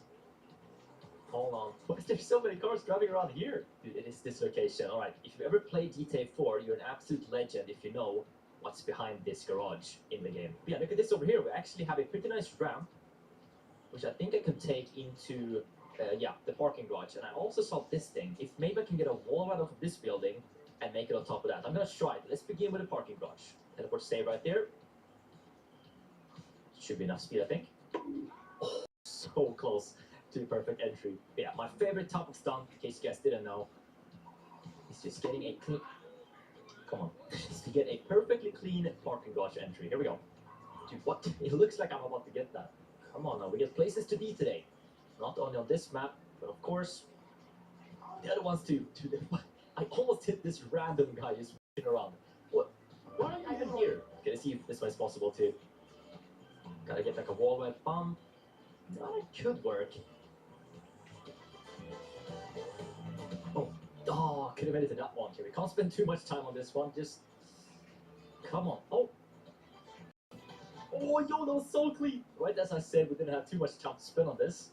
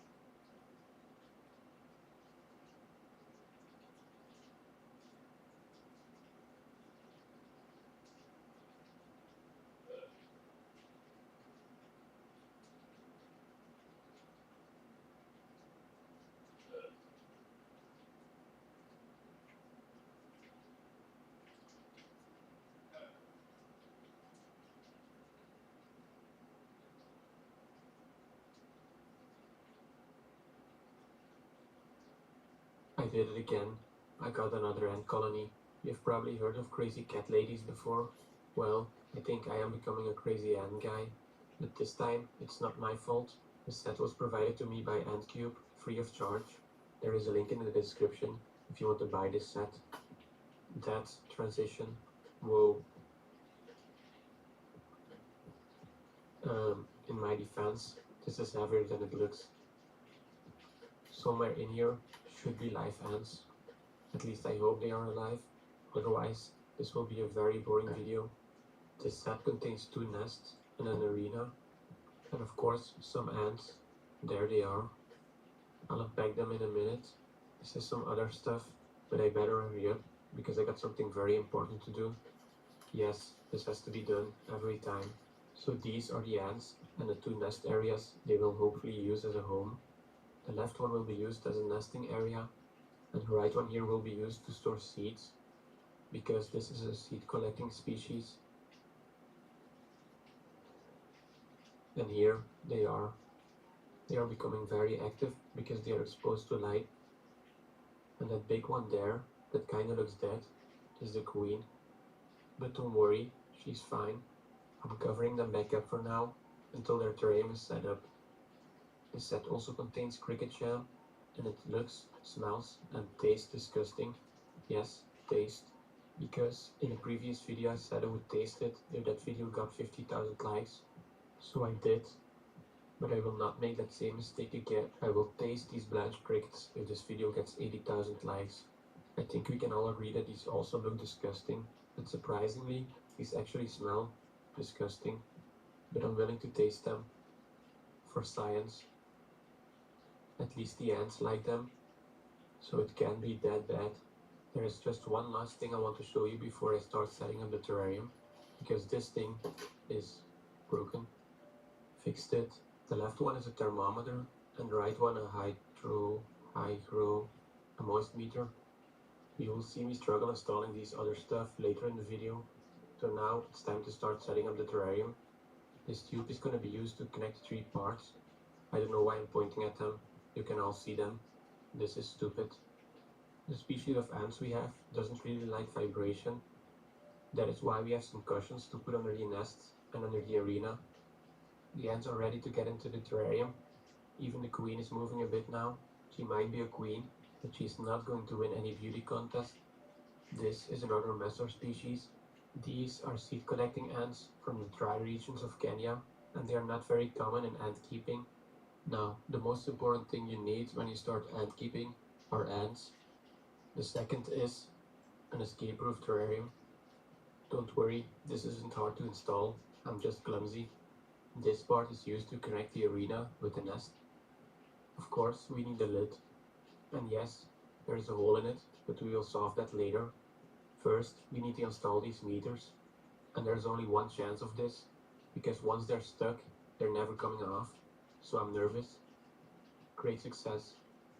To make the lid ant-proof, we have this Amazon Ausbruchschutz.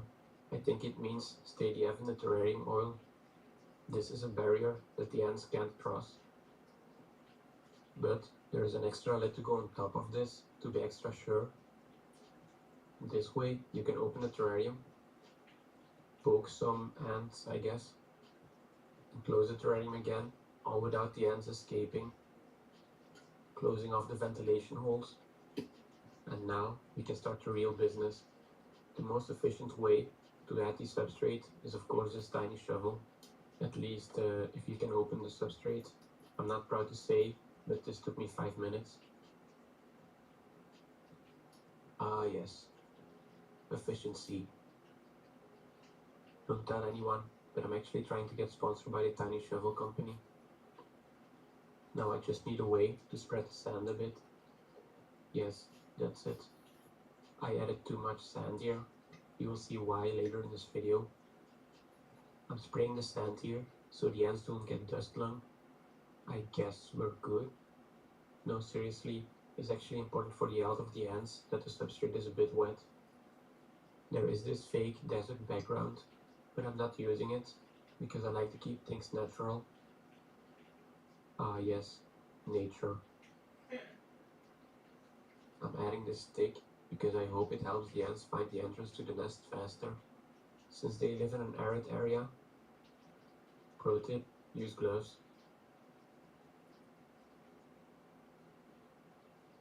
Again, use gloves. This is the water container. I'm covering it a bit, so less of the plastic is visible. There are also some food containers, but I'm not using them. For the seeds, I'm using the stone as kind of a table. And I'm adding these later when the ants are in. You get an extra one of these for free, by the way, if you order a set in December. Who doesn't want cricket jam under a Christmas tree? One last thing to do before we add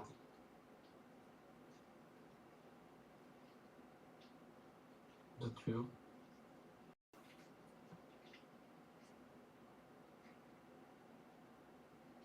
One worker was exploring the nest areas.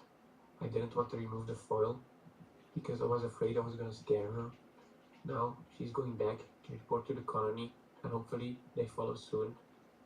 In the meanwhile, I'm giving them some sugar water. These ants usually get their sugar from the seeds they process, but I wanted to give them some of this anyway. They don't seem to be interested in sugar water. Exploring this new area is more exciting, and more ants are doing so. The ants ran back and forth for a few hours. Even I got tired of watching them. But they had to be absolutely sure the nest was safe before they started moving in this precious cargo, like these eggs here. Ma'am, those are not eggs. I don't know what this one is doing, but it's carrying a worker inside the nest. But I think it recognized its mistake, and she carried it all the way back to the tube. Of course, she was very careful while carrying this worker, and she banged its head against everything she passed, and that might explain why it had to be carried. I'm not sure, but I think this is a new worker. As you can see, she has a lighter colored head than the rest of the ants, and also, she's still pretty clumsy.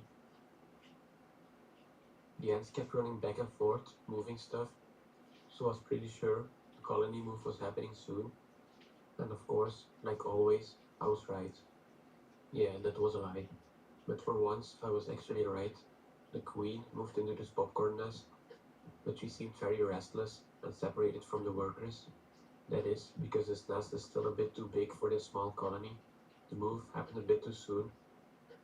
That is why I decided to cover the test tube. This way, the ants have the choice of staying in there until the colony is a bit bigger. And in the meanwhile, some workers have already started building a nest here. This is actually the right spot, because the dry popcorn nest is designed to store the seeds. And this nest here is a bit humid, and that is what the ants need. So they will probably keep digging here until the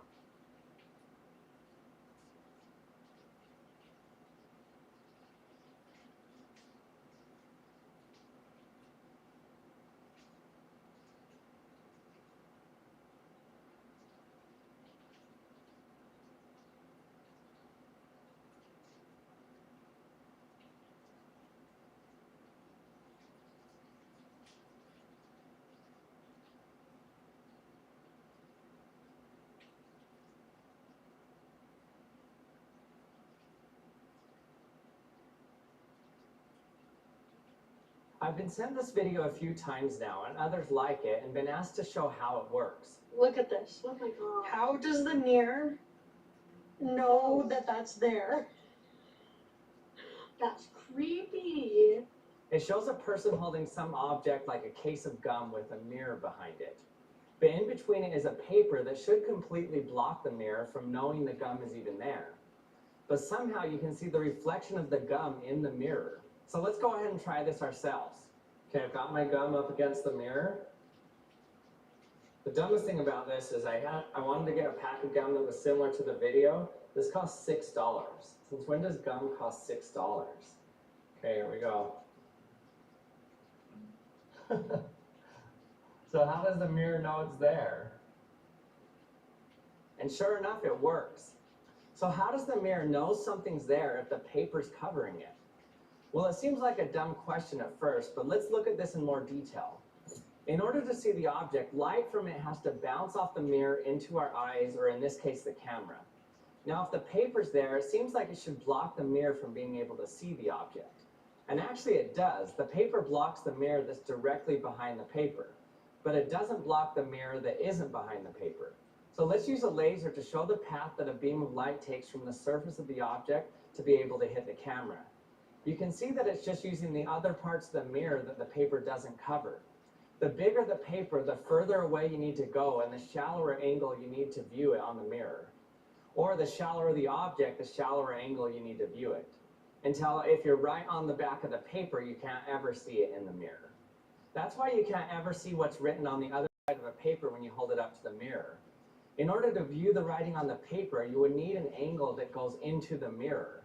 Let me show you this a little bit clearer using LiDAR from my phone. This will create a 3D image of what we're seeing, but it doesn't know there is a mirror here. The LiDAR just sees it as another room. So let's scan this. Now, before we look at this, let me tell you about the sponsor for this video, Factor. Factor makes meeting your nutrition goals easier than ever by back outside and soak up the warmer weather. Just prepared them fresh. So this is the real side, not inside the mirror. We can go forward, spin around here, and then go in the mirror over here. You can see there's no information on what's on the other side here. Notice that I can't ever see the part that's faced away from the mirror, because in order to capture that, I would have had to gone past the plane of the mirror. So that means that you can never see anything in the mirror that isn't facing it, because you would need an angle that goes into the mirror to see it. So mirrors can be better understood if you just picture them as reflecting beams of light that move in a straight line. And you can show yourself how that beam of light is reaching your eye by just imagining a beam going onto the mirror and reflecting. The coolest thing about this LiDAR image is that it seems like if you went into the mirror, you would enter this new mirror image world, like it's another room to go into. But what's scary about this is, let's say that you could enter this world where everything is now a mirror image. What would happen? Well, everything would seem pretty normal, except that words would be written in their mirror image. But then an interesting thing would happen when you try to eat. You could eat things like normal, but you'd keep feeling hungry and you'd never really feel like you're getting enough food. Eventually, your muscles would start deteriorating and you would eventually die in a death similar to starvation. But why? Why is eating mirror image food so bad? Well, the answer is because all the proteins in nature have two possible mirror image shapes that they could take. But in nature, they always choose one of those shapes only. The scientific term for this is that biomolecules are chiral. They use only one side of the mirror. If you try to process or use proteins that have the mirror image of another protein, your body doesn't simply recognize them and you can't use them at all. So all proteins would be foreign to your body and you wouldn't be able to make DNA, RNA, or process any proteins at all or any amino acids. In fact, in the 1970 Star Wars novel Spock Must Die, Spock is accidentally replicated and his mirror image is created, and the mirror image Spock must survive by synthesizing mirror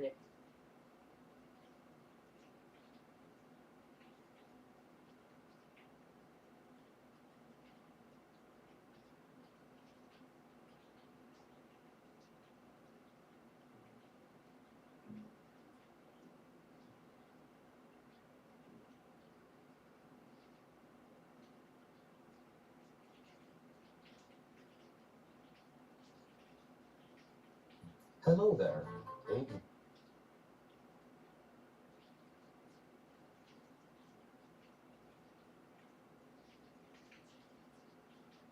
There's another video, or if this one comes out in January, or if you're watching in the middle of July.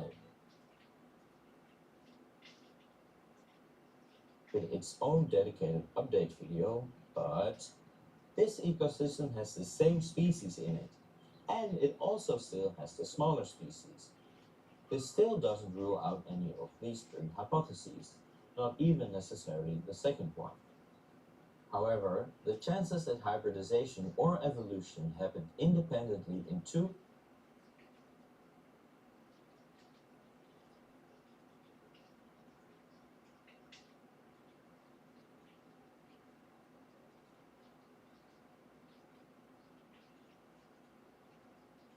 I'm spending the next 24 hours hunting every single cop on my server. The objective, take down as many cops as possible before the timer hits 0. In each area of the map, I'll switch to a different version of Ghost, using new tactics, new loadouts, and different kill styles. All of this has to be done without me getting caught or killed by the cops, because the second I die, the video ends.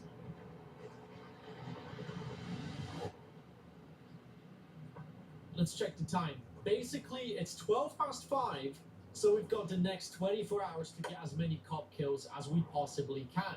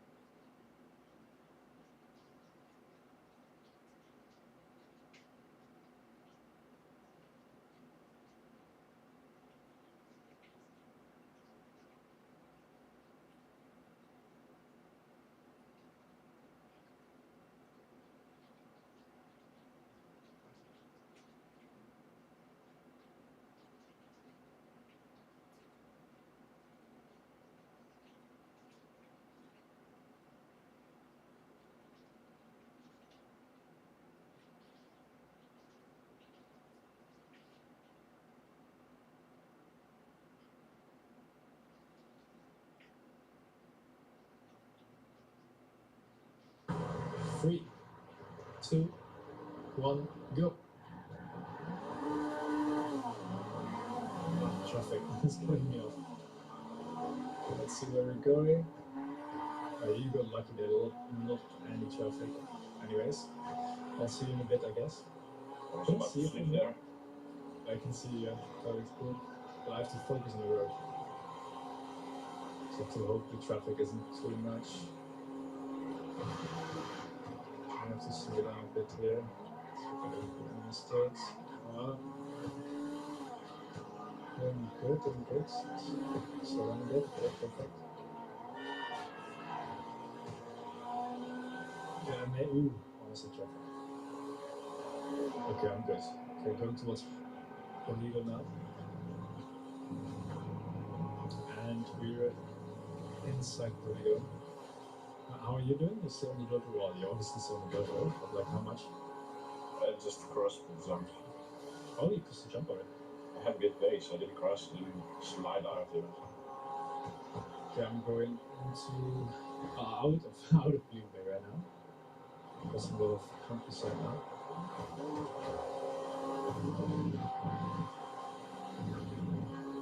Low clear road. A lot of traffic. Let's run around quick. What? Well, I have to hit these other things. Not the last turn. Just exited the dirt road. Okay, I'm in the turn before the tunnels. I'm entering the tunnel almost. No. You're entering or exiting? Entering, I'm exiting now. Not full speed to the road's brake seat. I'll take it safe.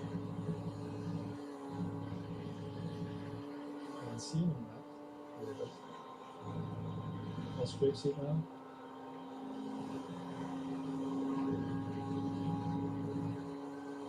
It's a shame the expanded map doesn't go bigger. I can only see where you are.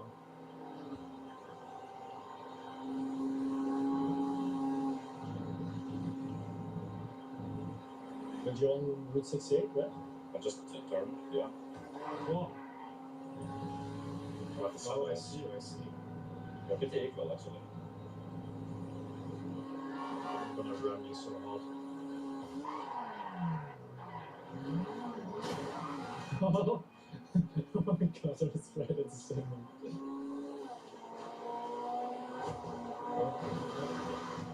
Too much traffic. Oh, you're going faster through that. Oh, tractor. Come on, speed.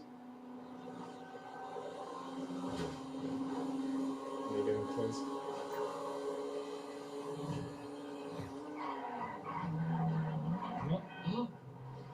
Come on. No. Ah. I feel like it's... Actually, the finish is right here. That's Ken. No,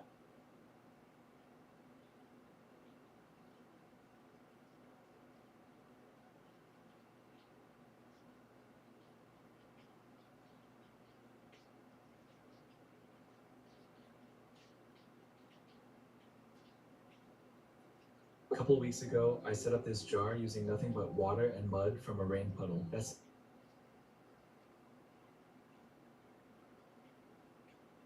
stage. They have to expose themselves. This worm knows leaving its tunnel is dangerous, and that decision is about to cost it everything. In every ecosystem on Earth, animals eat other animals, and at the top, there's always a top predator. In this jar, that title goes to this larva. It's the deadliest hunter in here.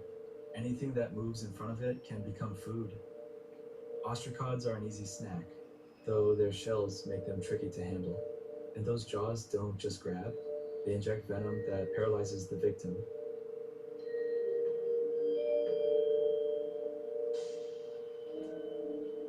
But it knows there are better meals than ostracods. It won't take long to find one.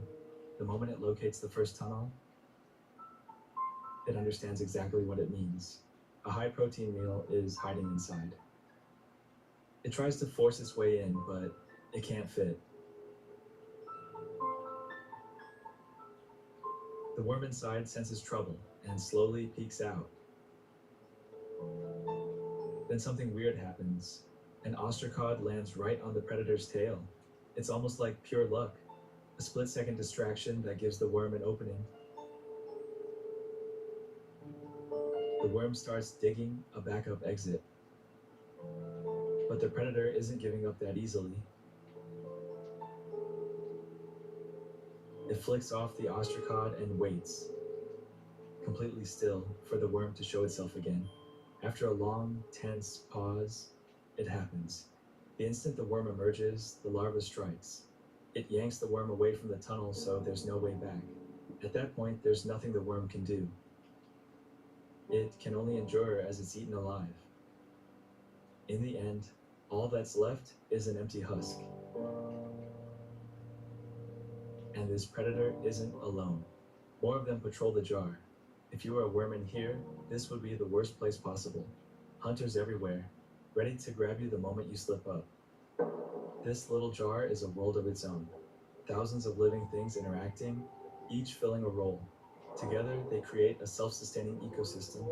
The craziest part is where it all came from. A simple rain puddle in a parking lot. Just days later, the sun dried it out completely. That entire world disappeared overnight. Except for this tiny piece of it, sealed inside the jar. It's a reminder of how fast life can come and go in the...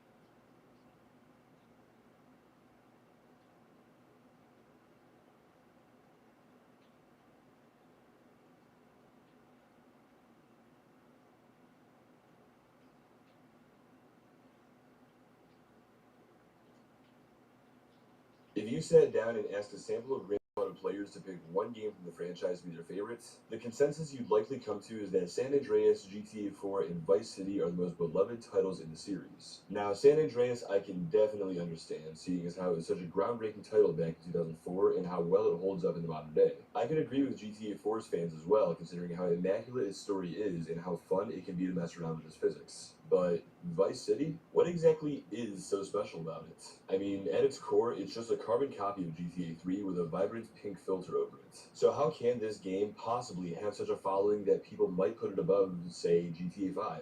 Before we really get into things here, let me just say first and foremost that I'm a big fan of Vice City. It's a game that I love to come back to and experience every now and then because it genuinely is a good game in my opinion.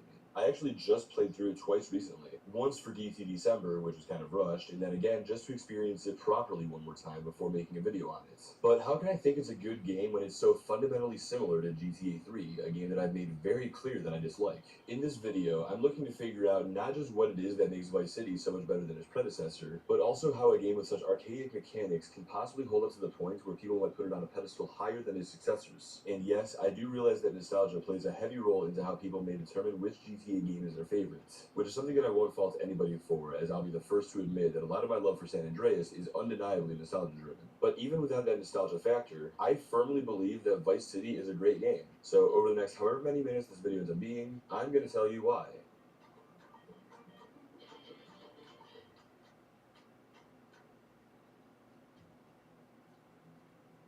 First and foremost, let's go over Vice City's badass story. When we first open the game, we're treated to a cutscene focused on the game's main antagonist, Sonny Forelli, who quickly exposits how his role in the story is going.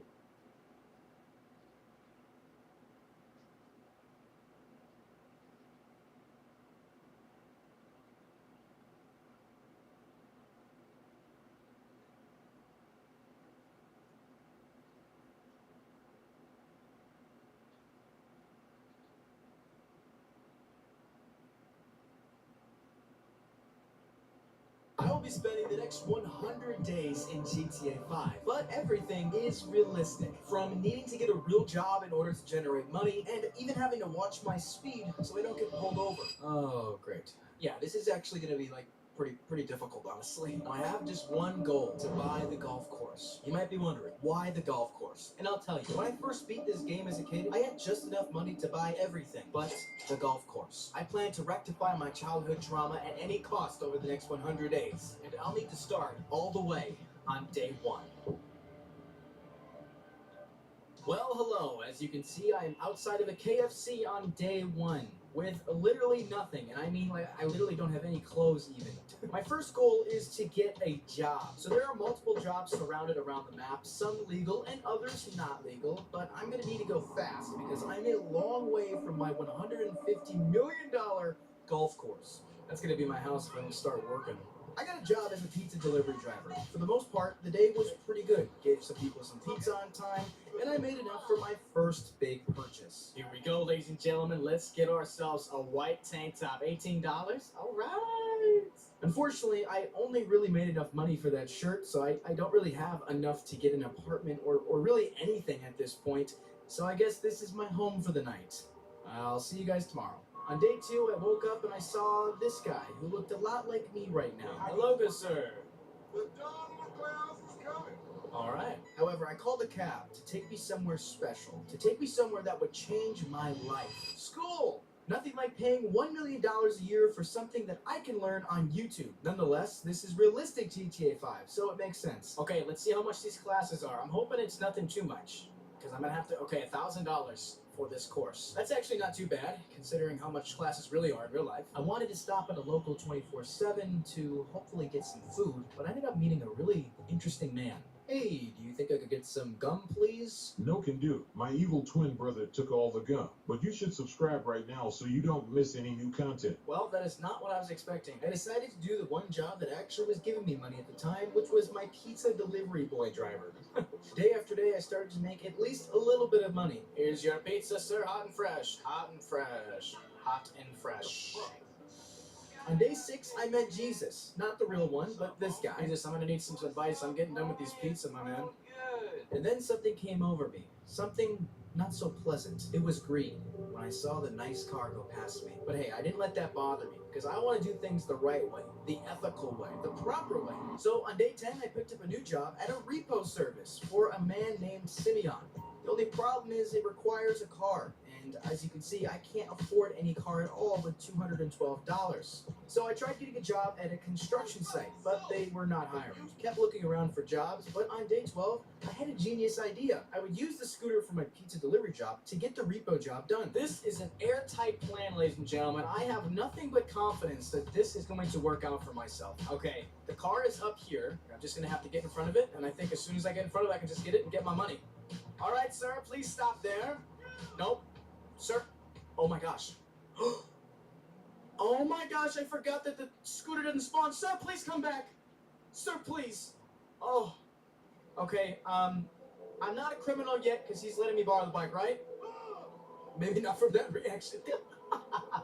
Okay, we're gonna borrow this bike. We're gonna get this repo position done. In that same day, I untied a man on a post, and I gave what was clearly a very intoxicated couple a ride to a hotel. Oh. Well, I guess I'm leaving my bike behind. Here. Thank you so much. Oh, yeah. Like the best. Here you go, guys. We've got a little unfinished business to attend. Well, that's gross. All right. Well, now I am stranded in the middle of no.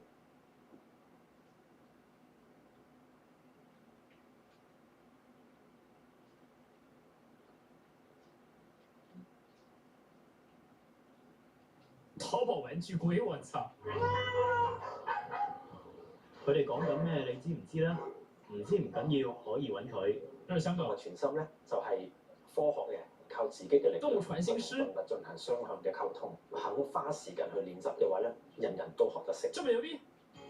市面上湧現咗唔少好似 Thomas 一樣嘅動物傳心師，聲稱可以同動物傾偈，唔使見面，淨係睇相就得。收費斷問題計，每次由150蚊到過千蚊不等。我操，這麼貴！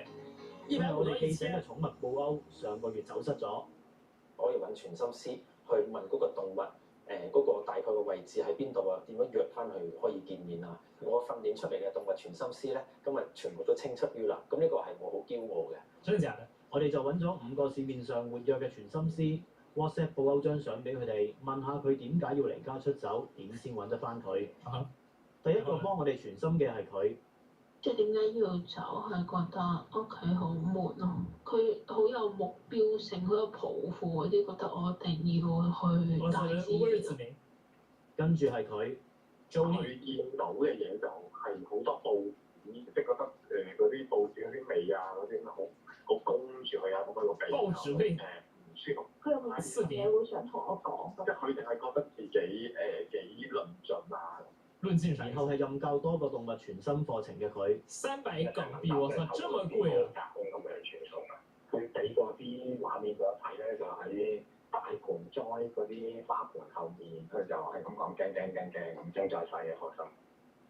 而佢就活躍喺 Instagram， 佢透過 WhatsApp 回覆我哋，話布歐因為有人帶咗佢出去玩，又唔理佢，嬲嬲地抱住冒險嘅精神去玩。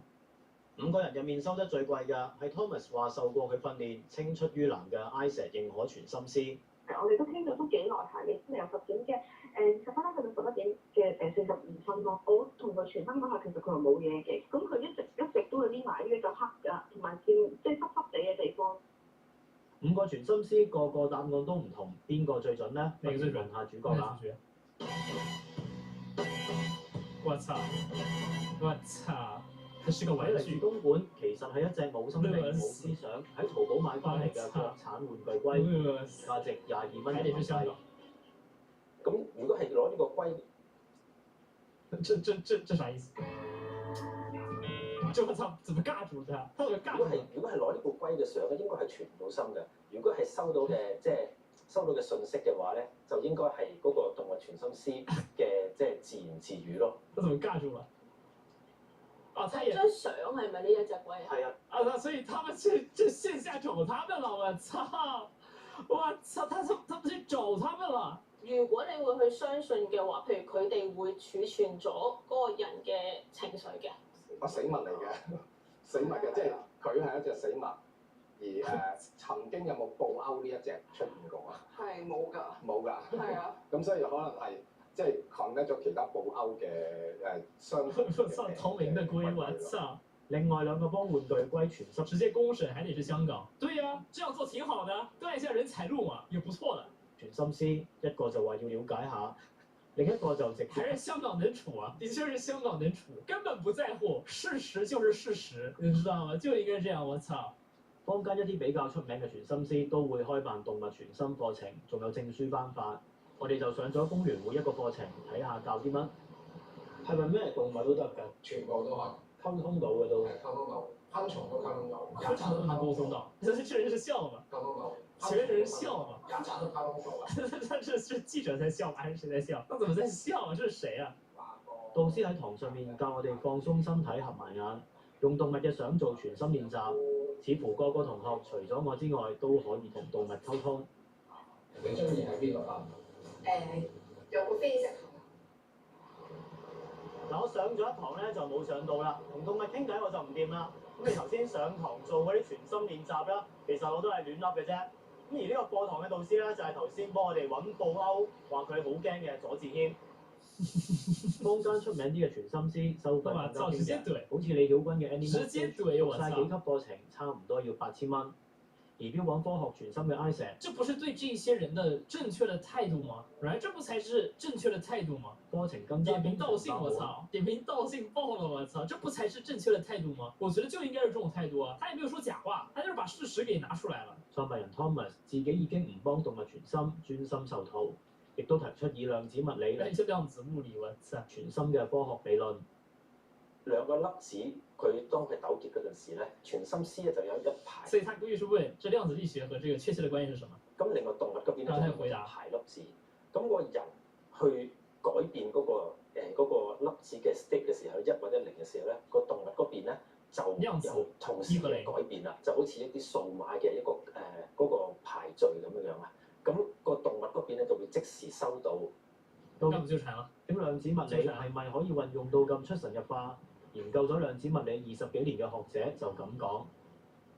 如果係咁，我諗我哋都見唔到啲全心師啦，啲全心師全部去晒國防部打工咯。有線電視記者楊良傑報道。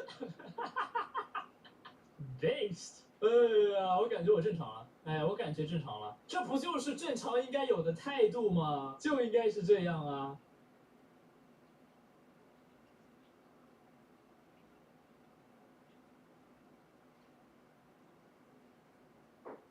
当你信心满满、一切就绪、准备开始起飞的时候，却遭遇了这样的问题，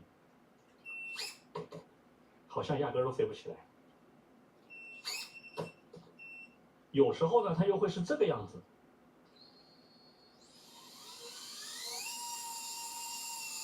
哎，它就是飞不起来。在地面站里，这5个设置的正确与否，影响着这个问题。第一是陀螺仪的方向，第2是电机旋转的模式，第3是电机的顺序。第4是电机旋转的方向，第5是桨叶方向的正确安装。OK， 来，我带着大家一个一个过滤一遍。首先，先将你的穿越机正对着你的屏幕，然后连接地面站。OK， 这个视角呢有我们俗称的对尾。这时候呢，在地面站的首页设置页面就有一个穿越机的图例，它会随着你的真实姿态相应摆动。正确的情况下呢，它也是对尾的，所以这2个姿态呢是一一对应的。我们来看一下3个轴的方向，一个是俯仰，一个是横滚，一个是偏航。如果这个图例与真实的飞机姿态并非一一对应的，要在你的配置页面，配置往右边看飞控板校准，其实这个翻译呢是有问题的，实际上是陀螺仪芯片方向的校准。我们可以看到这里，以这块飞控的正确设置呢，它的3个校准角度分别都是0，我们随意改动一个，将横滚设置为180度，保存重启。我们再来看一下它的姿态呢，反过来了。那么就要开动你们脑筋急转弯的初中几何学的思维大脑，来相应的换算一下你此刻的姿态到底偏差了多少。所以再次提醒大家，一定要将机身正对你的屏幕，这样呢才有一个正确的参考方向。OK， 姿态是紊乱的。那我们看这里，看非常小的小字，偏航是0左右，俯仰也是0左右，说明这2个轴是正确的，而横滚轴是将近在180度左右。其实你只要看这3个参数，大概你就知道在这个配置页面如何去校准这3个数值了，差多少你就填多少。刚才呢，我们横滚轴偏了-180度。那么就在这里减去180度，也就是180减180等于0。我们经常会碰到有些玩家，他的飞控不是菱形安装，而是方形安装的，这时候呢就偏了45度。这种情况最常见通常呢就是在偏航轴这个地方被设置成了-45度。我们来看一下这种情况是什么样子的，一样还是要正对屏幕对尾的方向来连接地面站。好，我们来看一下现在是什么情况我们一样对尾，看看是否一一对应。哎，发现它已经并非一一对应了，这是最常见的一种错误情况，错的不多，但却非常致命。那么我们如何找到正确的方向并填写正确的值呢？分享个小技巧啊，这是很多玩家非常困扰且非常绕的一个地方。我们先要找到一个基准方向，因为我们刚才队尾也就是0度状态连接地面站的，那么这就是飞控的一个初始状态。我们可以看到它并没有像刚才那样360度反过来，那么说明它的横滚或者是俯仰其实是正确的。如果横滚是反了，你上地面站之后呢，它是底儿朝天的；如果你的俯仰反了呢，你解锁之后它是机头朝你的，那么也就是俯仰和横滚都是正确的，那么错就错在偏航上了。偏航差多少？正确的方法呢是寻找一个基准值。我们知道它无非就是向左偏或者向右偏，我们随机找一个方向，向右先偏45度。我们来一一对应一下啊。我们假设这是机头，但是看看图例是不是机头朝下了，并没有，它是左侧朝下。那我们反过来朝左侧偏45度，假设这是机头，我们再俯仰一下，哎，你看图例是正经的机头朝下俯仰了，那么说明我们错误的向左偏了45度。然后我们来看这行小字，俯仰和横滚的都基本在0度左右，而偏航呢，哎，大概就相当于360度减去45度嘛。那么问题就好解决了。我们回到配置页面来看一下这里的数值。刚才得出的结论是偏航错了45度，哎，大概率呢你就加45或者减45，两者其一一定能找到准确值。那我们就在这里将45度大不了改成0度或者改成90度，你试一下就知道了嘛，对不对 ？OK， 这个问题好解决，但是记得要保存重启。最后只要一一对应，第一个问题呢就解决了。好，第二、第三、第四个问题呢，我们全都要在电机这个页面来进行调整，也就是第二个啊，反转电机转向。我们的穿越机呢，电机总共有2种转向方式，一种正转，一种反转。正转呢，就是前方电机向内侧转，或者叫4号电机顺时针旋转，我们叫正转。反之呢，就是反转。而这里的电机转向方式呢，无非就是正转，这个开关关掉呢，就是正转方式。你看这个图例，4号电机它是顺时针旋转，反转就是将反转电机转向给它打开。这时候呢，下面有个超小的字 revert， 相当于我们就开启了反转电机。那么我们如何判断到底应该设置正转还是反转呢？第一个办法就是，当你买了一个新的穿越机，通常呢上面都是有这种小贴纸的。我们来看4号电机，你看它是逆时针旋转，那么代表这台穿越机它是反转设定。但是如果你根本就没有贴纸，你如何知道呢？上一下电不就知道了吗？但是上电之前记得先要把桨叶拔掉。为了你的家人和财产的安全，请把所有的桨叶全部都拆除。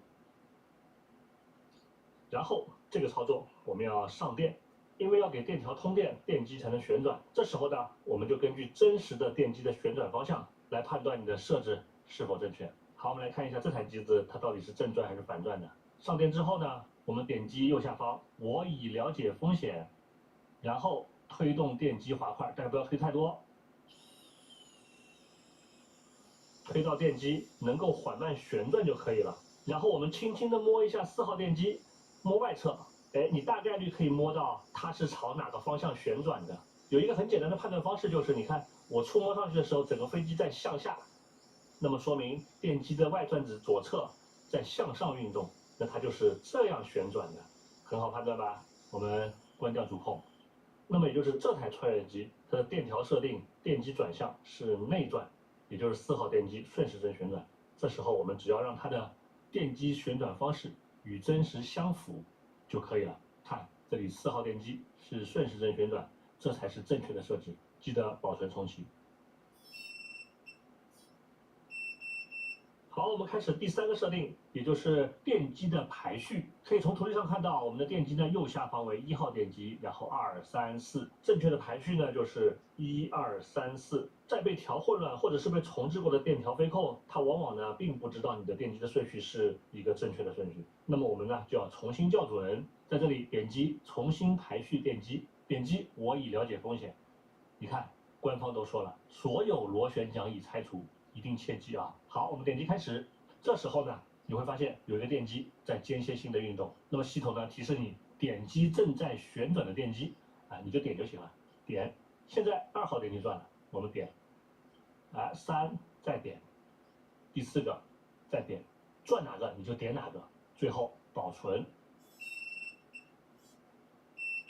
好。我们电机的顺序校准完毕，然后再次回到电机页面。接下来呢，就是我们第4个电机的方向。其实这里翻译有问题啊，应该叫做电机旋转的方向。当然，无非也就是正转和反转嘛。因为你的电调飞控在默认状态下也不知道你的电机到底是正转还是反转。4个电机都是一样的啊。我们点击电机方向，我已了解风险，这个呢2选1。通常呢，我们选择下一个单独的。好，根据图例呢，会显示这4支电机正确的旋转方向。我们以右下方的1号电机为例啊，我们鼠标单击1号按钮，点击长按的同时，1号电机呢就在旋转了。这时候我们放在桌面上，用手去触摸一下电机，老方法，你可以感知到这个电机旋转的方向的。看，它是顺时针旋转。这时候呢，我们就看一下它是否与图例显示的正确的旋转方向一致。如果不一致，那么下面的2个按钮你2选1都点一下吧。先点正常，点完之后呢，它就将这支电机的旋转方向重置为正转。当然，这个正转呢不代表是顺时针旋转啊，你的电机有可能是这么装的。总之，重置为它理解的正转。然后呢，你再点击1号电机，再摸一下，看看它的旋转方向是否与图例一致。哎，我们这里看到，哎，它转反了。好，那我们再点反向。总之，这2个按钮总有一个按钮点了之后，它的转向呢会被设定到与真实的转向、正确的转向一致的，直到一致了以后，1号电机设置完成。以此类推，把2、3、4都校准完毕，点击关闭，电机的转向呢就设置完成了。OK， 赶紧拔掉电源。有一个注意事项啊，在做这一系列设置的时候，往往呢你的电池就会插在你的飞机上插很久。这个时候呢是最容易将你的电池过度放电，导致电池彻底报废的。这一点电池的使用注意事项呢，我都做到了新手入门电池的那个章节，注意去详细查看啊。好的，完成这些操作呢，你的前4个步骤就过滤过去，校准完成了。最后一个步骤就是正确的安装桨叶。刚才那个起飞不了的状况，如果你桨叶装反，桨叶的顺序装错，也一样会导致你根本就飞不起来的。但是桨叶的正确安装呢，我做了一个更详细的如何正确安装桨叶的一个详细教程，就在新手入门的板块里面单独去收看和学习了。只要将这5个方向都校准完成，最后呢，终于恭喜你，只要你会飞，你的穿越机呢就能正常起飞了。OK， 希望你跟着我一起学废了。今天呢就先这么着，来了个拜。The FPV world is a bunch of freaking masochists. Like, every time someone tries to make our lives easier, tries to make FPV simpler and more accessible, we say no thank you, and we just do it the hard way. It's almost like we love the punishment. We love the fact that we have gotten through all of the BS. We kind of know how to make things work. And then when someone comes along and says, what if other people didn't have to suffer like that? We say, no, everyone must suffer. But what if there was a product that was simpler, easier to use, didn't give up much in terms of functionality, and was way freaking cheaper? I'm Joshua Bardwell. You're going to learn something today. This is the Radiomaster T8L. No, I'm sorry. This is the DJI RC controller. This is the Radiomaster T8L. Boy, you can sure see how I got those confused. I'm sure that's just a coincidence. This is the Radiomaster T8L, the new controller from Radiomaster. And ostensibly, this is targeted at beginners, but I almost think it's unfair to say that it's targeted at beginners. I'm going to show you what Radiomaster has done to make this easier to use, but everyone can benefit from that, not just beginners. Before we get into that, let's just take a look at the form factor of the radio. First of all, no, that is not how you use the joysticks. That comes with these little screw-in joysticks in the back, very similar to the DJI controller. Okay, I'm not going to do that for the whole review. I think you get the joke. They screw in, so these are not standard gimbal sticks. If you try to get some of those aftermarket 3D printed stick ends, they will not go on.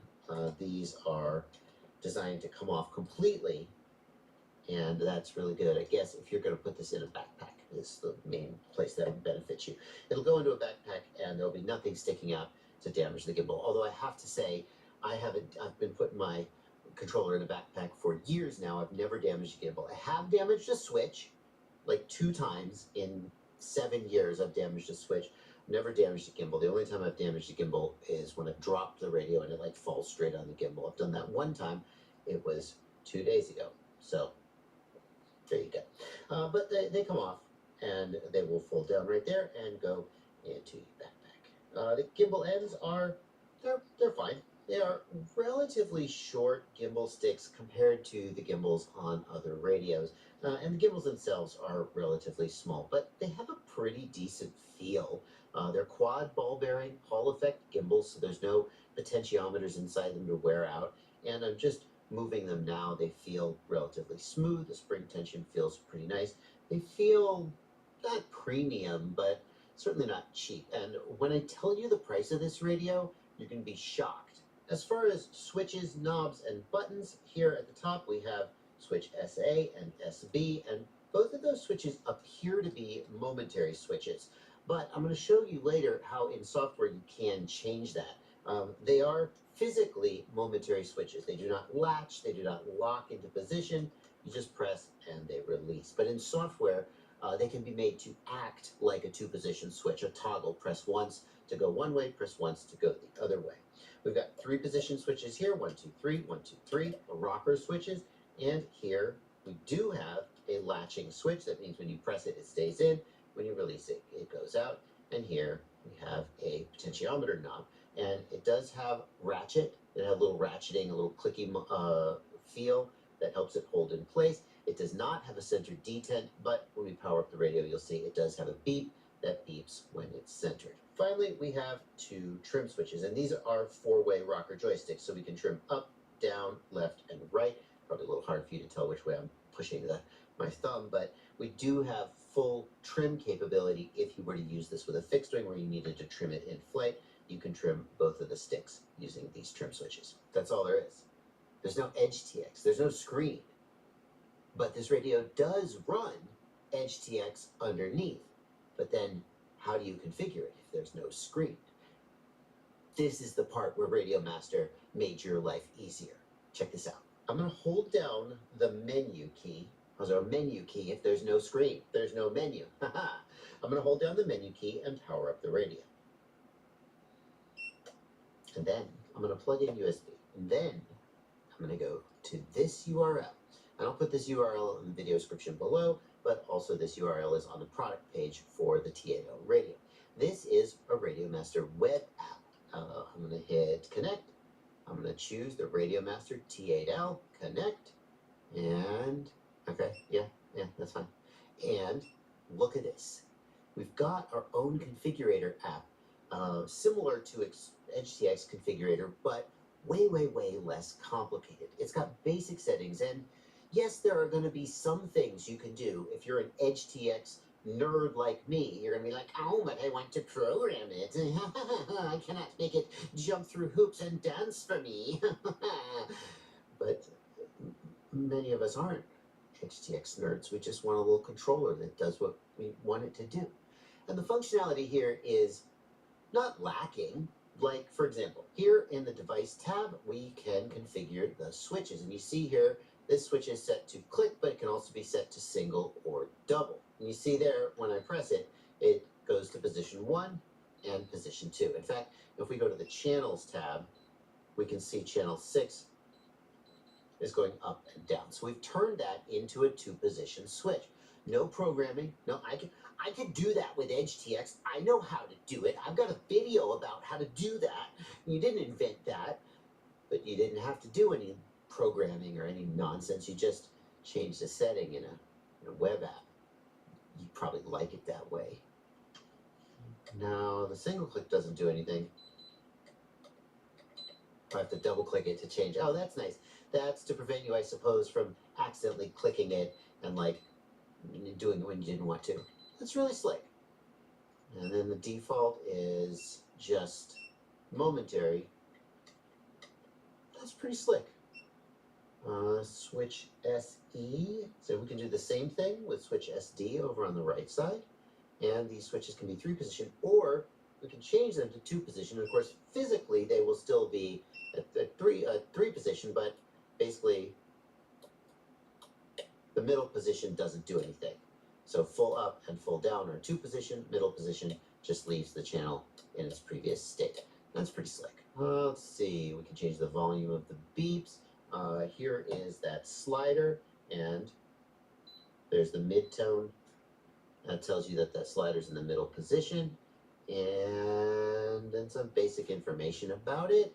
And we got a channel readout screen that shows the output of the channels. Let's see the channel values. Yeah, got a little bit. How's the jitter on that gimbal? Not bad. Looks like we have maybe 1 point of jitter on the gimbal. The others are holding solid at 1500. Yeah, not a lot of jitter on the gimbals. That's good. Channel settings, we can change the output limits. So those are our endpoints, and we can reverse the channels. And that's it. Custom curve? No. No custom curves for you. You can do that in HTX. Channel mapping, we can change the channel, which control is which mapped to which channel. Very simple. Again, nothing complicated. No complicated mixes or anything like that. Just you can reorder the channels. That's it. And then we've got trims and sub trims. And we can see the trims move as I push the switch. And we can put sub trim in if we desire to. And then lastly, we can change the mode of the radio from mode 1, 2, 3, or 4, but you should use mode 2 as God intended. Here in the RF settings, this is basically the Express LRS Lewis script. That's it. All of your Express LRS options are here. We have a max power of 100 milliwatts. That is the max. That's more than enough for hobbyists, although people who do bando flying around obstacles or who do more long-range stuff are going to want more power. This isn't the radio for you. It also has an internal antenna, so you're going to get less range than if you had like a dedicated external antenna. But you know, the range is, well, I haven't tested it yet, but it's probably acceptable for the kind of person who's going to buy this radio. And I love that it comes shipped with a default packet rate of 250 hertz.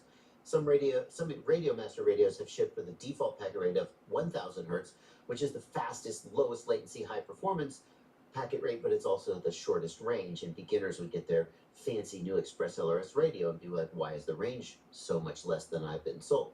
250 hertz is a fantastic compromise between latency and good range, and that is exactly, what I run on most of my stuff, and it's what I would recommend. And we can start binding here just by hitting bind. And lastly, firmware update. And amazingly, why wait for the device to be ready?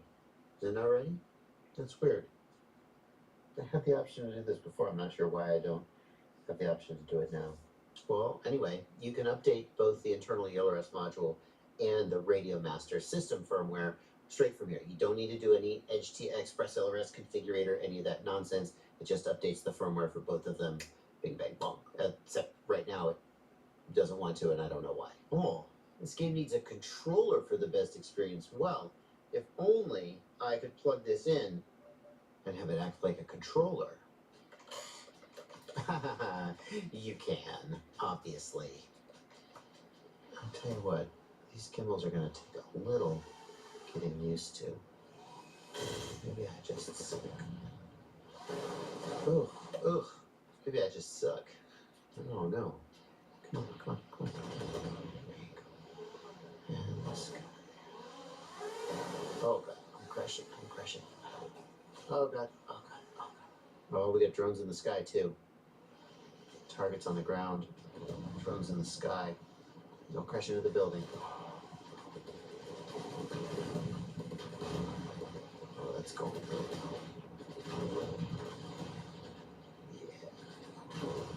Oh, that's really good. Oh, get on him. Got you.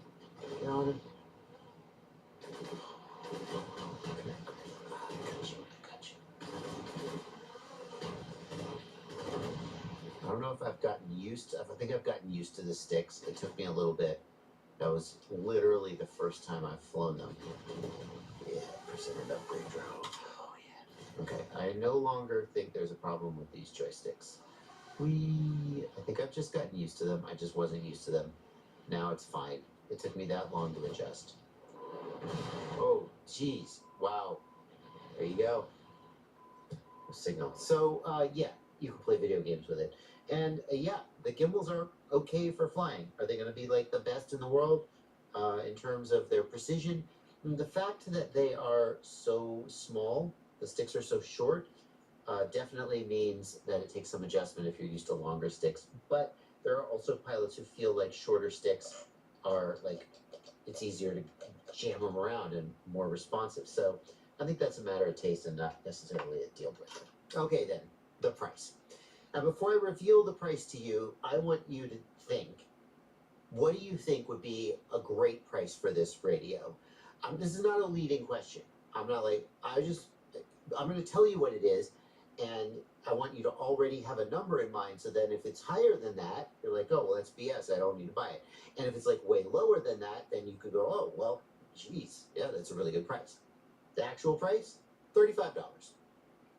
$35. And if you're in the United States, it's possible that when you buy it, you'll get a tariff, and it'll be $50. Okay, well, that's still not that much. $35. I was shocked that it was that low. I'm not trying to say, oh, this is such a good radio. Oh, it's amazing. I am pretty impressed with the gimbals for $35. Honestly, they feel decent. The overall build quality feels really solid. This does not feel like what I would expect if you told me that you were going to hand me a $35 radio. In fact, if we compare it to the Radio Master Pocket, I mean, the Radio Master Pocket is a more expensive radio. It was Radio Master's budget line. It was his least expensive radio until now. It feels pretty firm. The gimbals feel fine. There's no problem. But I don't know, maybe it's the clear plastic shell. The Pocket always had this kind of like, oh, I'm a little chintzy, I'm a little cheap a feel. And this doesn't. It feels good. I expected it to be closer to $50, $60. So when I saw it was $35, you could buy this easily, just use it for gaming. Use it for a simulator. Hand it to like a new pilot just to, you know, get their feet underwater. That's not a saying. You don't get your feet underwater. In fact, I think the real question, if you're thinking about buying this radio, is should you upgrade to the Radio Master Pocket? The Pocket is about twice as expensive. It's $65 instead of $35.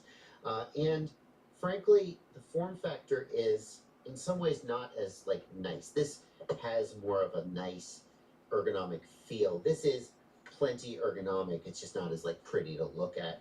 The gimbals are very similar. Maybe a little bit better feeling. I'm not sure. The controls are very similar. In fact, the controls are identical. Holy cow.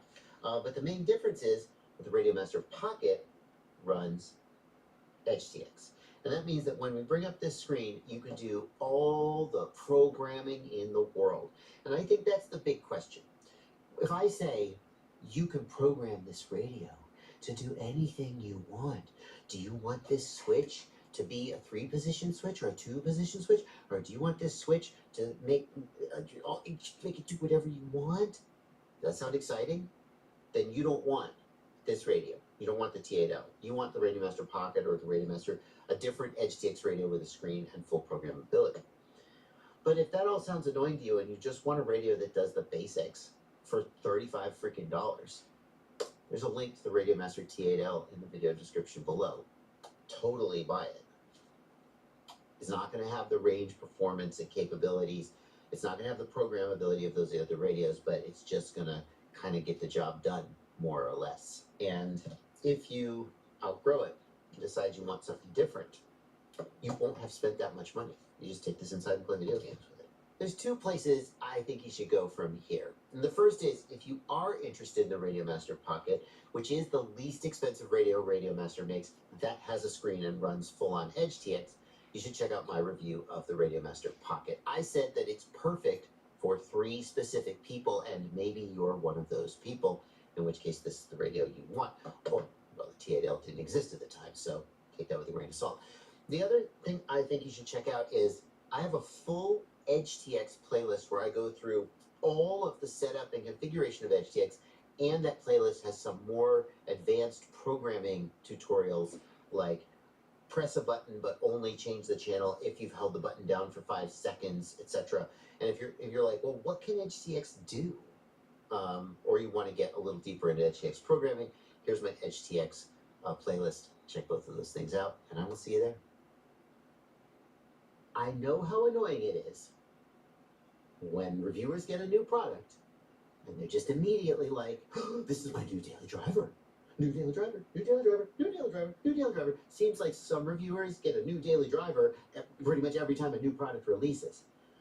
Radio Master is making it awful hard for me. You see, I switched to the Radio Master Boxer a little over a year ago, maybe even 2 years. I'm not sure how long it's been, but I've had the Radio Master Boxer for a long time. And that's why I think you guys are going to be okay if I decide that the Radio Master GX12 is my new daily driver. And I'm not saying it's going to be, but it is real freaking tempting. This radio ticks so many boxes. And I'm thinking hard. I'm Joshua Bardwell. You're going to learn something today. You're going to learn if it's your new daily driver. Now, the first thing that makes the Radio Master GX12 so desirable is its form factor. People are always looking for more compact radios that fit easier in the backpack and are easier to transport, but without compromising ergonomics. A lot of the people who want a smaller radio are going to a gamepad-style radio like the Radio Master Zorro. And of the gamepad-style radios, I feel like the Zorro does the best job of preserving the ergonomics of a larger radio without giving up, without too many compromises. But still, like, for example, the batteries on the Zorro are really small. The battery life is really terrible. And personally, I just don't find that it fits my hand and works really well, especially because I use a hybrid pinch style versus a thumbing style. I think the people who like gamepad style radios usually are into thumbing. So the Radio Master GX12 has similar ergonomics to something like the Radio Master Boxer. It fits in the hand in a similar way, but it's slightly smaller. Well, not really. I mean, if you look at them side by side, you can see that the GX12 is smaller, but then once you add in the screen, it's kind of the same height. So it does seem like it's going to take up less space and fit easier into a backpack. But when you hold it in your hands, it still fits really nicely. And yes, that's even true for somebody like me who does hybrid pinch. Even with my index finger and thumb on the gimbals, I can get to all the edges of the gimbal. I don't feel like the radio is insecure, and the ergonomics just really work pretty well. The next thing that makes the GX12 stand out is these antennas. And no, I don't mean that they're folding antennas, although I love that they're folding antennas. I found the factory antenna on my Radio Master Boxer so annoying that I 3D printed and modified a folding Radio Master Pocket antenna onto it, and I really like that. No, what makes the GX12's antennas so interesting is that they are dual band antennas. You see, this is a Gemini radio, and we'll talk a little bit more about what Gemini is later in the video, but the short version of the story is that this radio can do both 900 megahertz, which gives increased signal penetration and increased range due to the lower frequency, and 2.4 gigahertz, which gives lower latency, but at slightly reduced range. So if you're somebody who likes to do mountain cruising one day or real bando bashing with you need a lot of penetration to get through the concrete walls of the bando, and then you go out and you race and you want the lowest possible latency, this radio can do it all without having to put an extra module in the back or any nonsense like that. And that is pretty freaking exciting. But what if you don't like the built-in antennas? And it's probably true that the small dual-band antennas that are built into the radio aren't going to give you as good a range as a dedicated antenna, an antenna made specifically for 900 megahertz versus 2.4 gigahertz. And you could even have high-gain antennas if you're doing really long-range stuff that focus the beam down into a narrow cone. Fortunately, the GX12 has these ports here, and although there is nothing in there, you can get an SMA pigtail, and you can mount it in there, and you can plug it into a UFL connector on the PCB, and you can have your own external antennas here instead of the built-in antennas. Very thoughtful, Radio Master. The Radio Master GX12, like pretty much all FPV-focused radios today, and certainly all Radio Master radios, runs the EdgeTX operating system. And for those who are new to the hobby and to EdgeTX, it's kind of like saying that a computer runs Microsoft Windows. If I put you in front of a Windows computer and you know how to use a Windows computer, it kind of doesn't matter who makes the computer, you're going to basically know how to do what you need to do. The same is true for Mac OS or Android or iOS, and EdgeTX is kind of like that. Any EdgeTX radio, when you power it up, you're going to learn something today. Well, I've customized the startup sound on that one, but at the end of the day, any EdgeTX radio that you power up is going to have pretty much the same menus and the same functions and capabilities. And that's why when we get into a review like this, we're not really going to talk about the capabilities of the operating system. How many channels does it support? How many mixers does it have? Is it programmable? The short version is that EdgeTX can do pretty much any dang thing that you want it to do. It can jump through hoops if you want it to do, and it can do all the basic things that you expect an RC controller to do. There is a little bit of a learning curve with EdgeTX, and that's why I've actually made an EdgeTX 101 video playlist. There's maybe 5 or 7 videos in it now getting you through basic configuration, and it may be more in-depth than some people are looking for, but maybe just the right amount of depth. I would recommend you check it out if you're getting to this radio. Even if you're experienced in HTX, you'll probably learn a few things. There's a link to that playlist down in the video description below. As well, I'll put a little pop-out card up in the corner if you want to check that out. So we won't be diving into the capabilities of the operating system because that's the same for all of these radios, and that's not going to be what steers you towards this radio versus any of the others. The screen on this radio is a black and white screen similar to the Radio Master Boxer, and I think it even has the same resolution. It's not a super high resolution screen. You are going to be dealing with text. I should show you that. I should show you the GX12, not the Boxer. You're going to be dealing with text. You're not going to have graphics like on the Jumper T15 with a color touchscreen or the Radio Master TX16S with a color touchscreen. That simpler interface, to me, it's fine. I actually kind of in some ways find the color touchscreen to be overkill, although when I had a radio with it, I kind of enjoyed it. So it's 50-50 to me. This is definitely not a reason to stay away from the radio unless you just love big color images and big complicated color screens.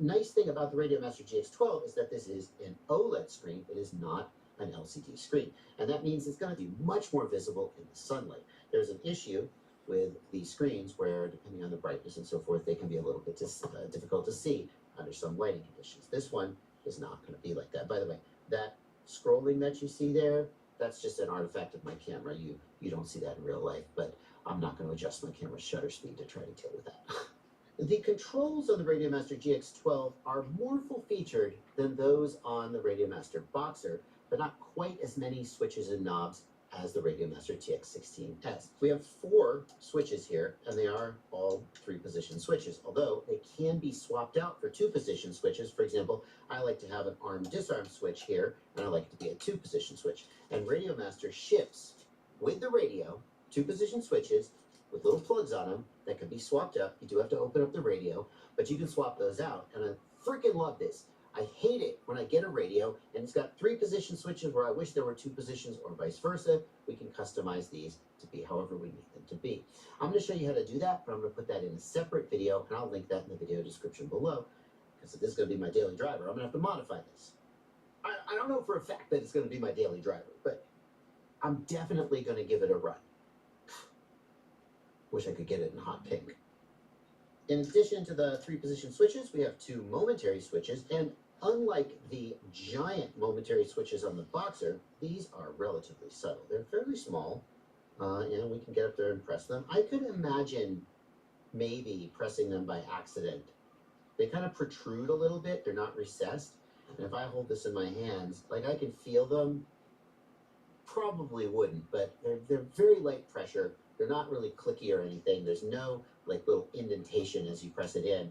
I think there's more of a risk of accidentally clicking it than like something like this, which you're really not going to do by accident. But probably not a big deal. And then we have these 2 sliders, and this is something that I really appreciate.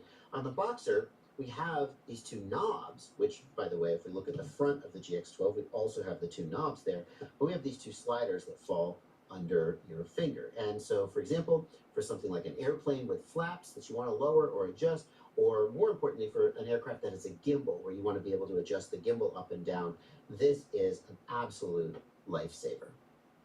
I love it. Freaking love it. Oh, they feel nice too. They have a nice click indentation at the center, a nice strong click, and then while you're moving them, they feel smooth, they feel very damped, very nice. Good potentiometers. Now, those sliders are going to be controversial for some people because there's going to be people out there who have no freaking use for them and don't like that when they rest their finger right here, it's resting right on this slider. And instead of a nice solid surface, well, number one, they've just got these indentations under their finger, and number two, they've got this movable thing. People didn't like the sliders on the Zorro so much that they actually 3D printed a cover that just literally covered up the slider so that you could rest your finger there and not have the slider underneath it. Radio Master took heed. You can actually remove this faceplate, and they ship with the radio replacement faceplates that just remove the slider. You're just going to physically unscrew it, unplug it. In software, you could turn it off, I guess, and you're going to replace it with this faceplate. Again, just really, Radio Master is really thinking about what their customers want and giving them all the options. Well, probably not all the options, but giving them options, and I freaking love it. On the front of the radio, we have 2 more switches. They are also momentary switches, and I guess you would use those. Like if I'm flying, I guess I could take my hand off the stick momentarily. Could I push it like that? I don't know. It's a little, I think those to me would be more for something I would use when I wasn't flying. Like it's really easy to just get your thumb up here and push these. But if I was in position like this, they're just not that accessible. Even if I move my index finger up here, it's kind of a weird angle to get to. So I'm not so sure about those. We'll probably find a use for them, and it's always nice to have more switches, I guess. In addition, we have these switches down here, and these don't work like you might think they would.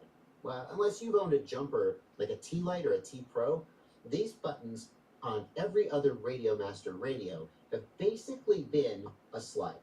They're essentially go from all the way down to all the way up, and that's it. So here's all the way down, and now we are turning that slider to the right, and now the slider's all the way up. But Jumper was the first to release a radio with a more customizable set of 6-position buttons, and Radio Master has now followed along. This is the first Radio Master radio that does this. So what we can do is we can configure these switches however we want them to be. So right now, you can see it is set up like it's a single 6-position array, and we can have one of them active at a time. So it's working exactly like before, which is kind of nice for backwards compatibility. But if we go in the menu and we go down to customize, that's annoying. Hold on. First, I'm going to turn the volume off. Again, if you want to know more about configuring the radio and stuff, go check out my HTX playlist. All the information you need about like actually using the freaking radio is in that playlist. We go down in the setup screen to the customizable switches, and we can define for each of the switches like how the switch interacts with the other switches, and even colors, a separate color for when it's on versus when it's off. So let's take switch number 1, and let's change switch number 1 from being in group 1 to being in group 2. And now you'll see that switches 2 through 6 work as before, but notice that when I manipulate switches 2 through 6, switch number 1 stays the same. Switch number 1 is now a separate 2-way toggle. We basically have another toggle switch. Whereas switches 2, 3, 4, 5, and 6 are a 5-switch group in which one of those switches can be enabled at a time. And I could take switch number 2 and put it into group 2. And now switches 1 and 2 are in a group with each other. And I can select one of them or the other. Or I can select none of them. You see that there I've turned switch 2 off. Switch 1 precludes switch 2 precludes switch 1, and then I can turn them off. And the same with switches 3, 4, 5, and 6, which are now in a group with each other. Although, it's like switches 3, 4, 5, and 6, I can't turn off. The configuring of the customizable switches has always been a little bit of a bugaboo for me, and in fact, I think that might be the next video I make in my HTX tutorial series, so I could freaking take the time to figure out all the ins and outs. But the bottom line is that now these 6-position switches are much more versatile. You can have 6 individual toggles. You can have a group of 3, where you can go 1, 2, 3, 3, 2, 1. You can have another group of 3. You can have any combination of those things, and you can customize the colors to be exactly how they want, which I know we all freaking like, because we all love customizable colors. Before we continue with the video, I'd like to remind you that the single best way for you to help make sure that I am able to continue making content like this, which hopefully you value, is to join my Patreon. Patreon is a website where you subscribe to me. for as little as $2 a month. That's the minimum amount, just $2 a month. Someone's vacuuming. But join my Patreon, get access to my Discord server, and just feel good about supporting the work that I do here. If you watch my content regularly, then hopefully, eventually, you'll come to a point where you go, this guy's earned my support. If today is that day, join my Patreon at any level, at any dollar value that you pick. $2, pick $5, pick $10, pick whatever amount you think is fair for the amount of value you get out of my content. There's a link down below where you can click through. And if today's not the day, if you're like, I just want to watch the video, you probably already skipped ahead. But yeah, keep watching the content. I'll keep making the content, and I hope that day comes. So the radio's got a bunch of switches and knobs, and they're fairly customizable. What about the gimbals? And you're either going to care about the gimbals or you're not. And there are definitely people out there, myself among them, who say it kind of doesn't matter. Even like the worst gimbals that Radiomaster makes are still plenty good.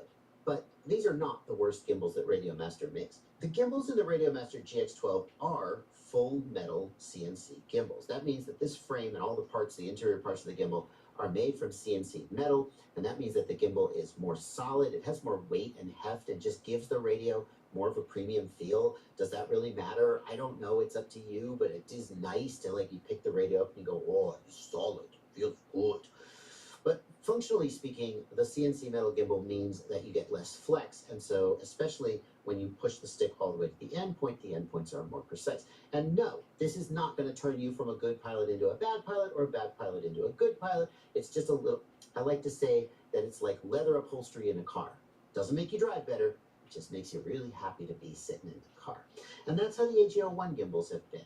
Now these are not AG01 gimbals because Radiomaster have done something novel with the sensor for these gimbals.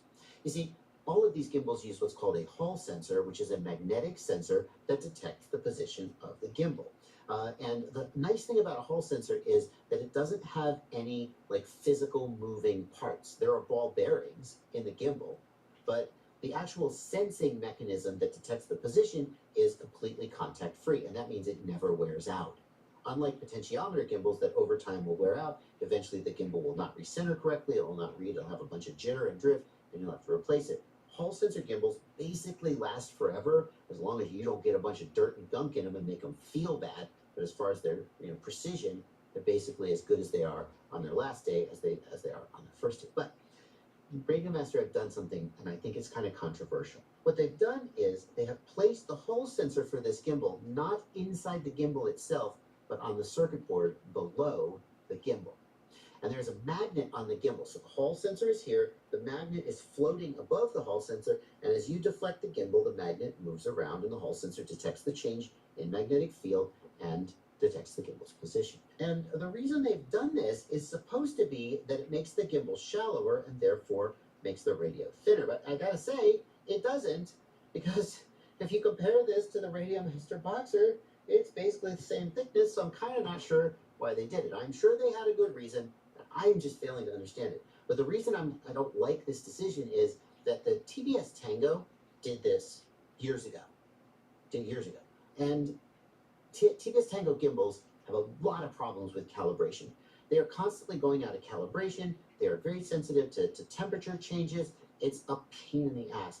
I know people who use the TBS Tango in their daily life, and they're constant, like sometimes several times a week, the gimbals will go out of calibration and they'll have to recalibrate the damn thing. Now, we don't know whether that will be true for the Radiomaster GX12. This is not a TBS Tango. Radiomaster may have implemented this better than TBS did, but it gave me a huge amount of pause when I heard that they'd done this, because I know it hasn't worked well for the TBS Tango 2. Another cool thing about these gimbals is that if you pull up on them, and you have to pull up with more force than I realized. The first time I did it, I just thought this didn't work, and then I and then it popped up, and now it's fine. If you pull up on them, they actually fold. They fold over. And credits to TBS, Team Black Sheep. The TBS Tango 2 Pro was the first to do this, at least the first I'm aware of. This is one of the cases where you can absolutely claim that Radiomaster has just completely ripped off TBS. I don't know, did TBS take it from somewhere else? I don't know, but if you're into folding gimbals, which like protect them from damage when you put them into your backpack, that is pretty freaking cool. And unlike the TVS Tango gimbals, when you fold them, they seem like they actually freaking stay folded. I don't know about you, but on my Tango, if you just tweedle it the tiniest bit, boing, it pops up again. It, okay, that sounded wrong. Another thing you give up with these gimbals on the GX12 is the adjustment screws. On the AG01, the adjustment screws are in the front of the gimbal, and these adjustment screws let you adjust gimbal tension, they let you adjust travel up and down. You do have to get into the back of the radio to adjust the throttle center if you want to make the throttle not center or change from mode 1 to mode 2. On the GX12, these are accessible from the back of the radio, and the nice thing is that we can get at the throttle as well. Is that what this is? T for throttle? What if I want to put the throttle on the other side? Interesting. You can make a centering throttle, but if you change it from mode 2 to mode 1, there's no hole on the other side to adjust the throttle, so you have to open the radio up. Oh well, not the end of the world. We can get at these screws from the back of the radio with relatively little hassle, but it is kind of nice to have them on the front with the HO1. Yeah, getting these back in place is a little bit of a hassle. How often are you going to adjust the gimbals anyway? Now here at the top of the radio, we have an intake for the fan that cools the Radiomaster Gemini module inside this radio. And that is a 1 watt module. It is not the most powerful module that has ever existed. There have been some 2 watt Express LRS modules in the past. Well, they had a 1 watt rating, and then you could unlock them and overdrive them to 2 watts. This guy is probably going to stay at 1 watt, and we don't have to worry about cooling, number 1, because we can just see there's the fan here, but number 2, because the Express LRS development team has a requirement for a heat soak test, where you basically leave the module powered up at full power for like an hour, and then you measure the output power, and it needs to be stable over that time. We can assume that Radiomaster, who this is not their first go-around, has successfully passed that test, and we're going to have adequate cooling to keep full power to our module, even under maybe potentially like hot environmental conditions and so forth.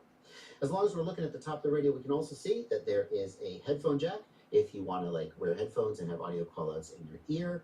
And there is a trainer port here if you're doing buddy box, which is something that a lot of people in the quadcopter world don't do, but it's also useful if you want to do a head tracker where you have a gimbal with a camera and you move your head and the gimbal moves with you. You need a buddy box port to do that, and this radio does have one. Also, we have the USB port, and unlike other Radiomaster radios, this USB port is used both for charging and for connecting to the computer. Radios like the Boxer have a port on top for connecting to the computer and a port on bottom for charging. Finally, Radiomaster have gotten with the program and just given you a single USB port. And this is convenient, number 1, because like, let's say you're using this radio with your computer to play the FPV simulator. It can plug into your computer and act like a joystick.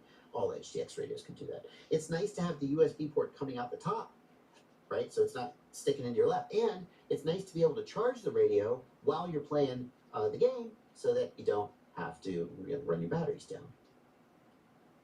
Sounds like my laundry's done. Hold on a second. I'll be right back. So the GX12 has an internal Express LRS Gemini module that can do Express LRS in both 2.4 gigahertz and 900 megahertz. But that may not be everything that you need. What if you've got quadcopters with Crossfire receivers in them, FreeSky receivers, or maybe even Immersion RC Ghost receivers? There are other control links out there that you might want access to.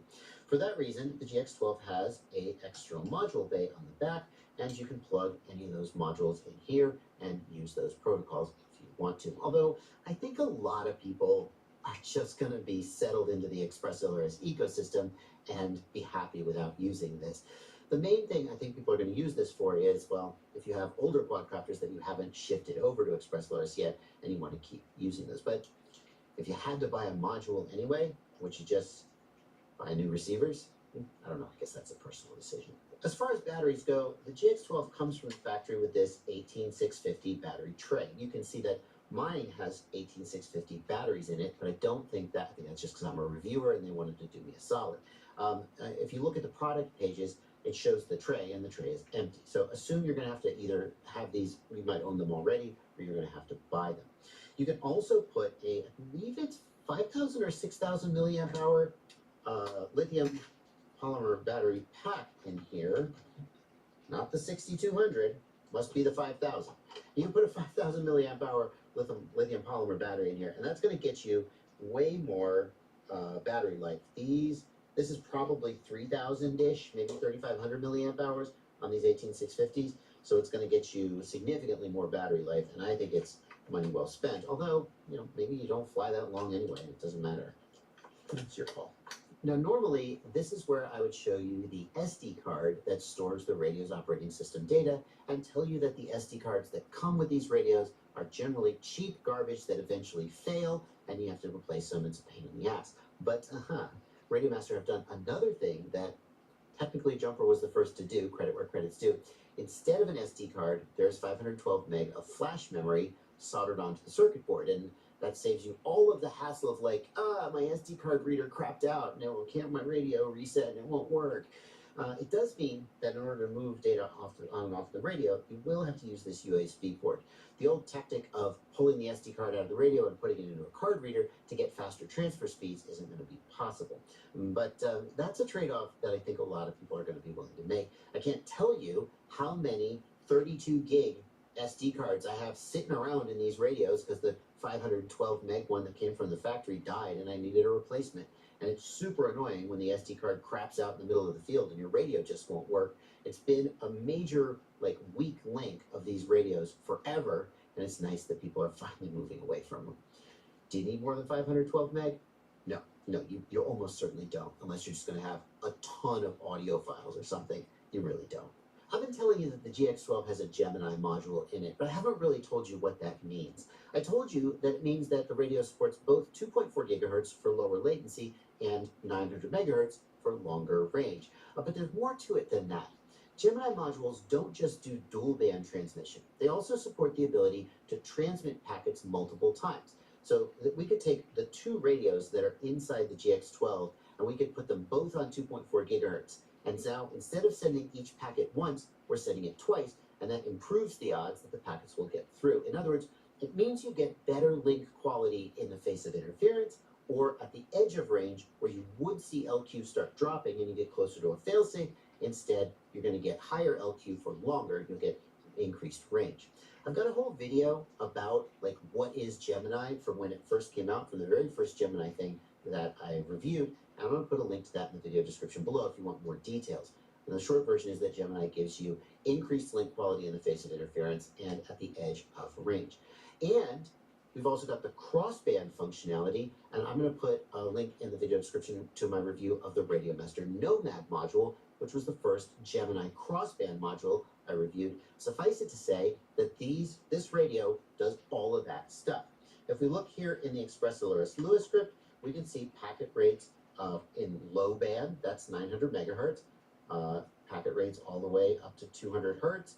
And if we keep going the other direction, we've got 500 hertz, 2.4 gig, full 250, etc. We've got all the options. Basically, this is a Swiss Army knife Express Solaris radio. It can do almost anything that you would want it to do, from low latency to ultra long range. And it supports the new Mavlink functionality for those who are doing long range birds with RGPilot.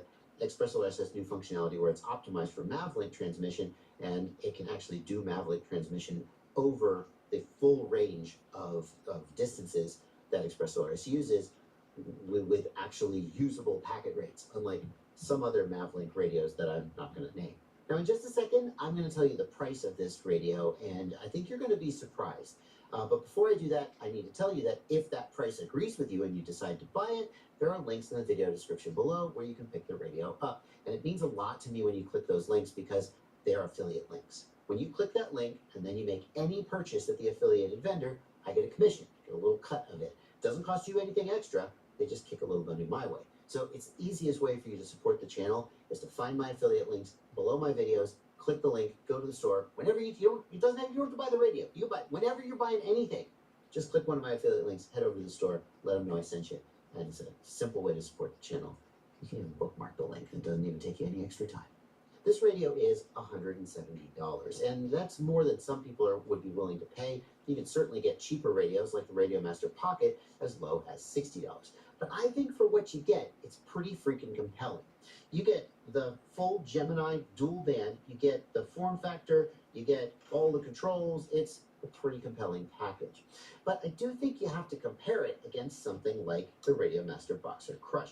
The Radiomaster Boxer Crush is similar in form factor. I think not quite as nice in terms of the controls. I think the switch layout on the GX12 is better, especially with the flexibility. The Radiomaster Boxer Crush is $190, and you get the full AG01 gimbals. And I do think the AG01 gimbals feel just that little. Do they feel $20 nicer? I think they do. Maybe it's just the stick ends. Maybe we could just move the stick ends over here. And do they even have the same size stick end? I don't know. Maybe with like a little adjustment to the tension and a little adjustment to the stick end, we could get them. No, they're not even the same size screw. Damn. The AGO ones are just a little bit nicer. And I don't think that would make me switch to the Boxer from the GX12 just for the gimbals. But I do think that if you're like not entirely swayed by the GX12's form factor and controls, and you're kind of tempted towards the AG01 gimbals, spending $20 more for the Boxer. Hey, it's also available in cool colors. Spending $20 more for the Boxer Crush is probably worth it. But you're not going to get dual band. You're not going to get 900 megahertz and 2.4 gigahertz crossband. The GX12 is, especially at a price of $170, really a leading contender in HTX in Express LRS radios today. It really is just a Swiss Army knife, and it's going to be perfect for so many people. But what if you really want that cool color touchscreen? You got to check out my review of the Jumper T15, because that is a Boxer-sized radio with a big color touchscreen, and that may be something you're interested in. I'll put a card on screen and a link in the video description below to where you can pick that up, as well as here's a card on screen to my HTX tutorial. I'll see you there. One of the biggest arguments in the world of Express LRS these days is which is better, 2.4 gigahertz or 900 megahertz. 2.4 gigahertz has faster packet rates up to 1,000 packets per second for the lowest possible latency, but 900 megahertz has much better penetration and range for long distance and any time of flying where you might have to penetrate through obstacles. But 900 megahertz doesn't go as fast. You don't get as low latency. And 900 megahertz has big antennas. 2.4 gigahertz antennas are so easy to mount. But what if you didn't have to decide? What if there was a dual band transmitter that could transmit in both 2.4 gigahertz and 900 megahertz, whichever you want, could switch between them seamlessly, and could even do Gemini for the maximum possible resistance to interference and maximum possible range and link quality? Does that make this Radiomaster Nomad like the ultimate Express LRS module that you could buy today? It does it all. I'm Joshua Bardwell, and you're going to learn something today. Before we get to testing out the new Radiomaster Nomad module, let's make sure we all understand what it is. And the first thing it is it's an Express LRS module. And if you don't know what Express LRS is, this isn't the video to learn it. But in short, Express LRS is an open source, so the hardware is widely available and relatively inexpensive, high performance, ultra long range, ultra low latency, very full featured control link for your, well, mostly FPV drones, but also other vehicles as well. So if you're going to get into Express LRS, you're going to need an Express LRS module. And most people these days are going to do something like this. This is the Radiomaster Boxer Crush, and it has an Express LRS module built into it. That is, it just binds with Express LRS receivers and does Express LRS without any additional hardware.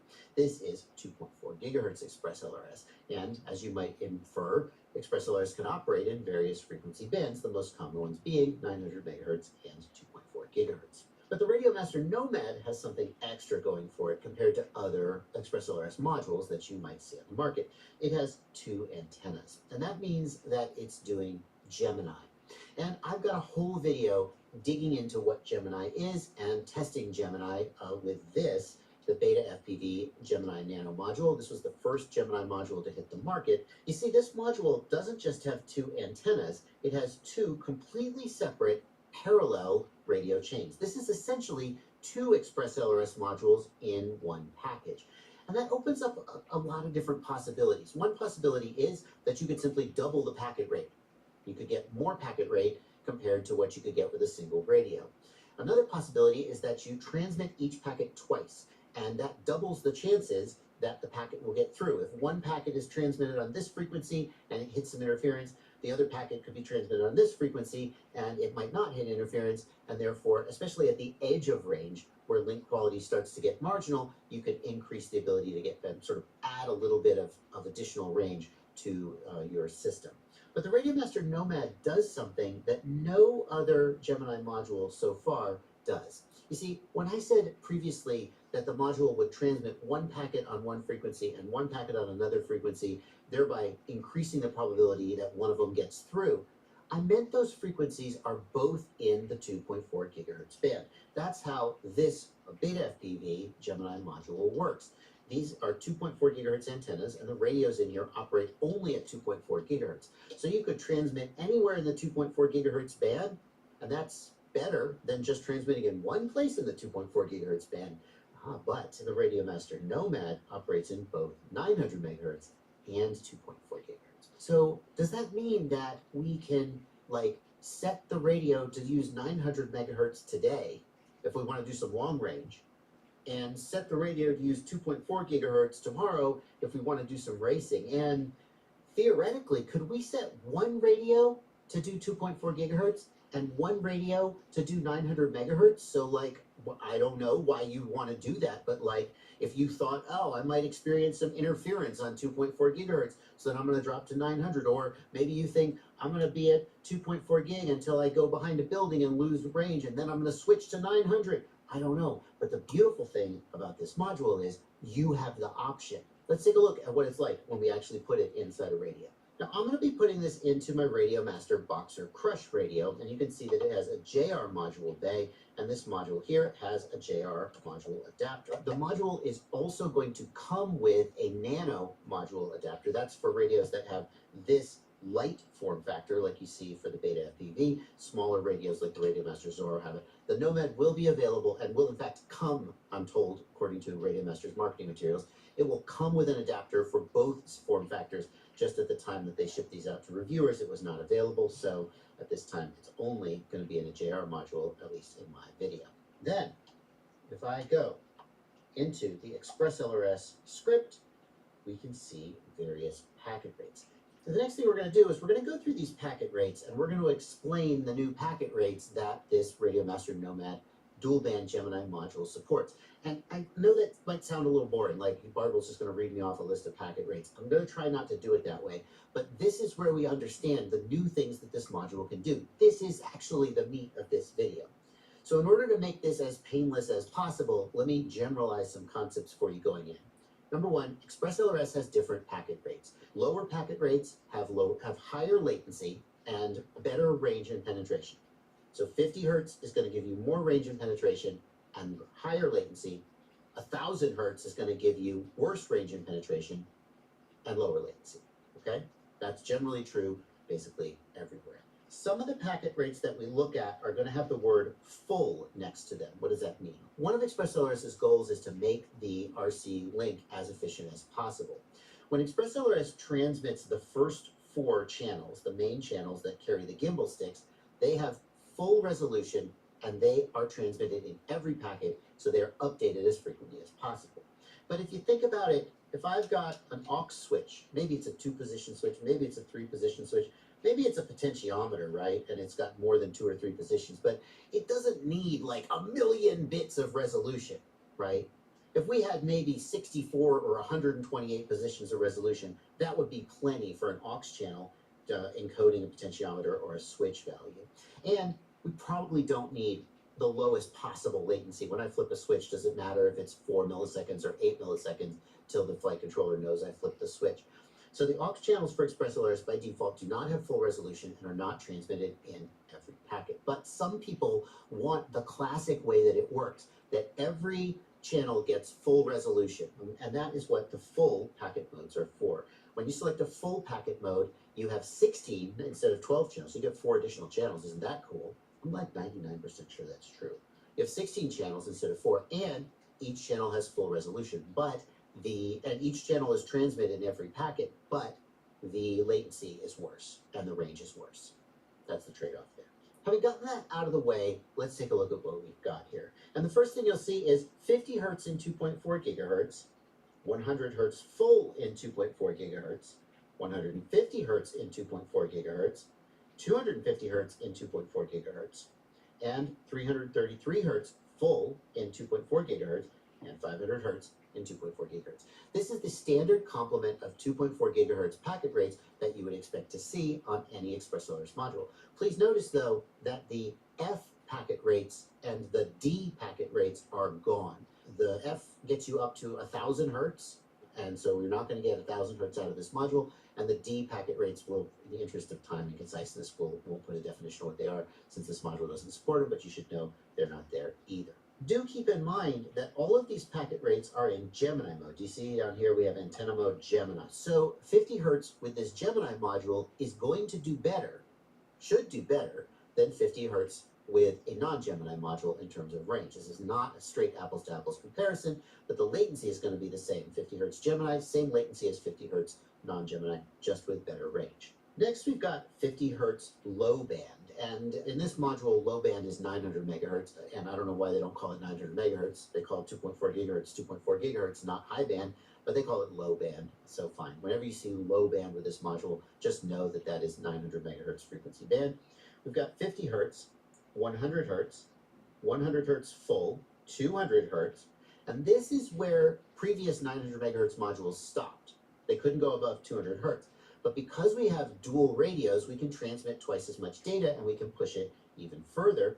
We've got 200 hertz full, and if you're going to run Mavlink with the new ExpressOS 3.5, this is the packet rate that's recommended. It's got double the packet rate compared to the previous full packet rate because of the dual radios, and that Mavlink needs a fast packet rate. If you don't know what Mavlink is, don't worry about it. It probably doesn't apply to you. And then lastly, we've got 250 hertz low band, which is a faster packet rate than 900 megahertz ExpressLRS has ever been able to do. In fact, I can't help but notice that I usually run 250 hertz on my 2.4 gigahertz ExpressLRS gear. To me, that's the sweet spot between low enough latency while still having pretty good range and penetration that I hardly ever have to think about fail-safing. I guess theoretically I can now run 900 megahertz if I wanted to without giving up anything in terms of latency. It's kind of cool, but we still haven't seen the best trick that the Radiomaster Nomad module has up its sleeve, and that is the X bands. So the X packet rates are going to be transmitting one radio in 2.4 gig and one radio in 900 meg simultaneously. And I have to acknowledge, like, FreeSky had a module that did this same thing a long time ago, and part of me was, it still is, like, what's the point? Because if you think about it, if I've got a 900 megahertz radio and a 2.4 gigahertz radio, the 900 megahertz radio is always going to win. If I'm up close, both packets are going to get through, and then eventually I'm going to get far away, and the 2.4 gigahertz radio is going to start fail-safing because it has a higher frequency, so it has less range of penetration, and then 900 megahertz will just, so like, why not just run 900 megahertz all the time and save yourself the trouble? Wouldn't I rather set 900 megahertz Gemini and double my packet transmissions for even better link reliability? But I think there's a hidden purpose to the X modes that many hobbyists are not going to encounter. And that's a situation where you theoretically might experience interference on one frequency band, but you don't know which frequency band is going to get interference, and you want to cover your butt. So if you think maybe I'll get interference on 2.4 gig and I want to fail over to 900, maybe I'll get interference on 900, I just don't know. If you're going to fly next to a cell tower and it's going to blast you out of the air, you don't want to take a chance. Or you're going to fly next to some Wi-Fi radio and it's going to blast you out of the air and you don't want to take the chance. That's the situation where the X bands or the X packet rates, I think, make the most sense. So we've got X100 full, X150, and that's it. Those are our X bands. We don't get, that's all we get for the X modes. Hey there guys, Joshua from the future here.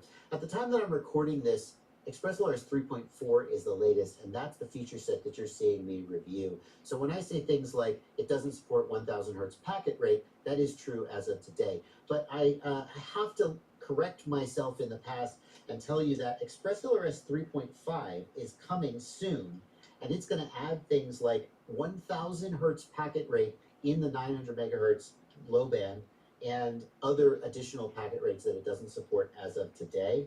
DK500, Donkey Kong clearly, next generation FSK modulation, 500 hertz, 1000 hertz. There's even more coming, but you knew that already because ExpressLRS always has more coming. So if you think about it, what this means is that I could go to a race one day and set my module to 500 hertz 2.4 gig Gemini and have a 500 hertz signal with very low latency, transmitting each packet twice for the maximum LQ, maximum link reliability. And then the very next day, I could go out and I could do some long-range mountain cruising with 50 hertz low band for 900 megahertz ultra long-range penetration and not have to change my hardware at all, except I'd need a receiver that could receive in both of those bands. That's the thing. Most of the receivers that you're going to see today will only operate in 2.4 or 900 megahertz. And this module can bind to them. If you buy a 900 megahertz ExpressLS receiver and you set this to low band, it will work. If you buy a 2.4 gigahertz ExpressLS receiver and you set it to 2.4 gig, it will work. But you won't be getting the full benefit. To get any benefit at all out of Gemini, you need a dual antenna receiver like this Beta FPV Super D or this Radiomaster RP4TD. A traditional diversity receiver will have two antennas but only one radio chain. And so it can listen on the two antennas, and whichever antenna gets the strongest packet, it will receive it, but it will not be able to tune in to the simultaneous Gemini transmissions at the same time. So an antenna diversity receiver will have some benefit, but a true diversity receiver, and both of these are true diversity, will be able to actually transmit and receive simultaneously at the same time and get the full benefit of the Gemini system. If you're going to use Gemini, you want a full diversity receiver, although you can use a non-diversity or an antenna diversity receiver. If you have to, you just won't get the full benefit of the Gemini system. But none of these receivers can switch between 900 megahertz and 2.4 gigahertz. And that brings us to this, the Radiomaster DVR4 receiver. And you can see that this receiver has no fewer than 4 antennas. It has two 2.4 gigahertz and two 900 megahertz antennas. Well, maybe you can't see because they're out of the shot because I zoomed in so far. But that's what it's got. It has 4 antennas, and it can actually just whatever you set the module to. You want crossband? You got crossband. You want 2.4 gigahertz Gemini? You got it. You want 900 megahertz? Just wake up one morning and decide what frequency you want to operate in. This receiver can do it all. This is clearly going to be overkill for a lot of applications. Most people don't wake up one day and decide they just want to take the same quadcopter mountain cruising that they were racing with the day before. But if you decided you wanted to, now you can. And this is the first receiver I've ever seen that has this capability. Actually, that's not true. I just remembered that I got these receivers from a new company called BayCRC, B-A-Y-C-K-R-C. It is a dual band 900 megahertz and 2.4 gigahertz ExpressLS Gemini receiver. And what they did differently is that they have a dual band antenna, 2.4 and 900 megahertz. I have no idea like how well this antenna actually freaking works or how well it's tuned. The idea that we've got these two elements here kind of hurts me and offends me, but maybe they probably know some engineering stuff that I don't know, an antenna expert would have to weigh in. But this can also do the same thing. It's only got 2 antenna connectors, so how are they doing the amplifiers? How are they doing the receivers? I don't know, doesn't the receive chain have to be tuned to a specific frequency? It feels to me like this approach probably doesn't work as well as Radiomaster's approach, but it only has 2 antennas instead of 4. That's going to make a big difference when you're mounting on your damn quadcopter. So I'll put links to these down below as well. The reason I haven't made any content about the BayCRC yet, even though I've had it for several months now, is they don't have a module. Or if they did, they haven't sent it. They said they sent it to me when it was ready, and so I haven't been able to actually test it, whereas Radiomaster was the first to actually get me a module that I could actually test. Well, I want to see this work. I mean, I believe that it works, but I want to see it with my own eyes. So I've pulled out this little tool. This is the Tiny SA Ultra Spectrum Analyzer. It's upside down because I'm left-handed. I'm trying to flip the screen. This thing's about $200, and as spectrum analyzers go, it's terrible.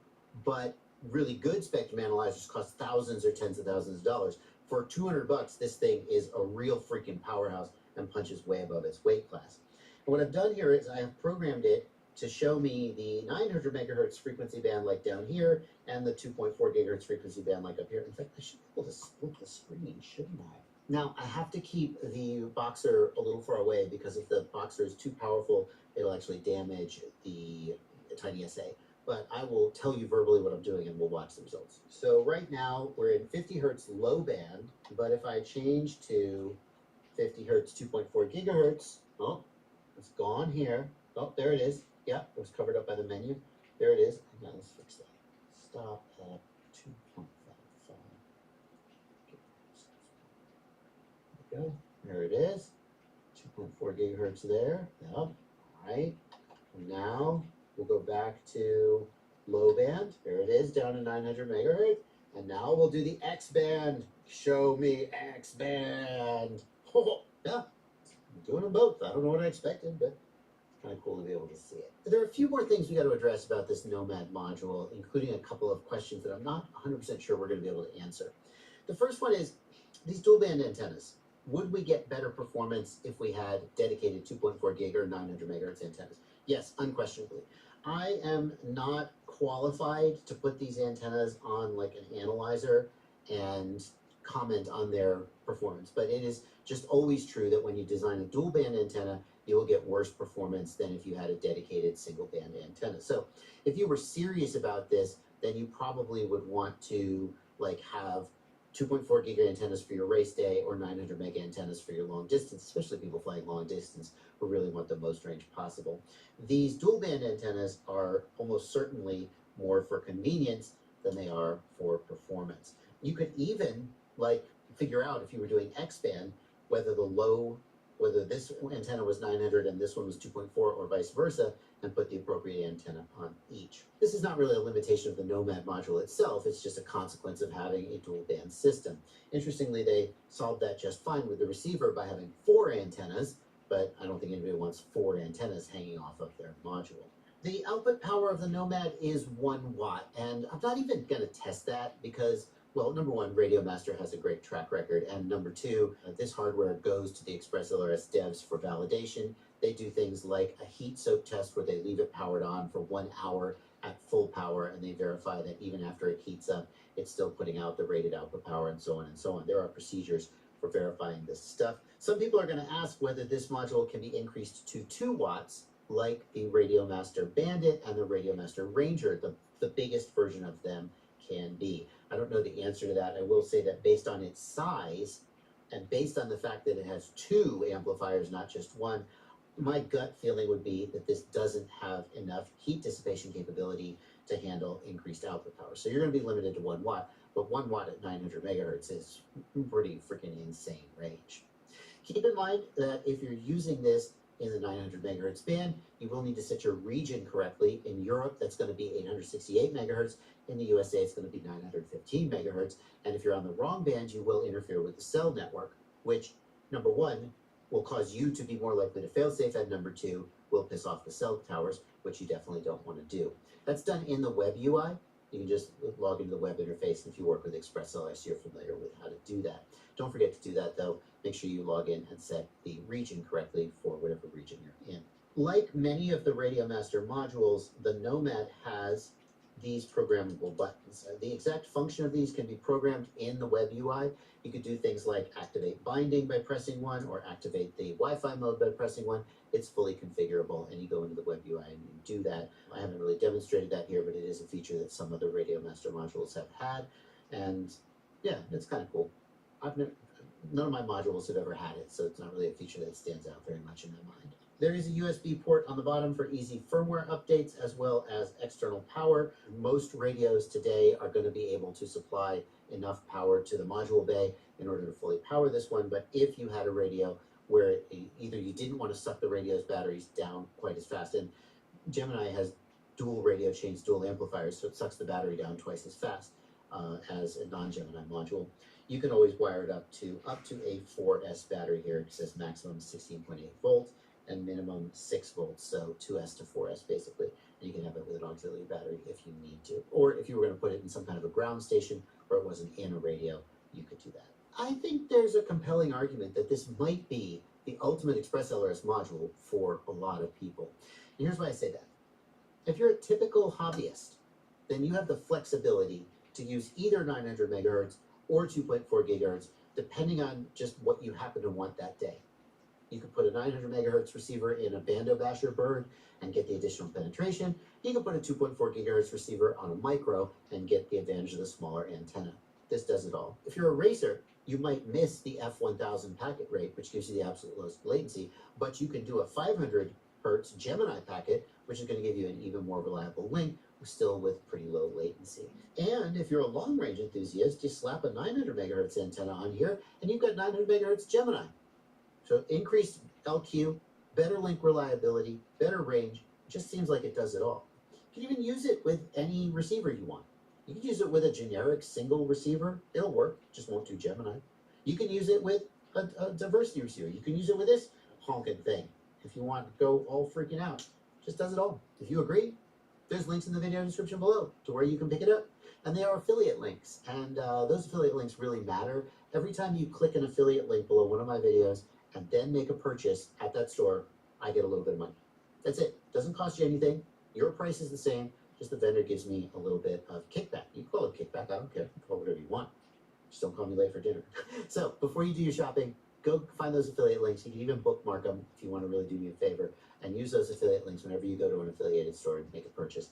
And it sure would mean a lot. Well, you're probably finding yourself wishing that I had done a little bit more of a deep dive into what Gemini is. And the reason I haven't done that is I already did that.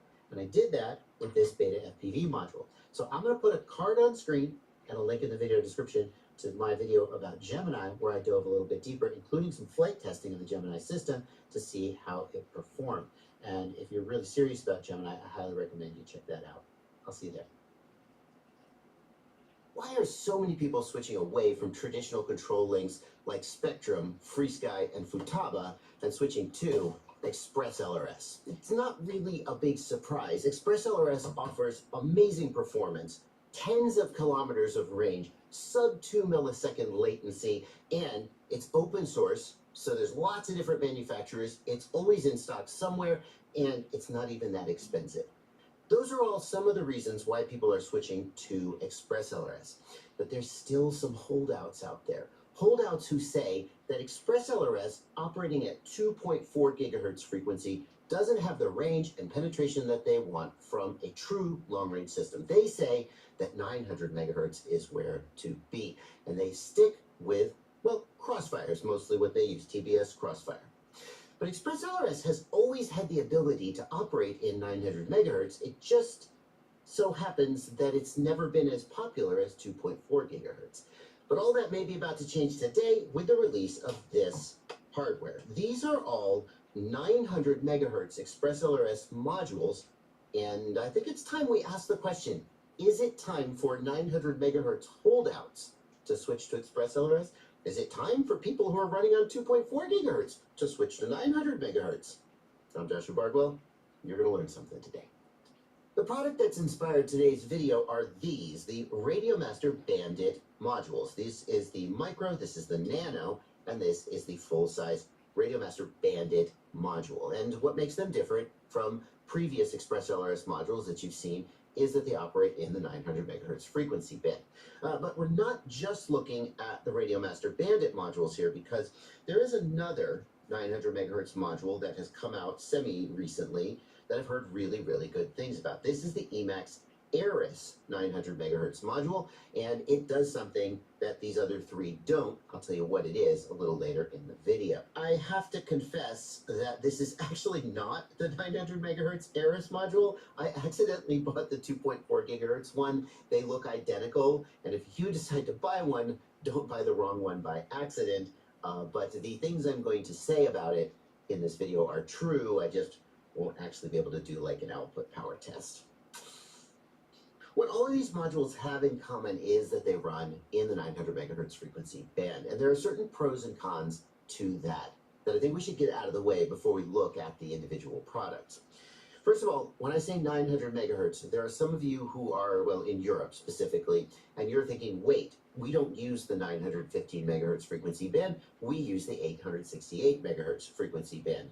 Whenever we say 900 megahertz, we mean both 915 and 868. Depending on which part of the world you're in, you will use one of those, but not both. And all 900 megahertz equipment is capable of supporting both bands. The big advantage of the 900 megahertz band is that the frequency is lower and the wavelength is longer. And anybody who has had neighbors playing loud music late into the night understands the principle that lower frequencies propagate better. You hear the bass, you don't hear the treble. Lower frequencies propagate better, they pass through obstacles better, a lower frequency control link is going to have more range and penetration, all else being equal, than a higher frequency control link. The other thing that lower frequencies do better, and this is a little hard to explain, but there's a phenomena called diffraction. There's a phenomenon called diffraction, and what that means is that when the signal passes around an obstacle, it will kind of bend around the obstacle. So if you imagine the signal going over a hill in the terrain, a higher frequency signal is going to be shadowed by the terrain, whereas a lower frequency signal is going to be a little more able to bend around that obstacle and sort of shine its signal into the shadow. Neither 900 megahertz nor 2.4 gigahertz are particularly good at this. They're still too high frequency, but 900 megahertz is slightly better than 2.4 gigahertz, and that comes up especially when you're doing things like mountain cruising, where you might be kind of semi-shadowed by a mountain peak or something like that. It's going to help you get just a little bit more coverage in that way. So 900 megahertz receivers have more range and penetration than 2.4 gigahertz receivers, all else being equal. But how much more, really? And is all else really equal? Those are questions we're going to tackle a little later in the video. Right now, I want to address one of the main downsides of 900 megahertz equipment, the size of the antennas.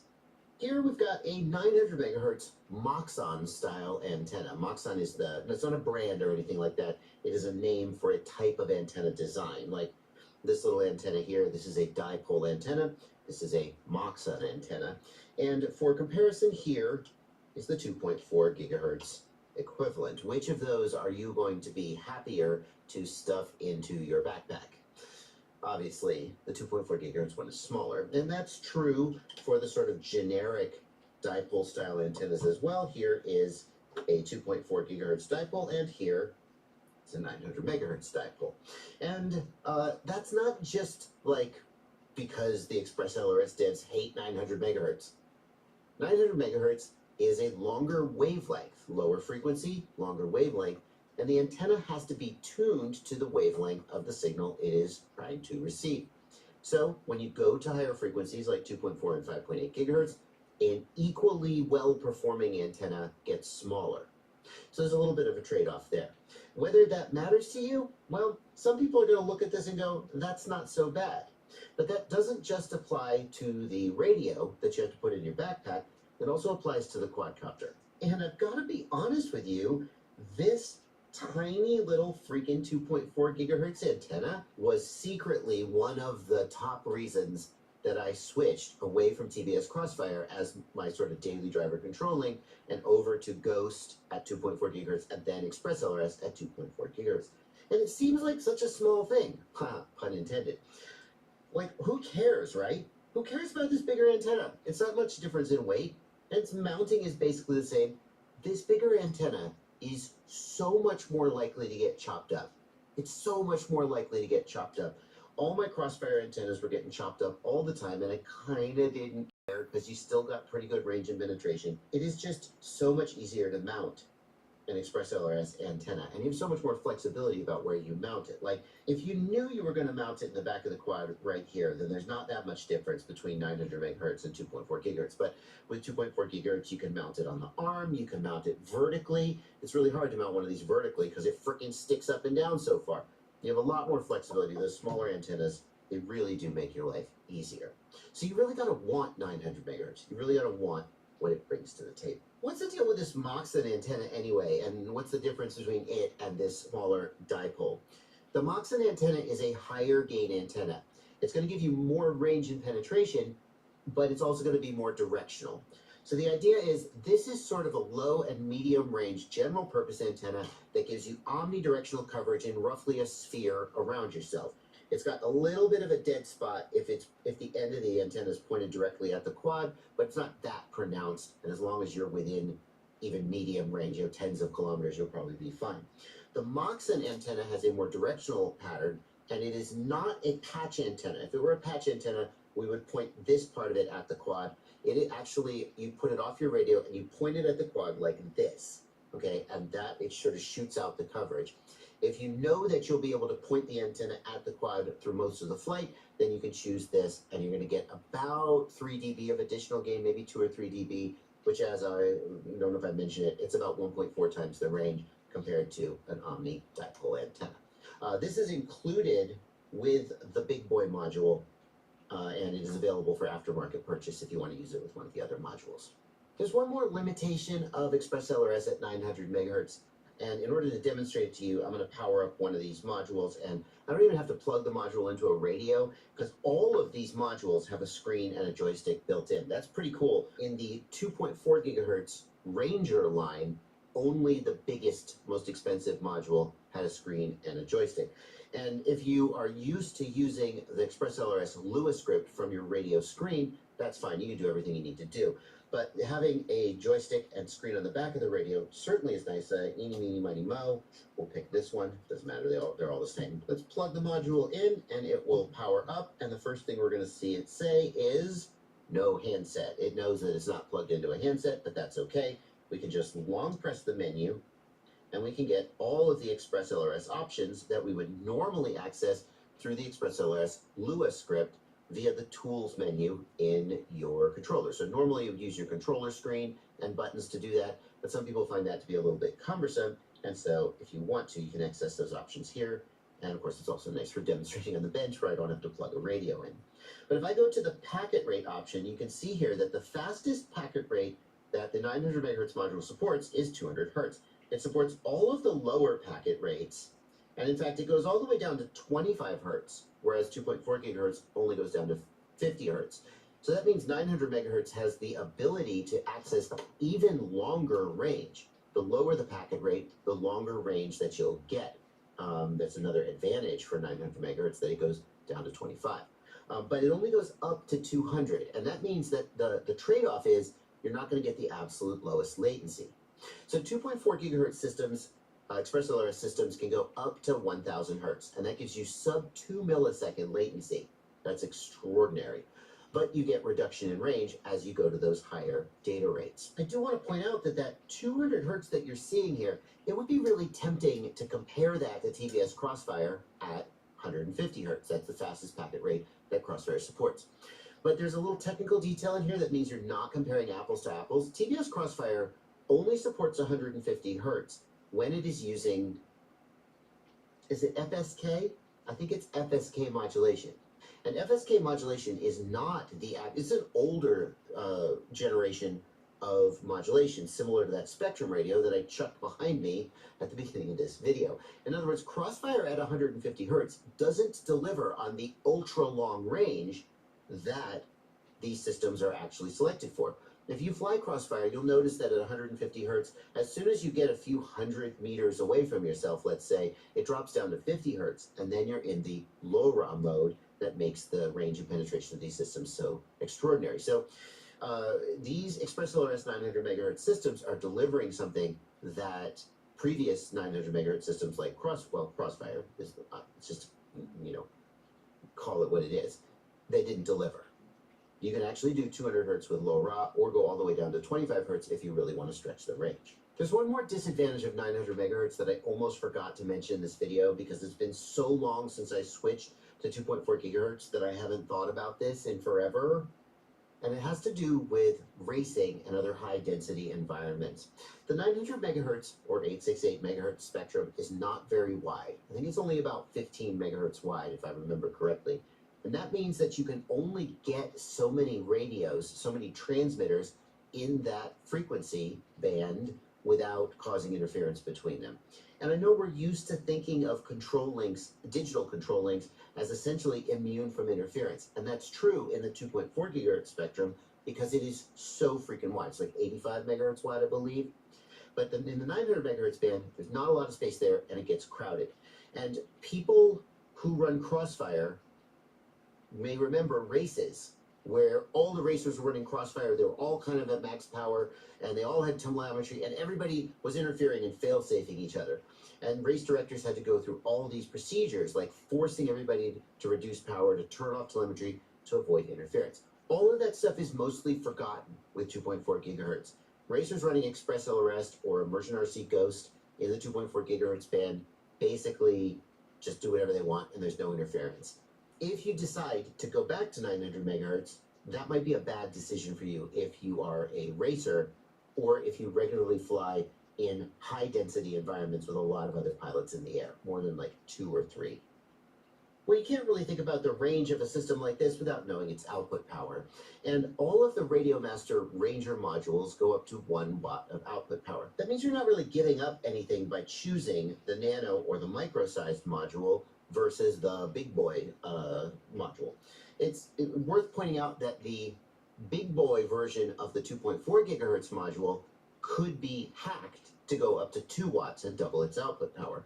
As far as I know, that's not true for the 900 megahertz version, although I have asked Radiomaster, and I'll put a note on screen if I find out that that's not accurate. The Ares module from Emacs actually does go up to 2 watts. So that means it is going to have double the power, which equates to about 1.4 times the range, all else being equal, of the 1 watt modules. If you're interested in how I frickin' developed that, how did I know it's 1.4 times? There's actually math behind it, and if you're the kind of nerd who wants to learn more about the math, I've got a link in the video description to the video about the weird math between range and output power. Well, if all 3 of these modules go to the same 1 watt output power, then what the frick is the difference between them? And the answer is that depends on what kind of radio you've got. So you're going to take a look at the back of your radio, and many of the radios will have this style of module bay. This is called a JR module, and that would take the micro version of the Bandit. You plug in there, and you would use that. There are other radios out there that have what's called a light style module bay, and they would take this one, the nano module. And then what the heck is the deal with the big boy? Because the big boy comes with 2 adapters, one adapter for a JR style module bay and one adapter for a nano style module bay, and they actually plug in on the back and screw to the back and let you adapt it to use it with any radio. But why would you do that? Why wouldn't you just buy the module that fits the radio that you have? I'm a little confused because with the 2.4 gigahertz version, the Ranger module, this guy could go to 2 watts. It had additional heat dissipation, whereas the other ones couldn't. They were limited to 1 watt. So you would get a bigger module, you get more output power. But as far as I know, that's not the case for the 900 megahertz Bandits. And so what do you get? Well, this guy has an LED. It clearly has a bigger fan, but Radiomaster does a pretty good job of designing their modules to not overheat and to run at full power for an extended time. So I think the main advantage that this module has is that it can take an external input more easily, and that means it opens up some possibilities. So this module has an external port labeled Crossfire, and it can take an external Crossfire input from this plug, which it actually ships with. And the idea is that like a Futaba 14, or maybe the 16 model Futaba, and the higher end Spectrum radios actually have the ability to output a Crossfire signal for use with an external Crossfire module. And in the past, that literally meant TBS Crossfire and nothing else. But these modules will also support a Crossfire input from those radios, and so this means that someone who had a higher end Futaba and Spectrum radio could actually use Express LRS if they wanted to. I'll put a link in the video description below to the page talking about how to do that, because there's details there that I'm not familiar with because I don't have a ton of experience with those radios. But for someone with an Edge TX or OpenTX radio, for someone with a radio capable of natively interfacing via a module bay, I don't think there's really a compelling reason I can see for buying this bigger, more expensive module. There's one more really freaking cool thing about the Radiomaster Bandit modules that I don't think is actually true for the Emacs Ares, so we'll set that aside. These guys can be flashed with firmware and used as receivers. What's the freaking point of that? When you have a long-range system, it is sometimes important that telemetry get back to you. So if you look at a typical, I don't have one handy. If you look at it, here we go. If you look at a typical receiver, it is capable of receiving the powerful 1 watt signal from the module, but the receiver also transmits. It transmits telemetry back to the radio. And that telemetry includes things like battery voltage and GPS coordinates. but usually the telemetry is not considered mission critical. So the telemetry transmitter is typically maybe 100 milliwatts at most, and that means the range of the telemetry transmission is less than the range of the control link. So if you take this aircraft and you fly it far away, somewhere, 10 kilometers, 15 kilometers, I don't know, at some point you will still have perfectly good control, 1 watt, but you will lose telemetry. But for true long-range systems, telemetry is often actually mission critical. For example, if you think about Mavlink telemetry that's used for ground control in ArduPilot and PX4, you need that. You could be flying the quad with telemetry and nothing else. You might not even have a traditional controller. It might be fully autonomous and programmable. What can you do about that? Well, if you take one of these modules and flash it to become a receiver, there's actually solder points inside here. I'm not going to open it up and show it to you. I'll show you a stock photograph. There's solder points in here that you solder it up as a receiver. And now what you have is a receiver with a 1 watt telemetry output. You have a receiver. You take one of these and you make it a receiver. You take the other one and you make it a transmitter. And now you have a fully symmetrical link where the output power of both the receiver telemetry and the control link is identical, which means you're going to maintain that telemetry as long as possible. And I happen to know that the ExpressLRS devs are actually working on support for Mavlink telemetry over ExpressLRS. And that's where this is going. And if you don't know what that is, then you probably don't even care about this feature. But that's what you would use this for. Those 900 megahertz SICK radios that I bought to put on my Pixhawk build, those are about to become completely obsolete because ExpressLRS is just going to freaking do it. That's pretty freaking exciting. The ExpressLRS devs are serious about long range. What am I talking about? If you have no idea what I'm talking about, I'll put a link down below and to my Pixhawk build, and you can see what the world is like over there.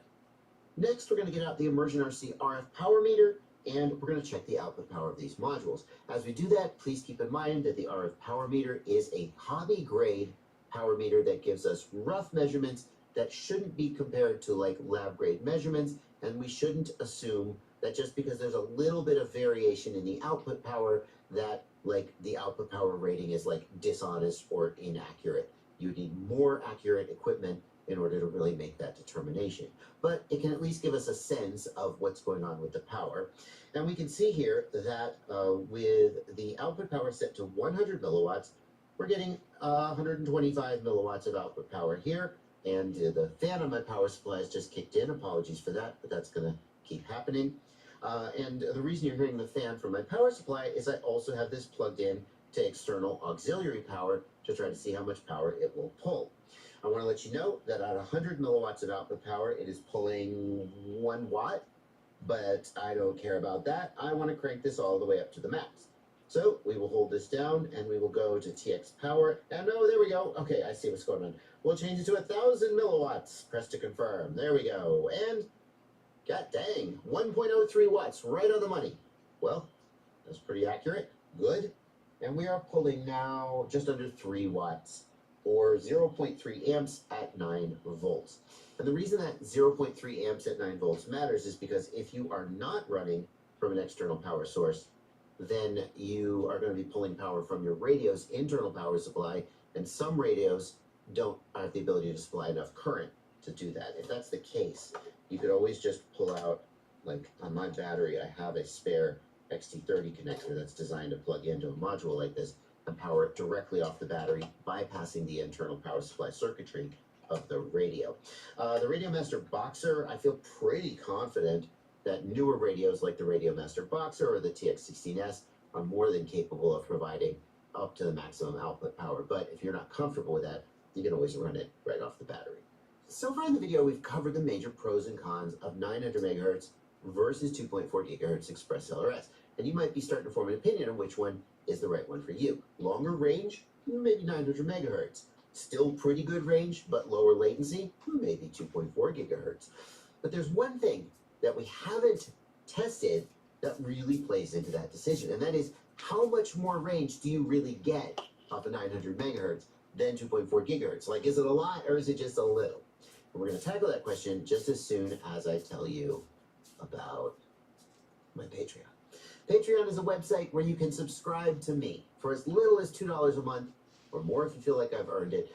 Patrons get access to my Discord server where you can talk to people about FPV, troubleshoot problems. There's a buy, sell, trade forum. It's just a really, really great place for people in the world of FPV to hang out, and you only get access to it by joining my Patreon. But mostly, what I hope you get out of joining my Patreon is just a good feeling that you've been watching my content, you've been enjoying my content, you've been learning and benefiting from my content, and you feel like it's time to give something back. And if today is that day, there's a link in the video description below. I'd love to have you as a patron. The minimum is $2. If you feel like giving more, it's totally up to you. Just pick a number, sign up. I'd love to have you as a supporter. And if today's not the day, hey, you gotta keep making the content, and I hope you keep what?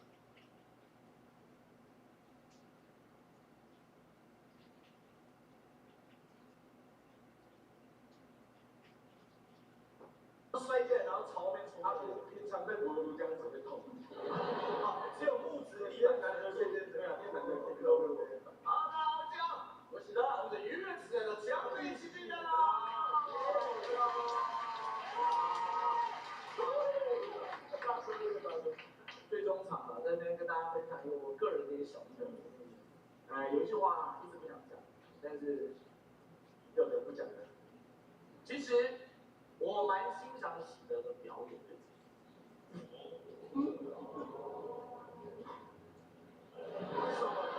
太爽了！这是我不想讲的原因啊，太高兴了。好了好了，不用那么爽好不好？接话，不要接了接了。喂，妈妈，这是接电话。哎，这你也看得出来，我把塞到的表演真的是蛮屌的。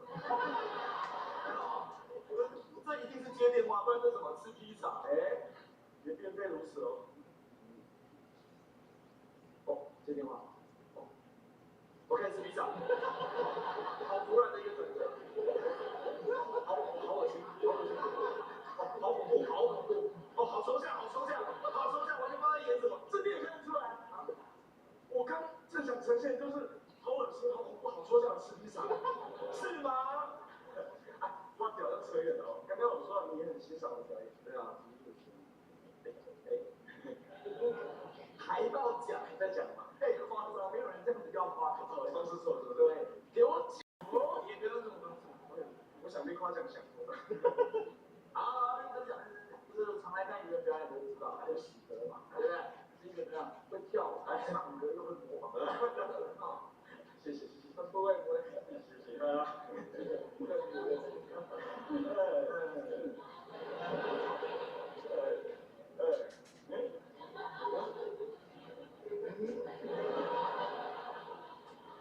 再这样我就捶你，好过分！夸我夸你，夸我夸你，夸我互相礼貌，有吗？有，你刚刚夸我，这个地方最要夸，我听。啊，有，像你扮演的那个小丑男就很喜欢骂人。小丑男是什么东西啊？小丑男啊，啾啾哥哥，单抓小丑男啊，像啾啾哥哥，啾啾哥哥，那他很广受大家好评啊，的确啊，那蛮多人蛮喜欢啾啾哥哥，对啊，很多人都说跟啾啾哥哥做爱，没有人这样讲，太奇怪了。来，赶紧啊，换回来。你刚刚夸了我，是不是就要我夸回去了？这个没有，你没有，你先好，再补几个，认真讲了，再补几个。好，像是啊，啾啾哥哥他人很好，然后啾啾哥哥他很喜欢逗大家开心，然后啾啾哥哥他总是很欢乐。啊，对。你为什么一直讲啾啾哥哥？你直接讲我就好。对，啾啾哥哥是啾啾哥哥，静儿是静儿，你是你，好不好？就不要把这三个混在一起。好混乱，我是有多重人格，是不是啊？不会混乱，不是什么意思？啾啾哥哥是啾啾哥哥，我是我，静儿是静儿，对啊。那请问中间那个我是谁？你不就 Andy 吗？我英文名字一样是我没错，但都是我一样，不一样，哪里不一样？像我现在就不是喜德在跟你讲话，那请问你现在是关公？关公，你现在这样是关公对啦。好，那我们看喜德，关公，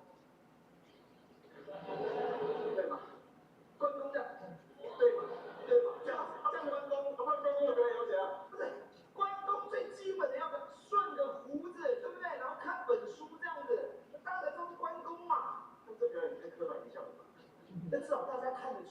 关公好这样讲的话，关公的表演一定要这样的话，那关公吃饭不就好丑，那关公洗澡，带书进去了吗？带书进去洗澡，好奇怪，关公弹贝斯，那好适合，关公好适合这样弹贝斯，好适合，不要调音箱，停下来，不要踩效果器，关公好会玩，停下来。不是，你可以分开来，你想要顺服的时候顺服，你想要吃饭的时候吃饭，老板一定要一起这样知道？吃饭的时候吃饭，对，好好吃饭嘛，对不对？吃饭，对。好，两个给到师傅，干嘛？好想顺胡子，好奇怪的欲望，这个人哇。舒服了，是吧？OK， 好，吃饭，又想顺服的这个，好想玩的一个人，关公太多兴趣了，好不好？不是，我跟你讲，我觉得我要收回问欣赏的表演。我觉得等一下，我知道，你想看那个传统的关公嘛？我知道，一般大家都看得懂那种关公，我知道，传统的我知道，我会啦，可以吗？会啦，决定了。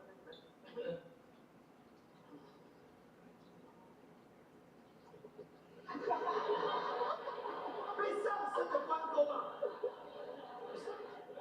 对吧？有了吧？谁吧？不传统的吧？到底有了吧？谁表演关公会表演这种宫庙版本的情况？太奇怪了！我发现你是对我关公的表演没有意见，不是真的很烂，大家都看不懂。你刚才教我讲这种对，干嘛生气？没关系啊，没关系啊。哎，不是磕拍戏，我们讨论表演不是还 OK 啊？你不要生气啊，回来。我先这不爽，不要不爽，我先这不想跟你讲话，除非你叫那个啾啾哥来跟我讲，除非你要跟我讲。大家好！哇，今天现场好多大朋友跟小朋友哦，听说有一个小朋友在生气，是哪一个小朋友呢？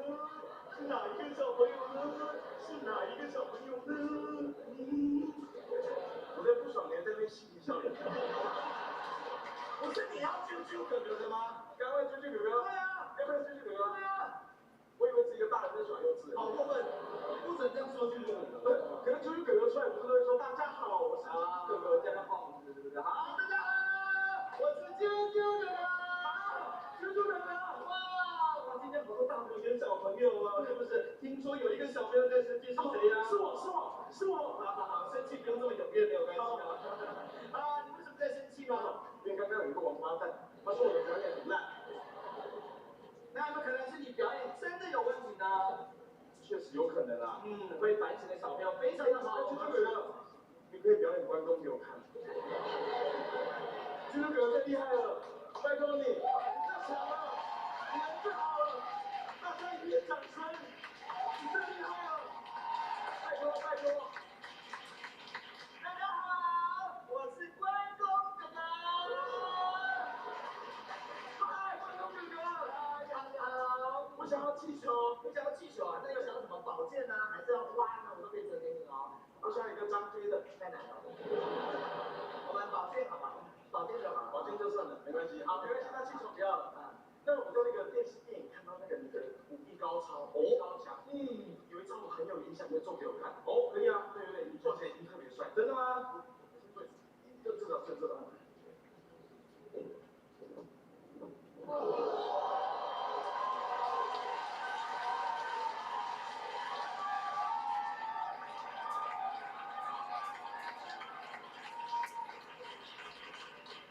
这公分，张飞的气球你想要什么颜色的？黑色的吗？还是要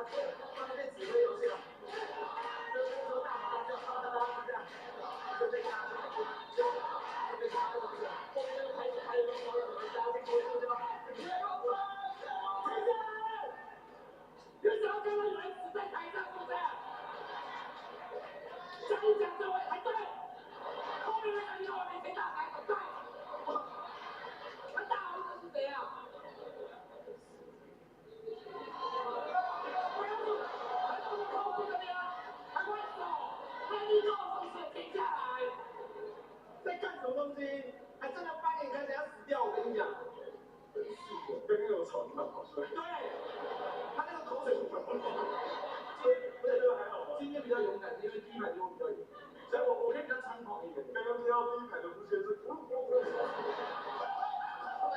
进水了，公关有人说的公关淹水，对，现在是静儿，现在啾哥哥走了，他这样不爽，不想跟你讲话啊，没那么好笑。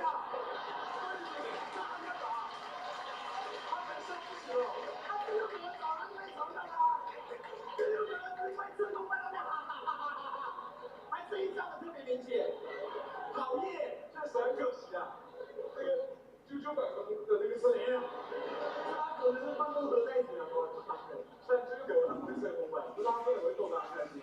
其实他刚一出来哦，这个气球，那你早点讲，他差点死在台上。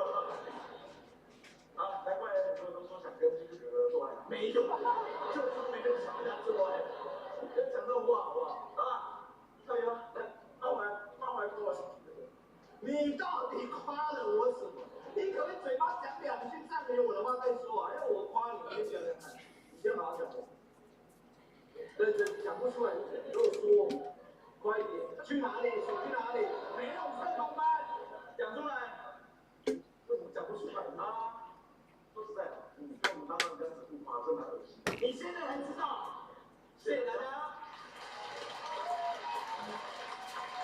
愚人联手鲍罗沃克一起笑傲江湖，全新喜剧专场《人在江湖不在家》，购票请上 OpenTix。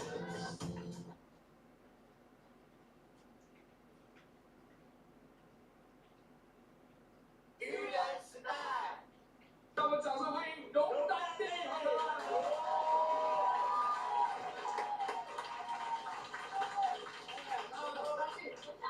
我是龙丹弟，龙丹弟啊！在开始之前，我要先抱怨一件事情。平常啊，应该是我站左边的。完全不。但是今天呢，他一眼前，他突然跟我说：“待会我站左边。”我问他为什么，他说：“因为他是左脸的。”你先给他看你的右脸。再转左脸，左脸。一样的。左脸真的比较好看吗？有人说都还好。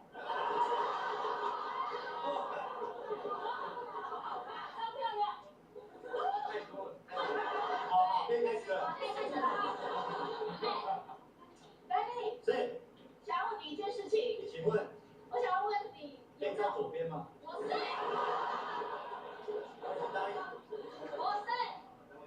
我是想要问你，你有没有告白被拒绝过的经验？当然有。有。3次，而且还都是同一个人。痴情男子汉。我就跟你说我男朋友。不是你。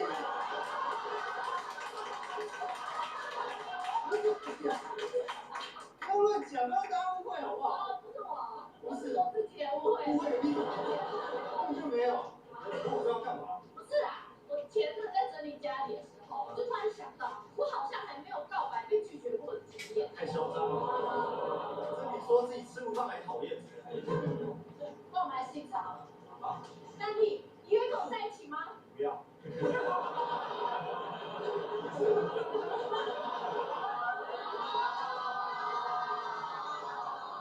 好险！好险！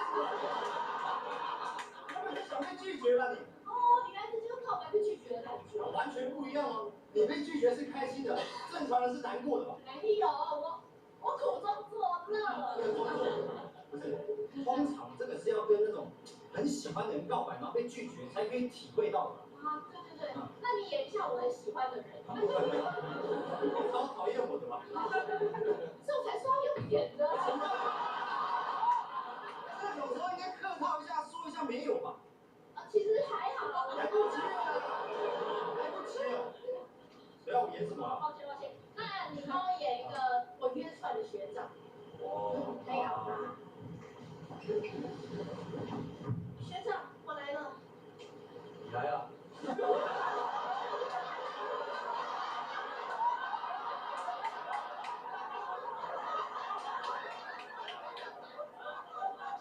让我演吧。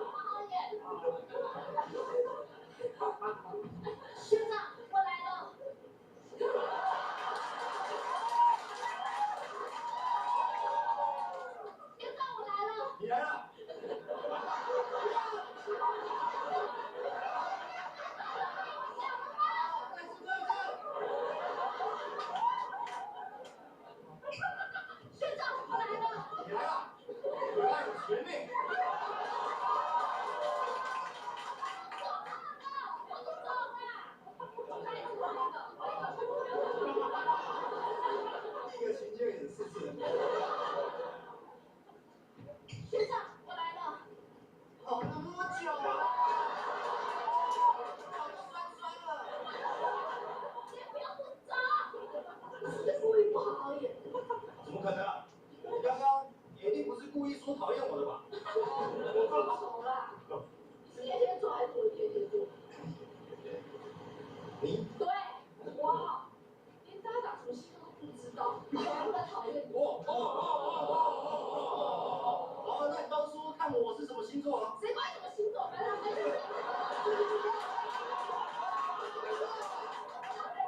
双标啊！那我双标怎样？你刚才说我不知道你的星座就讨厌我，你不知道我是不是要讨厌你？你本来讨厌我，谁讨厌你？我没有啊，你要就没有，没有，我爱你。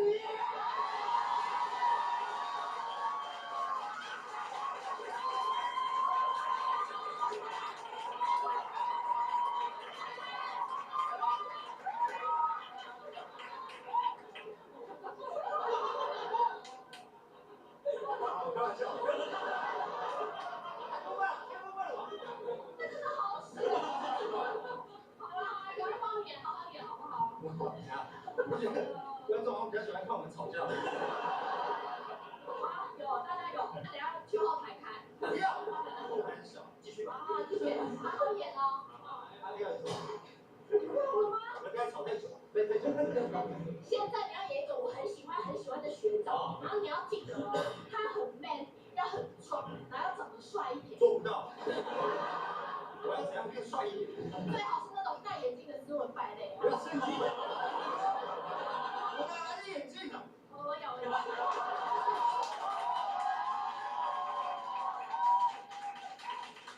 这什么神奇的？你是在路上看到帅哥会请他戴下？我觉得我是金色的，他戴起来就像阿北吧？你加减用啦，快点啦！啊。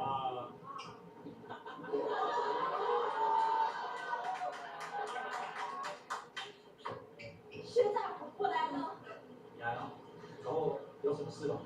学长，我希望你陪我去跟倪尚学长告白。不是我。要告白就不要找我啊！而且你就不怕他最后选择的是我吗？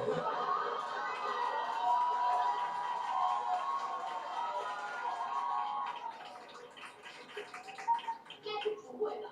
什么意思？因为你拒绝过他。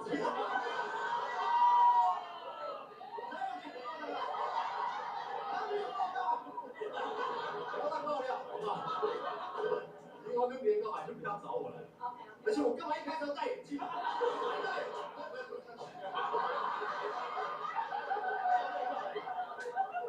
是因为你戴上眼镜后，就发现好像没有斯文，只有败类。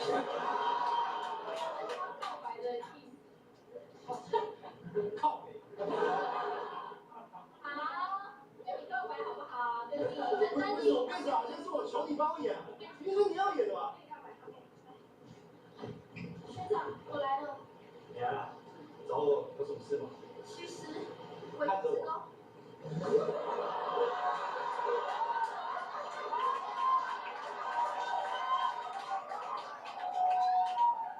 我一直都在说，我们笑场啦。不重要，最重要的是看着对方的眼睛告白。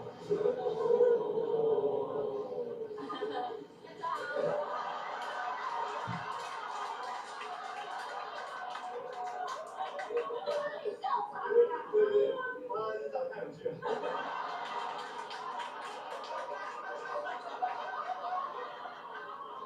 靠北啊！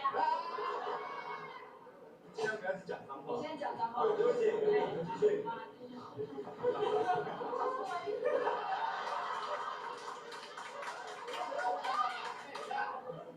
班长，我先冷静一下。只有你需要冷静。OK 啊。好，可以了。大家一直笑场，我开始了。好，可以了。好，3、2、1，好。其实我是。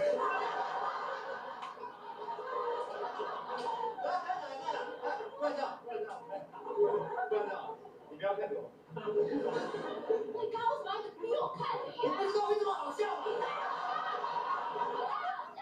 不起，继续，拜托你，麻烦你了。学长，我想。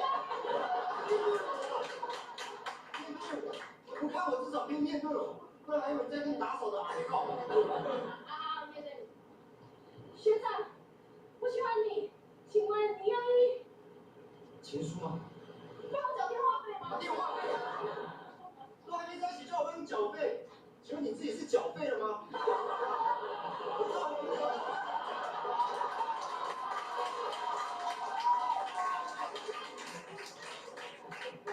你愿意跟我在一起吗？不愿意啊！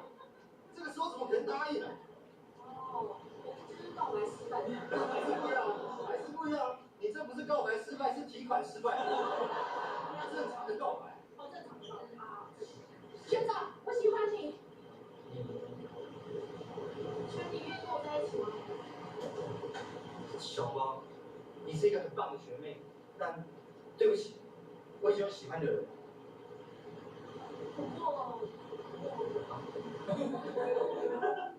不过他也有喜欢的人。我是没有打算要放弃。是有时候还是会觉得很累，想着什么时候才可以成功的。所以我还是放弃好了，我们在一起吧。强迫延伸这个故事，你不是会拒绝的吗？对，拒绝。快点，最后一次，我不想再戴这眼镜了。对不起。学长，我喜欢你，请问你愿意跟我在一起吗？小宝，你是一个很棒的学妹，但是对不起，我已经有喜欢的人了。好险！靠背啊！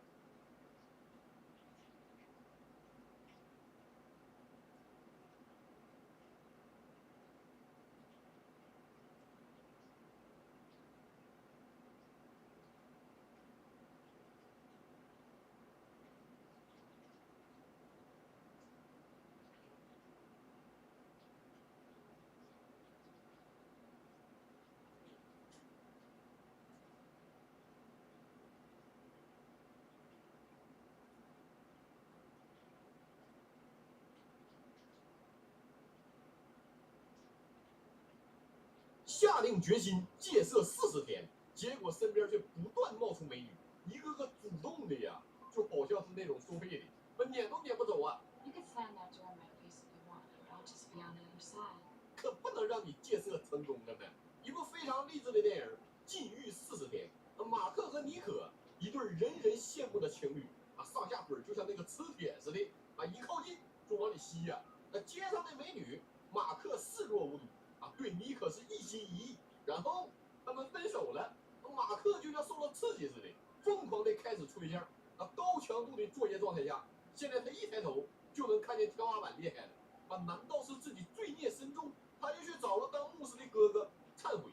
哥哥非常的气愤，说你被妮可甩了2个月，找了23个女朋友，除法都除不尽，你早点报应是应该的。晚上的时候，室友告诉他有个派对。清一水的大美女啊！马克仿佛看到了希望，就去参加了这个高温局。美女不仅好看，还主动。晚上，马克又看到了裂缝草草了事就结束了，说自己已经成了。回头马克又去找哥哥了，说24个了，能出境了。哥哥非常的无奈，这是处罚的问题吗？滚！出去之后，马克碰到个高人，听说了一个4旬斋的方法就是40天。戒掉一个恶习整个人就能重新焕发。马克就对哥哥保证，用40天把这个东西戒了。哥哥不信的，说你开后，马克感受到了神的祝福啊，一切都心旷神怡啊，回家就把闪击杂志全扔了啊，包括妮可的照片，还培养了兴趣爱好啊，迷上了做手工啊，这玩意儿可比处对象费钱呢。那室友一看他这么堕落啊，就说今晚还有一个派，不去，他多漂亮都不去啊。此时的他啊是阳光开朗大男孩，直到听说妮可要结婚了。马克横穿3条街，跑到了订婚现场啊！新娘果然是妮可，但一想想她人妻的身份，还有点小小的期待呢。然后，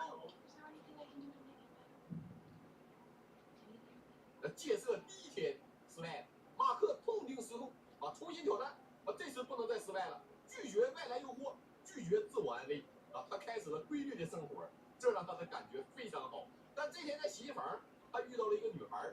先是找他换硬币，然后又找他借洗衣液啊，最后还找他借杂志，然后还想借，不借，滚！那太明显了啊，这不是搭讪吗？那室友发现了他的反常啊，一番询问下，知道了马克的40天计划，然后第2天这事儿就传遍了公司啊，甚至还开了盘口啊，大家纷纷下注，赌马克什么时候失败啊，时间越久赔率越高啊，甚至第40天的赔率已经达到了1赔100，那转眼都第11天了。马克没有任何不适啊，甚至因为退社，现在感觉特别的美好。但不仅男同事下注了，女同事们也下注了啊，他们赌的是今天，就决定使点小手段啊，找到了马克啊，想让他参谋一下，说自己左腿纹了个蝴蝶，你说我右腿纹点啥呢？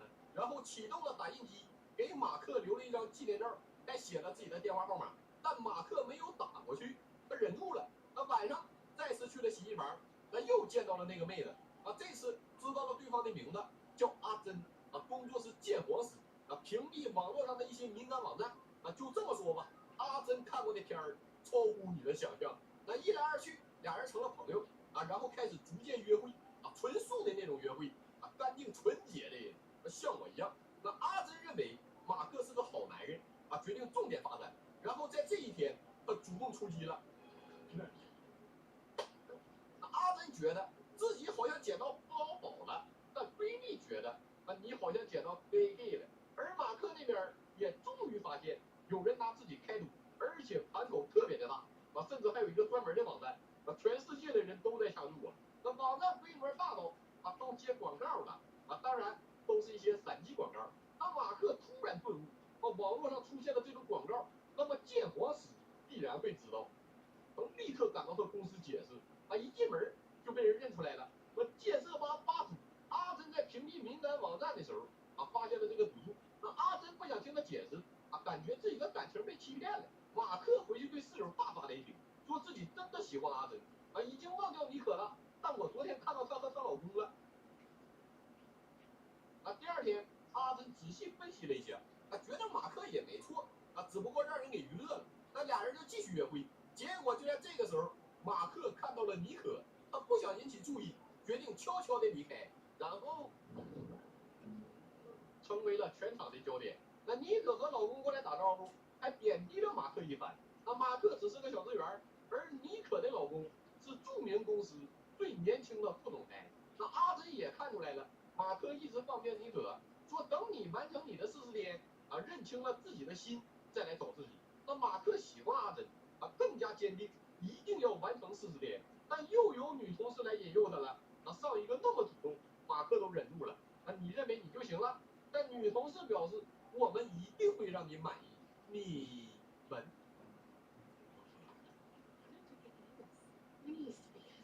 那马克选择了逃走啊，但这个赌约影响太大啊，现在全城的女孩看着他，眼神里都带着点火热。那还好，马克忍住了，但同事们忍不住了，啊，都下了重注啊。甚至偷偷给他下了药，结果要让经理给喝了。那一天的经理十分不对。那引诱不成，那就利诱。同事找到了马克，说要把非法所得分他一半啊，但马克还是没同意。那转头他就去找了阿珍。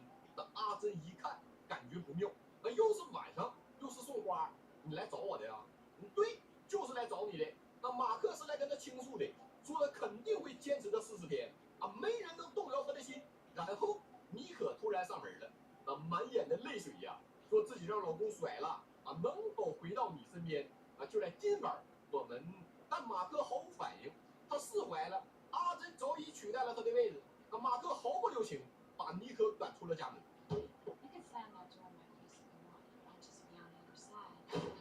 那第39天，妮可听说了赌约，拿出了自己所有的积蓄啊，赌马克。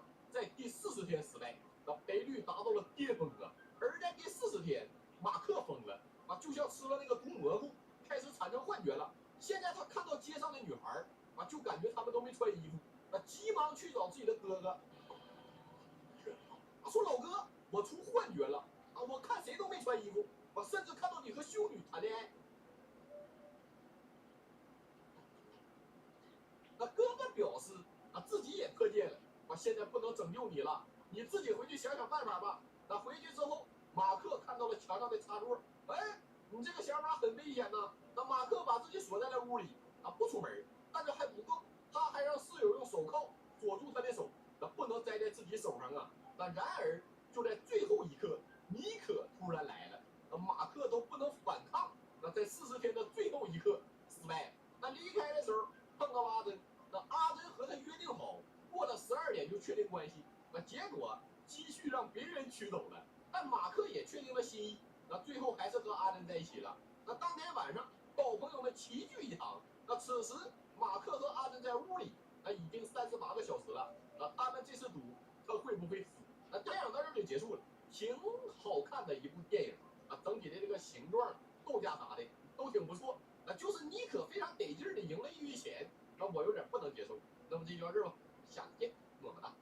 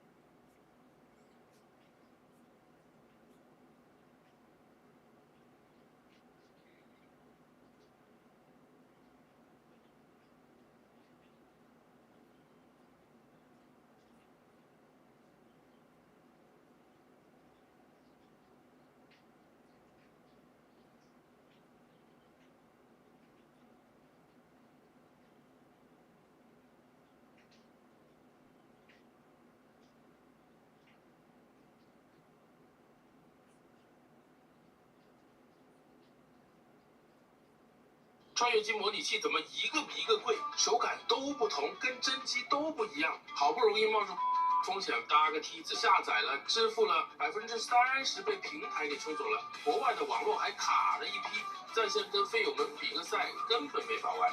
这钱花的，有没有一款模拟器既免费又合规，还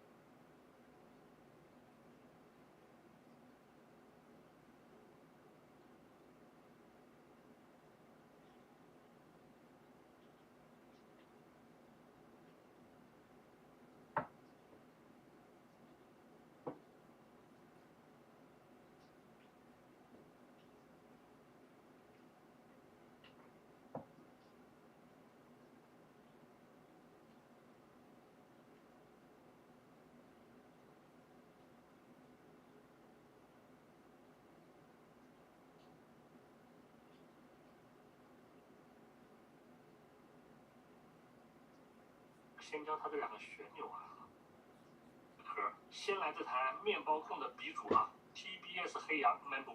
来，我们先拆电池，它这个背面的电池仓是真的难拆，非常难拆。哎呀，果然掰断了。这下该如何是好？哎呀，早知今日何必当初。它这个设计，算了，反正要换壳。这两节电池居然是并联的，它的电池仓好像是固定式的。先拆掉背部胶皮。这两个孔洞好像貌似也并不是用来调节这个摇杆松紧力度各类的，拆开看看再说吧。居然要用到 M2.5 的内六角螺丝刀，好粗犷的螺丝啊！哦，它背面的塑料壳里面其实啥都没有，就是一个空壳子。这个电池仓果然是直接焊接在主板上的，这块板子可谓是真的干干净净啊！虽然从外表面看上去素了吧唧一无是处，但是黑羊的遥控器内部的整洁程度叹为观止。什么叫叹为观止啊？晚上拆开这两台，大家对比一下就知道了。然后里面呢，居然用的也全都是 M2 的内六角螺丝。我们可以看得出来透过遥控器背部的孔呢，实际上我们可以调节摇杆的阻尼和手感的。通过拧这两颗螺丝，可以调节弹簧的拉力松紧。而这里还有一颗螺丝可以锁定我们的油门，也就是如果我们美国手换日本手把这颗螺丝放松，把这颗螺丝锁紧，就可以切换了。当然，你需要把这个阻尼片从这边挪到这边来。然后可以看到这两个按钮有个小细节它这个按钮呢，这里还有一颗金属钢针，是用来稳定行程用的。这样呢，这个按钮它在垂直按下去的同时就不会左右晃了。这比起其他一些品牌厂家只有一个按钮开关来的是要靠谱很多像我们之前测的有些遥控器，它这个按钮呢垂直行程下它还会左右摇动。Mambo 这台就考虑的比较周到了，两边都是有起到轨道作用的这个轨道针。好，我们把主电路板先给它拆下来。怎么那么多螺丝？这旋钮好像要先拔掉，还要把拨杆的底座先给卸下来。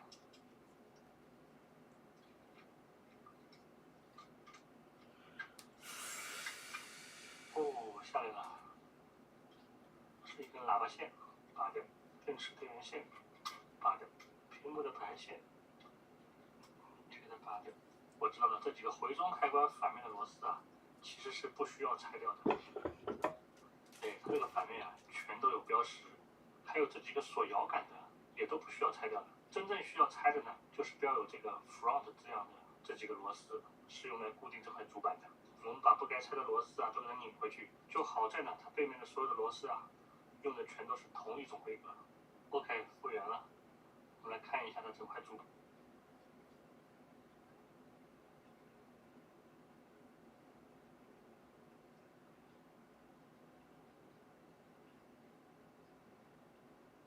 Does a high kV motor have less torque than the same motor with less kV? No. Sort of. Not really. There's a misconception that kV is like gearing.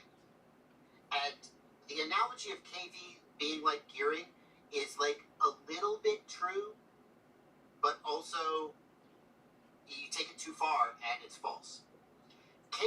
Motor kV is like gearing in that I have a battery voltage times motor kV equals output RPM.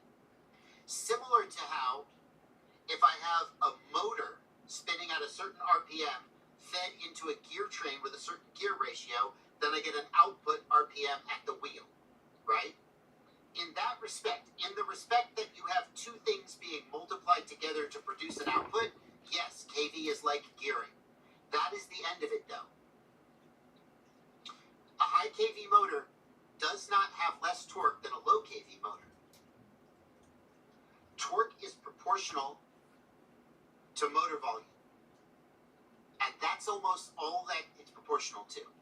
And if you're like, well, that doesn't make stator volume. Yes, thank you, Monty. Where's the original Chris Rosser video? Oof. I believe this is the one.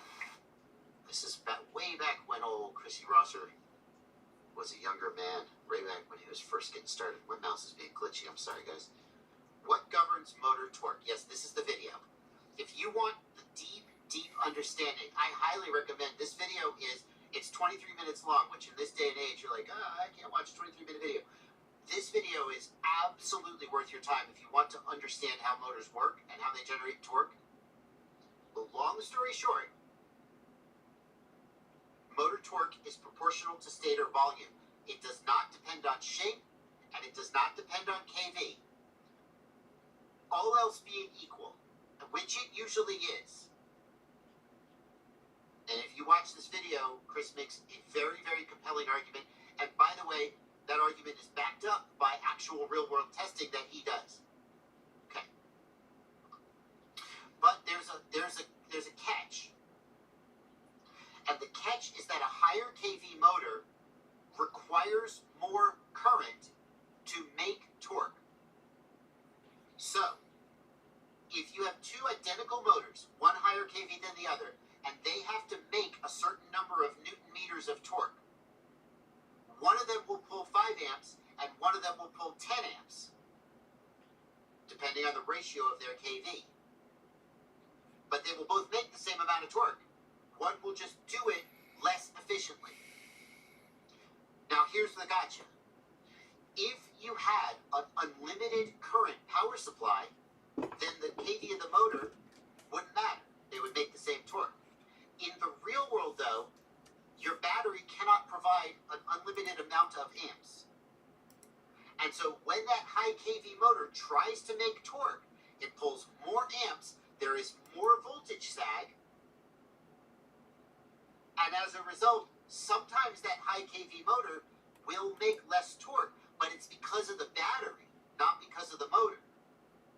If you have a good battery that can supply enough current, the high kV motor will make just as much torque, and in fact, a high kV motor will usually achieve higher RPMs than a lower kV motor because of its higher kV, because of its gearing, if you will.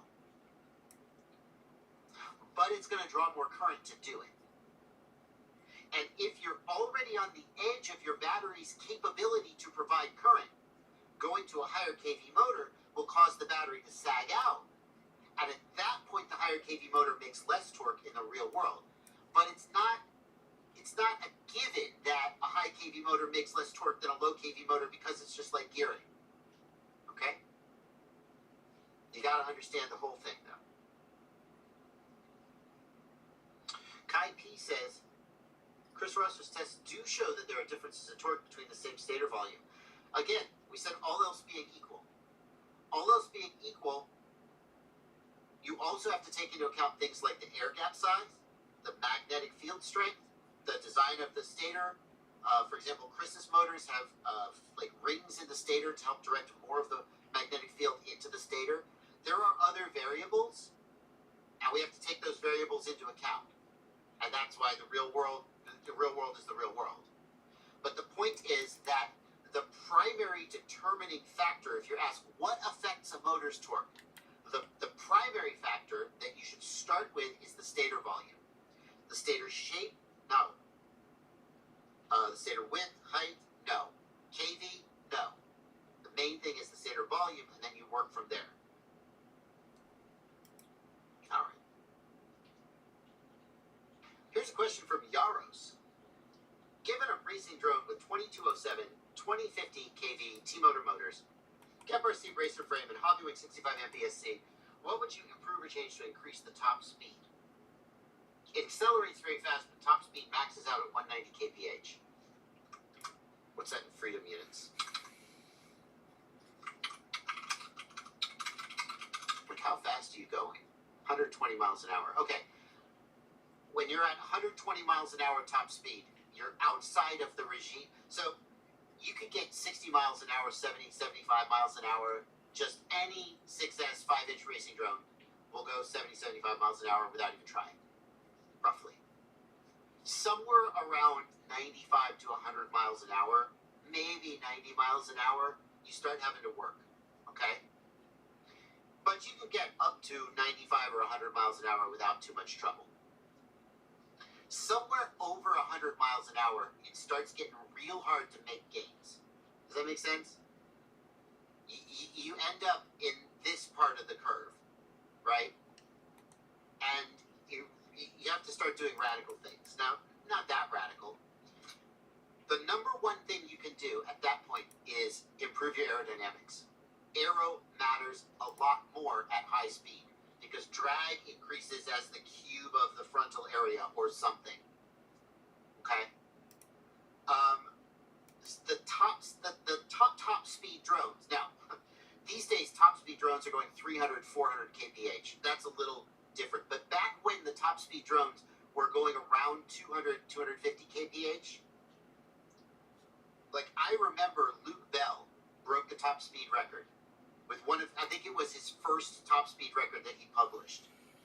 And it was just like 6S 2000 kV motors or something. It wasn't like a radical powertrain with like 6S 2800 kV, 6S, 10S voltage. There was nothing radical about his powertrain. He just had really good aero and optimized things. Okay? So let's be honest though, you're not going to add fairings to your racing drone. You don't want to do that. So then what can you do? Do you remember once upon a time, I got a 100, oh my gosh, look at that. My old office way back in the day. I got, this was from before Phantom FPV was a public figure. I knew Phantom FPV before he got big. And this is a drone built by Phantom FPV, if you know who that is. Although I didn't, he for whatever reason, I didn't call him out at the time. Probably because he requested that I not. But this is a drone that he built. And you can see here, it's just a racing drone. And it ostensibly goes 160 kph. Miles per hour, 160 miles per hour. It does. I saw it. I didn't do it because that would make me in trouble with the FAA. But now he went with 2700 kV motors on 6S. And for you to do that without frying your ESC is a challenge. But you don't have to do that. The number one thing you can do if you don't want to have better aerodynamics, the guy with my camera was crap back in the day. The number one thing you can do, everybody can check that out. We said that flight controller. The flight controller is a Luminaire Lux Beta Flight. Beta Flight. The number one thing you can do is improve your props. Go with some high-pitch APC props. Okay? Now, those high-pitch APC props are not going to have great low-end acceleration. They're going to stall at the low end, but then they will cruise really well at the high end. A lot of times people will find that they get higher top speed with a 2-blade prop than a 3-blade because they will achieve higher RPM due to lower drag. So you have to play with your props. That's the number. And the good news is it's easy to play with your props. It's cheap. A set of props is $4 or $5. Get some high-pitch APC props. They're made for airplanes, not for drones. And try different pitch of props to find the one that gives you the highest top speed. Is an analog still worth it in 2026? If so, what is your analog setup? Is analog still worth it in 2026? Analog, okay. And I know that this is going to sound weird for someone who has, in the past, sometimes said, like, for example, when I reviewed the SkyZone Skyo for Pro, I was like, an analog goggle in 2025? SkyZone, releasing a new analog is dead. I didn't exactly say that, but let's just say there's a certain incentive on YouTube to say mildly inflammatory things that get people, I must watch this video so I can argue with it. And then it's like, yes, feed.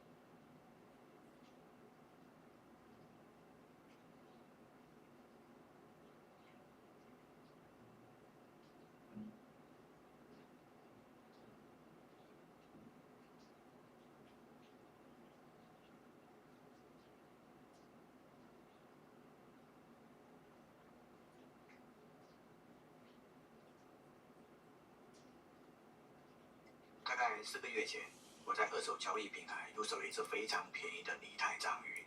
这里的非常便宜没有开玩笑，甚至可以说得再夸张一点，比如过分便宜、瞳孔震惊便宜、便宜中的秀儿等等。那么一只拟态章鱼的市场价到底是多少？众所周知，拟态章鱼的价格一般在500到800之间，更有甚者要价上千。因为版图可以再生，就算切胳膊少腿也能卖个好价钱。断部分区特价600。所以只要状态可以，价格一般都不低。我并不是在吐槽别人卖的贵，我只是想说我捡到肉了。那么我这只拟态章鱼多少钱呢？88块。虽然卖家没有说明是全品还是次品，我也没问，88块我就不问了。我只想快点成交，马上就泡没了。不出意外，拟态章鱼入缸后可以看到明显的损伤，断的是条腕足，还有2条几乎达到根部，可能是有一段时间了，新长了2条细细的肉芽，胴体尾部还有一处明显的损伤，开了一道口子。即便如此，我还是非常非常满意，因为要不是这样低的价格，我可能永远都不会考虑养拟态章鱼，毕竟我的最爱是真小章鱼，最后还是贵。拟态章鱼入缸的时候有一点异常，当时我没有意识到，直到最近在整理这几段素材的时候才发现，这只章鱼入缸后有一些让人疑惑的举动，当时只光顾着看它的伤势了。现在把这段素材放慢看，章鱼一下缸直奔进水口，循着水流的方向寻找出口。它过去后发现那里并没有出口，然后就一直拿脑袋在撞玻璃和盖网。都说章鱼是非常聪明且有想法的外星生物，发现被囚禁后会抑郁。会自杀。我之前也养过几只章鱼，它们下缸后的第一个动作是寻找躲避，而这只拟态章鱼没有，它第一时间想的是逃跑。在挣扎了几次无果后，蜷缩在鱼缸最角落的地方。说实话，当时我是没有太大信心的。大家都戏称拟态章鱼为奇迹小，赔钱小，所以不管你同不同意，这条拟态章鱼我决定交给玄学，成不成就看他自己的造化了。接下来的时间，我每天第一件事就是确认小拟态还在不在，似乎还挺争气，每天都可以从石头缝里看到它的吸盘，但就是不出来，喂东西也不吃。它非常喜欢藏在石头底下，因为前期它很胆小，所以我基本上不怎么拍摄，怕惊吓到它。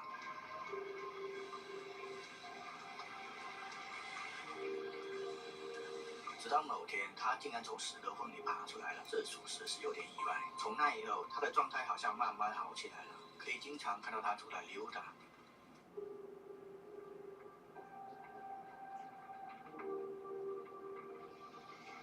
随着一天天的适应，它不胆小了，也开始吃东西了，甚至可以开灯观赏和拍摄了。这是我第一次近距离开着灯观赏它。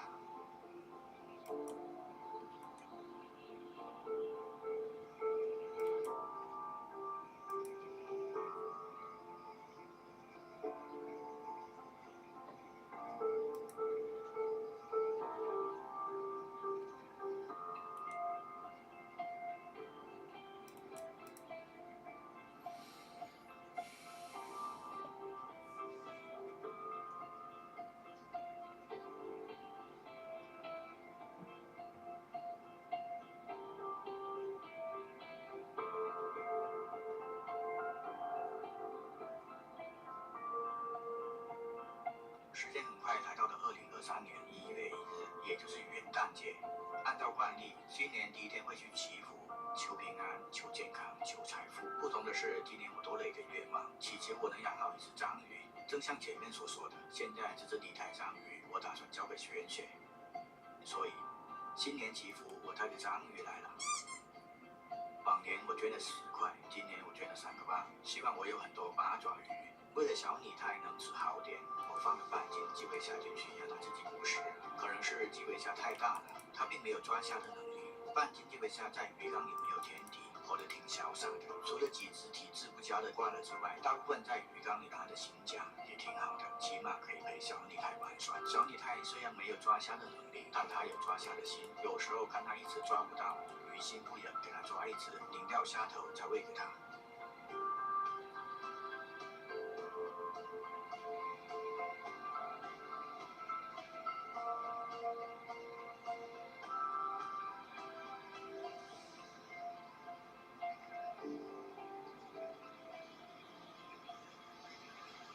自从祈福后，小拟态的状态是越来越好了，滋润起来了。胴体上这个小伤口周围的皮肤不再发白了，感觉在慢慢变好。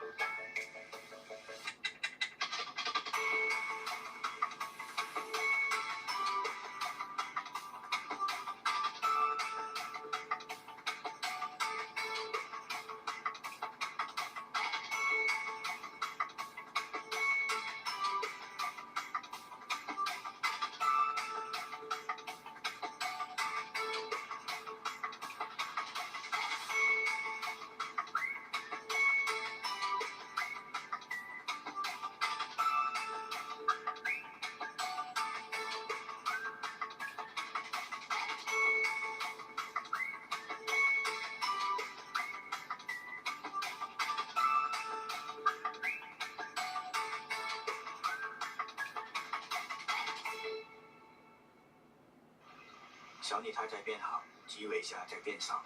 某天我发现基围虾在疯狂炫贝壳，打那后我就没有抓基围虾喂小拟态了，感觉养基围虾也是蛮不错的。在这缸里除了我也没有天敌，除了基围虾，给大家介绍一位新面孔——犀牛虾。其实也不是新面孔，他只是比小拟态晚到5天。那时候无意中刷到，很喜欢就买了，所以没有准备好新缸给他，就给他弄了一个大隔离桶，让他跟小拟态一个缸。养了几天，发现他根本不动，以他这种憨憨的状态是伤害不到小拟态的，小拟态也啃不动这个憨憨，所以我就把他从隔离桶放出来了。平时他就躲在石头背后，一直没有让他露脸，就有时候我在喂食，憨憨就出来了。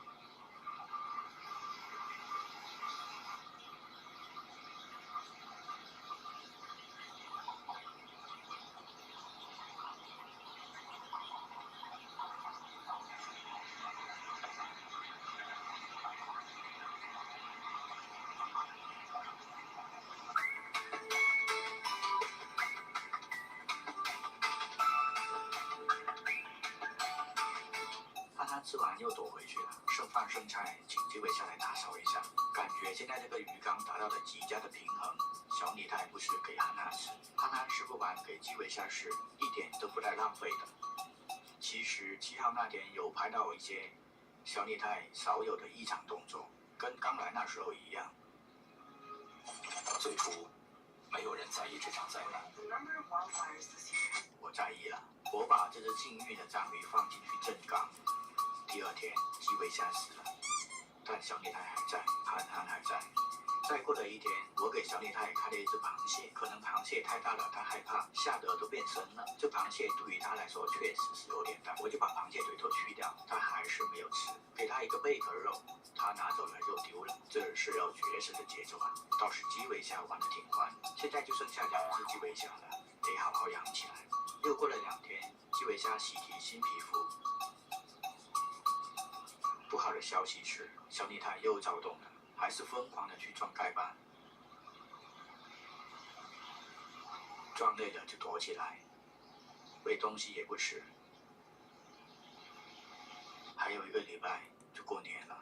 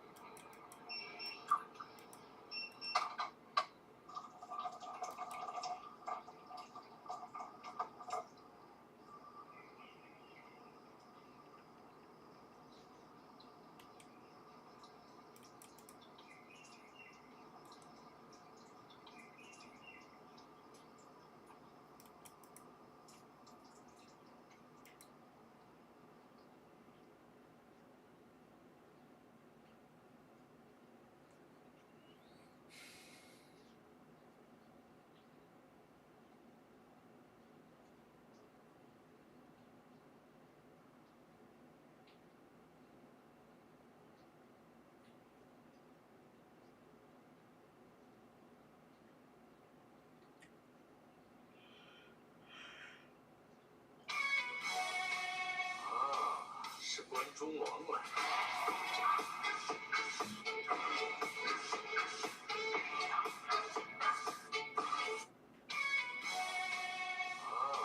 是关中王来。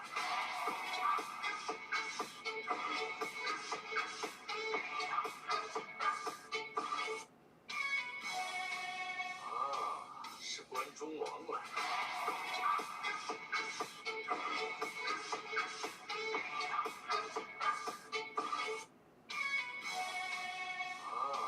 是关中王来。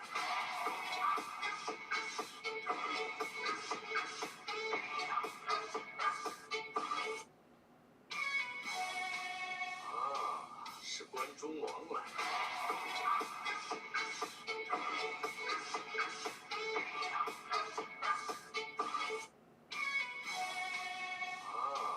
是关中王来。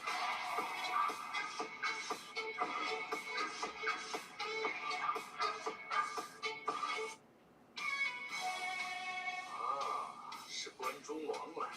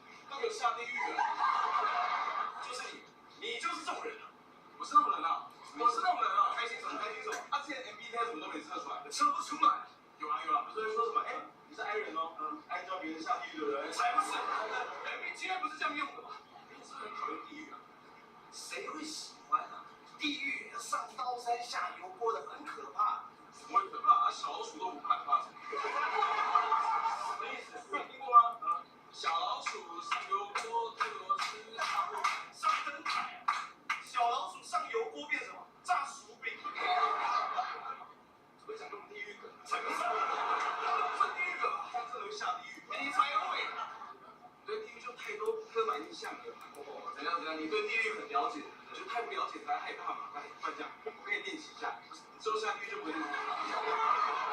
我不一定会下地狱吧？会。不要鼓励我，相信自己。这时候不需要啊，我没有想说下地狱，好吧？我就是来不及。你看你跟小老鼠玩笑，这么严重？就在你跟那个阎王报道。不是，我真的没有想要做什么地狱。准备好接受灵魂的考验。不是，我本人真的没有想要去地狱的路。阎王。对哦。不要。是因为在演戏而已，了解了，也没在跟你解释。传犯人。好，赶快开始拷问。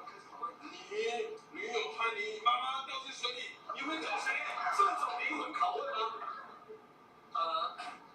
先救女友。是救。笑出来。救女友有什么好笑？你为什么不笑？你这个不孝子！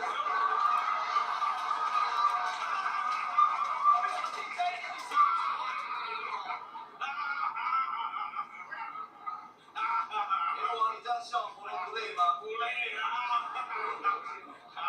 好，来人了，要上刑具了吗？上佛堂，佛堂。我很累，阎罗王一直笑得很辛苦。不需要，阎罗王只需要好好审判他，他不需要这样一直笑。但我觉得你刚表现的比我好。只要我答得不好，这样你以后在地狱要怎么混？我就没有要去地狱混了啊！这样你以后只能在跟鬼混。的确是鬼混没错。那你这样找，你等一下来当阎罗王，我示范一次给你看。不是，我真的没有做什么地狱演练，人家就从那个不需要，要就从这个审判的地方开始就好。传犯人，救妈妈，我会救妈妈，不要问你。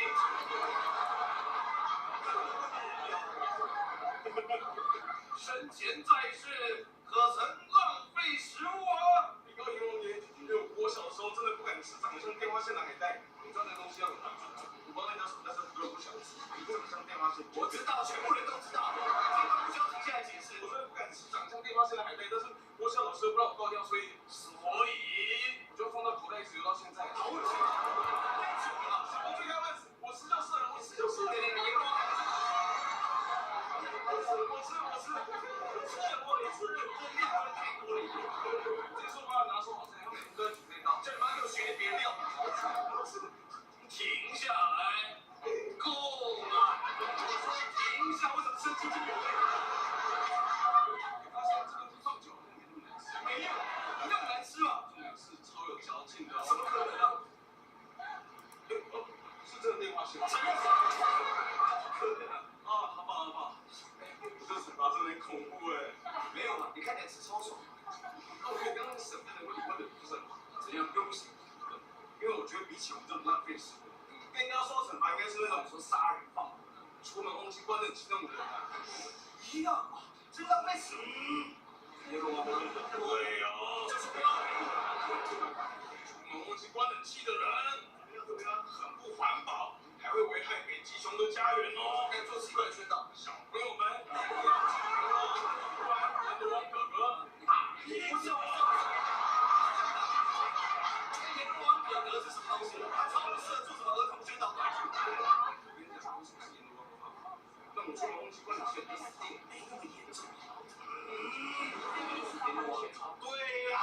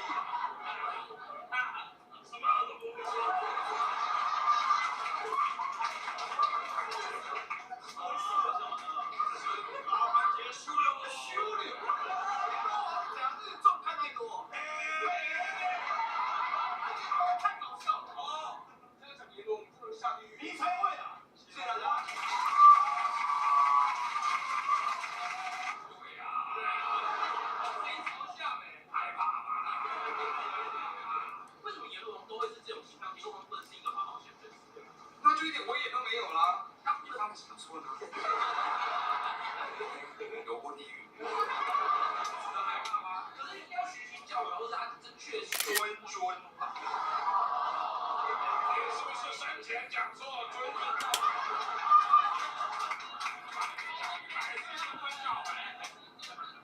愚人时代强力实境同名喜剧专场已经开卖啦！购票请到 OpenTix。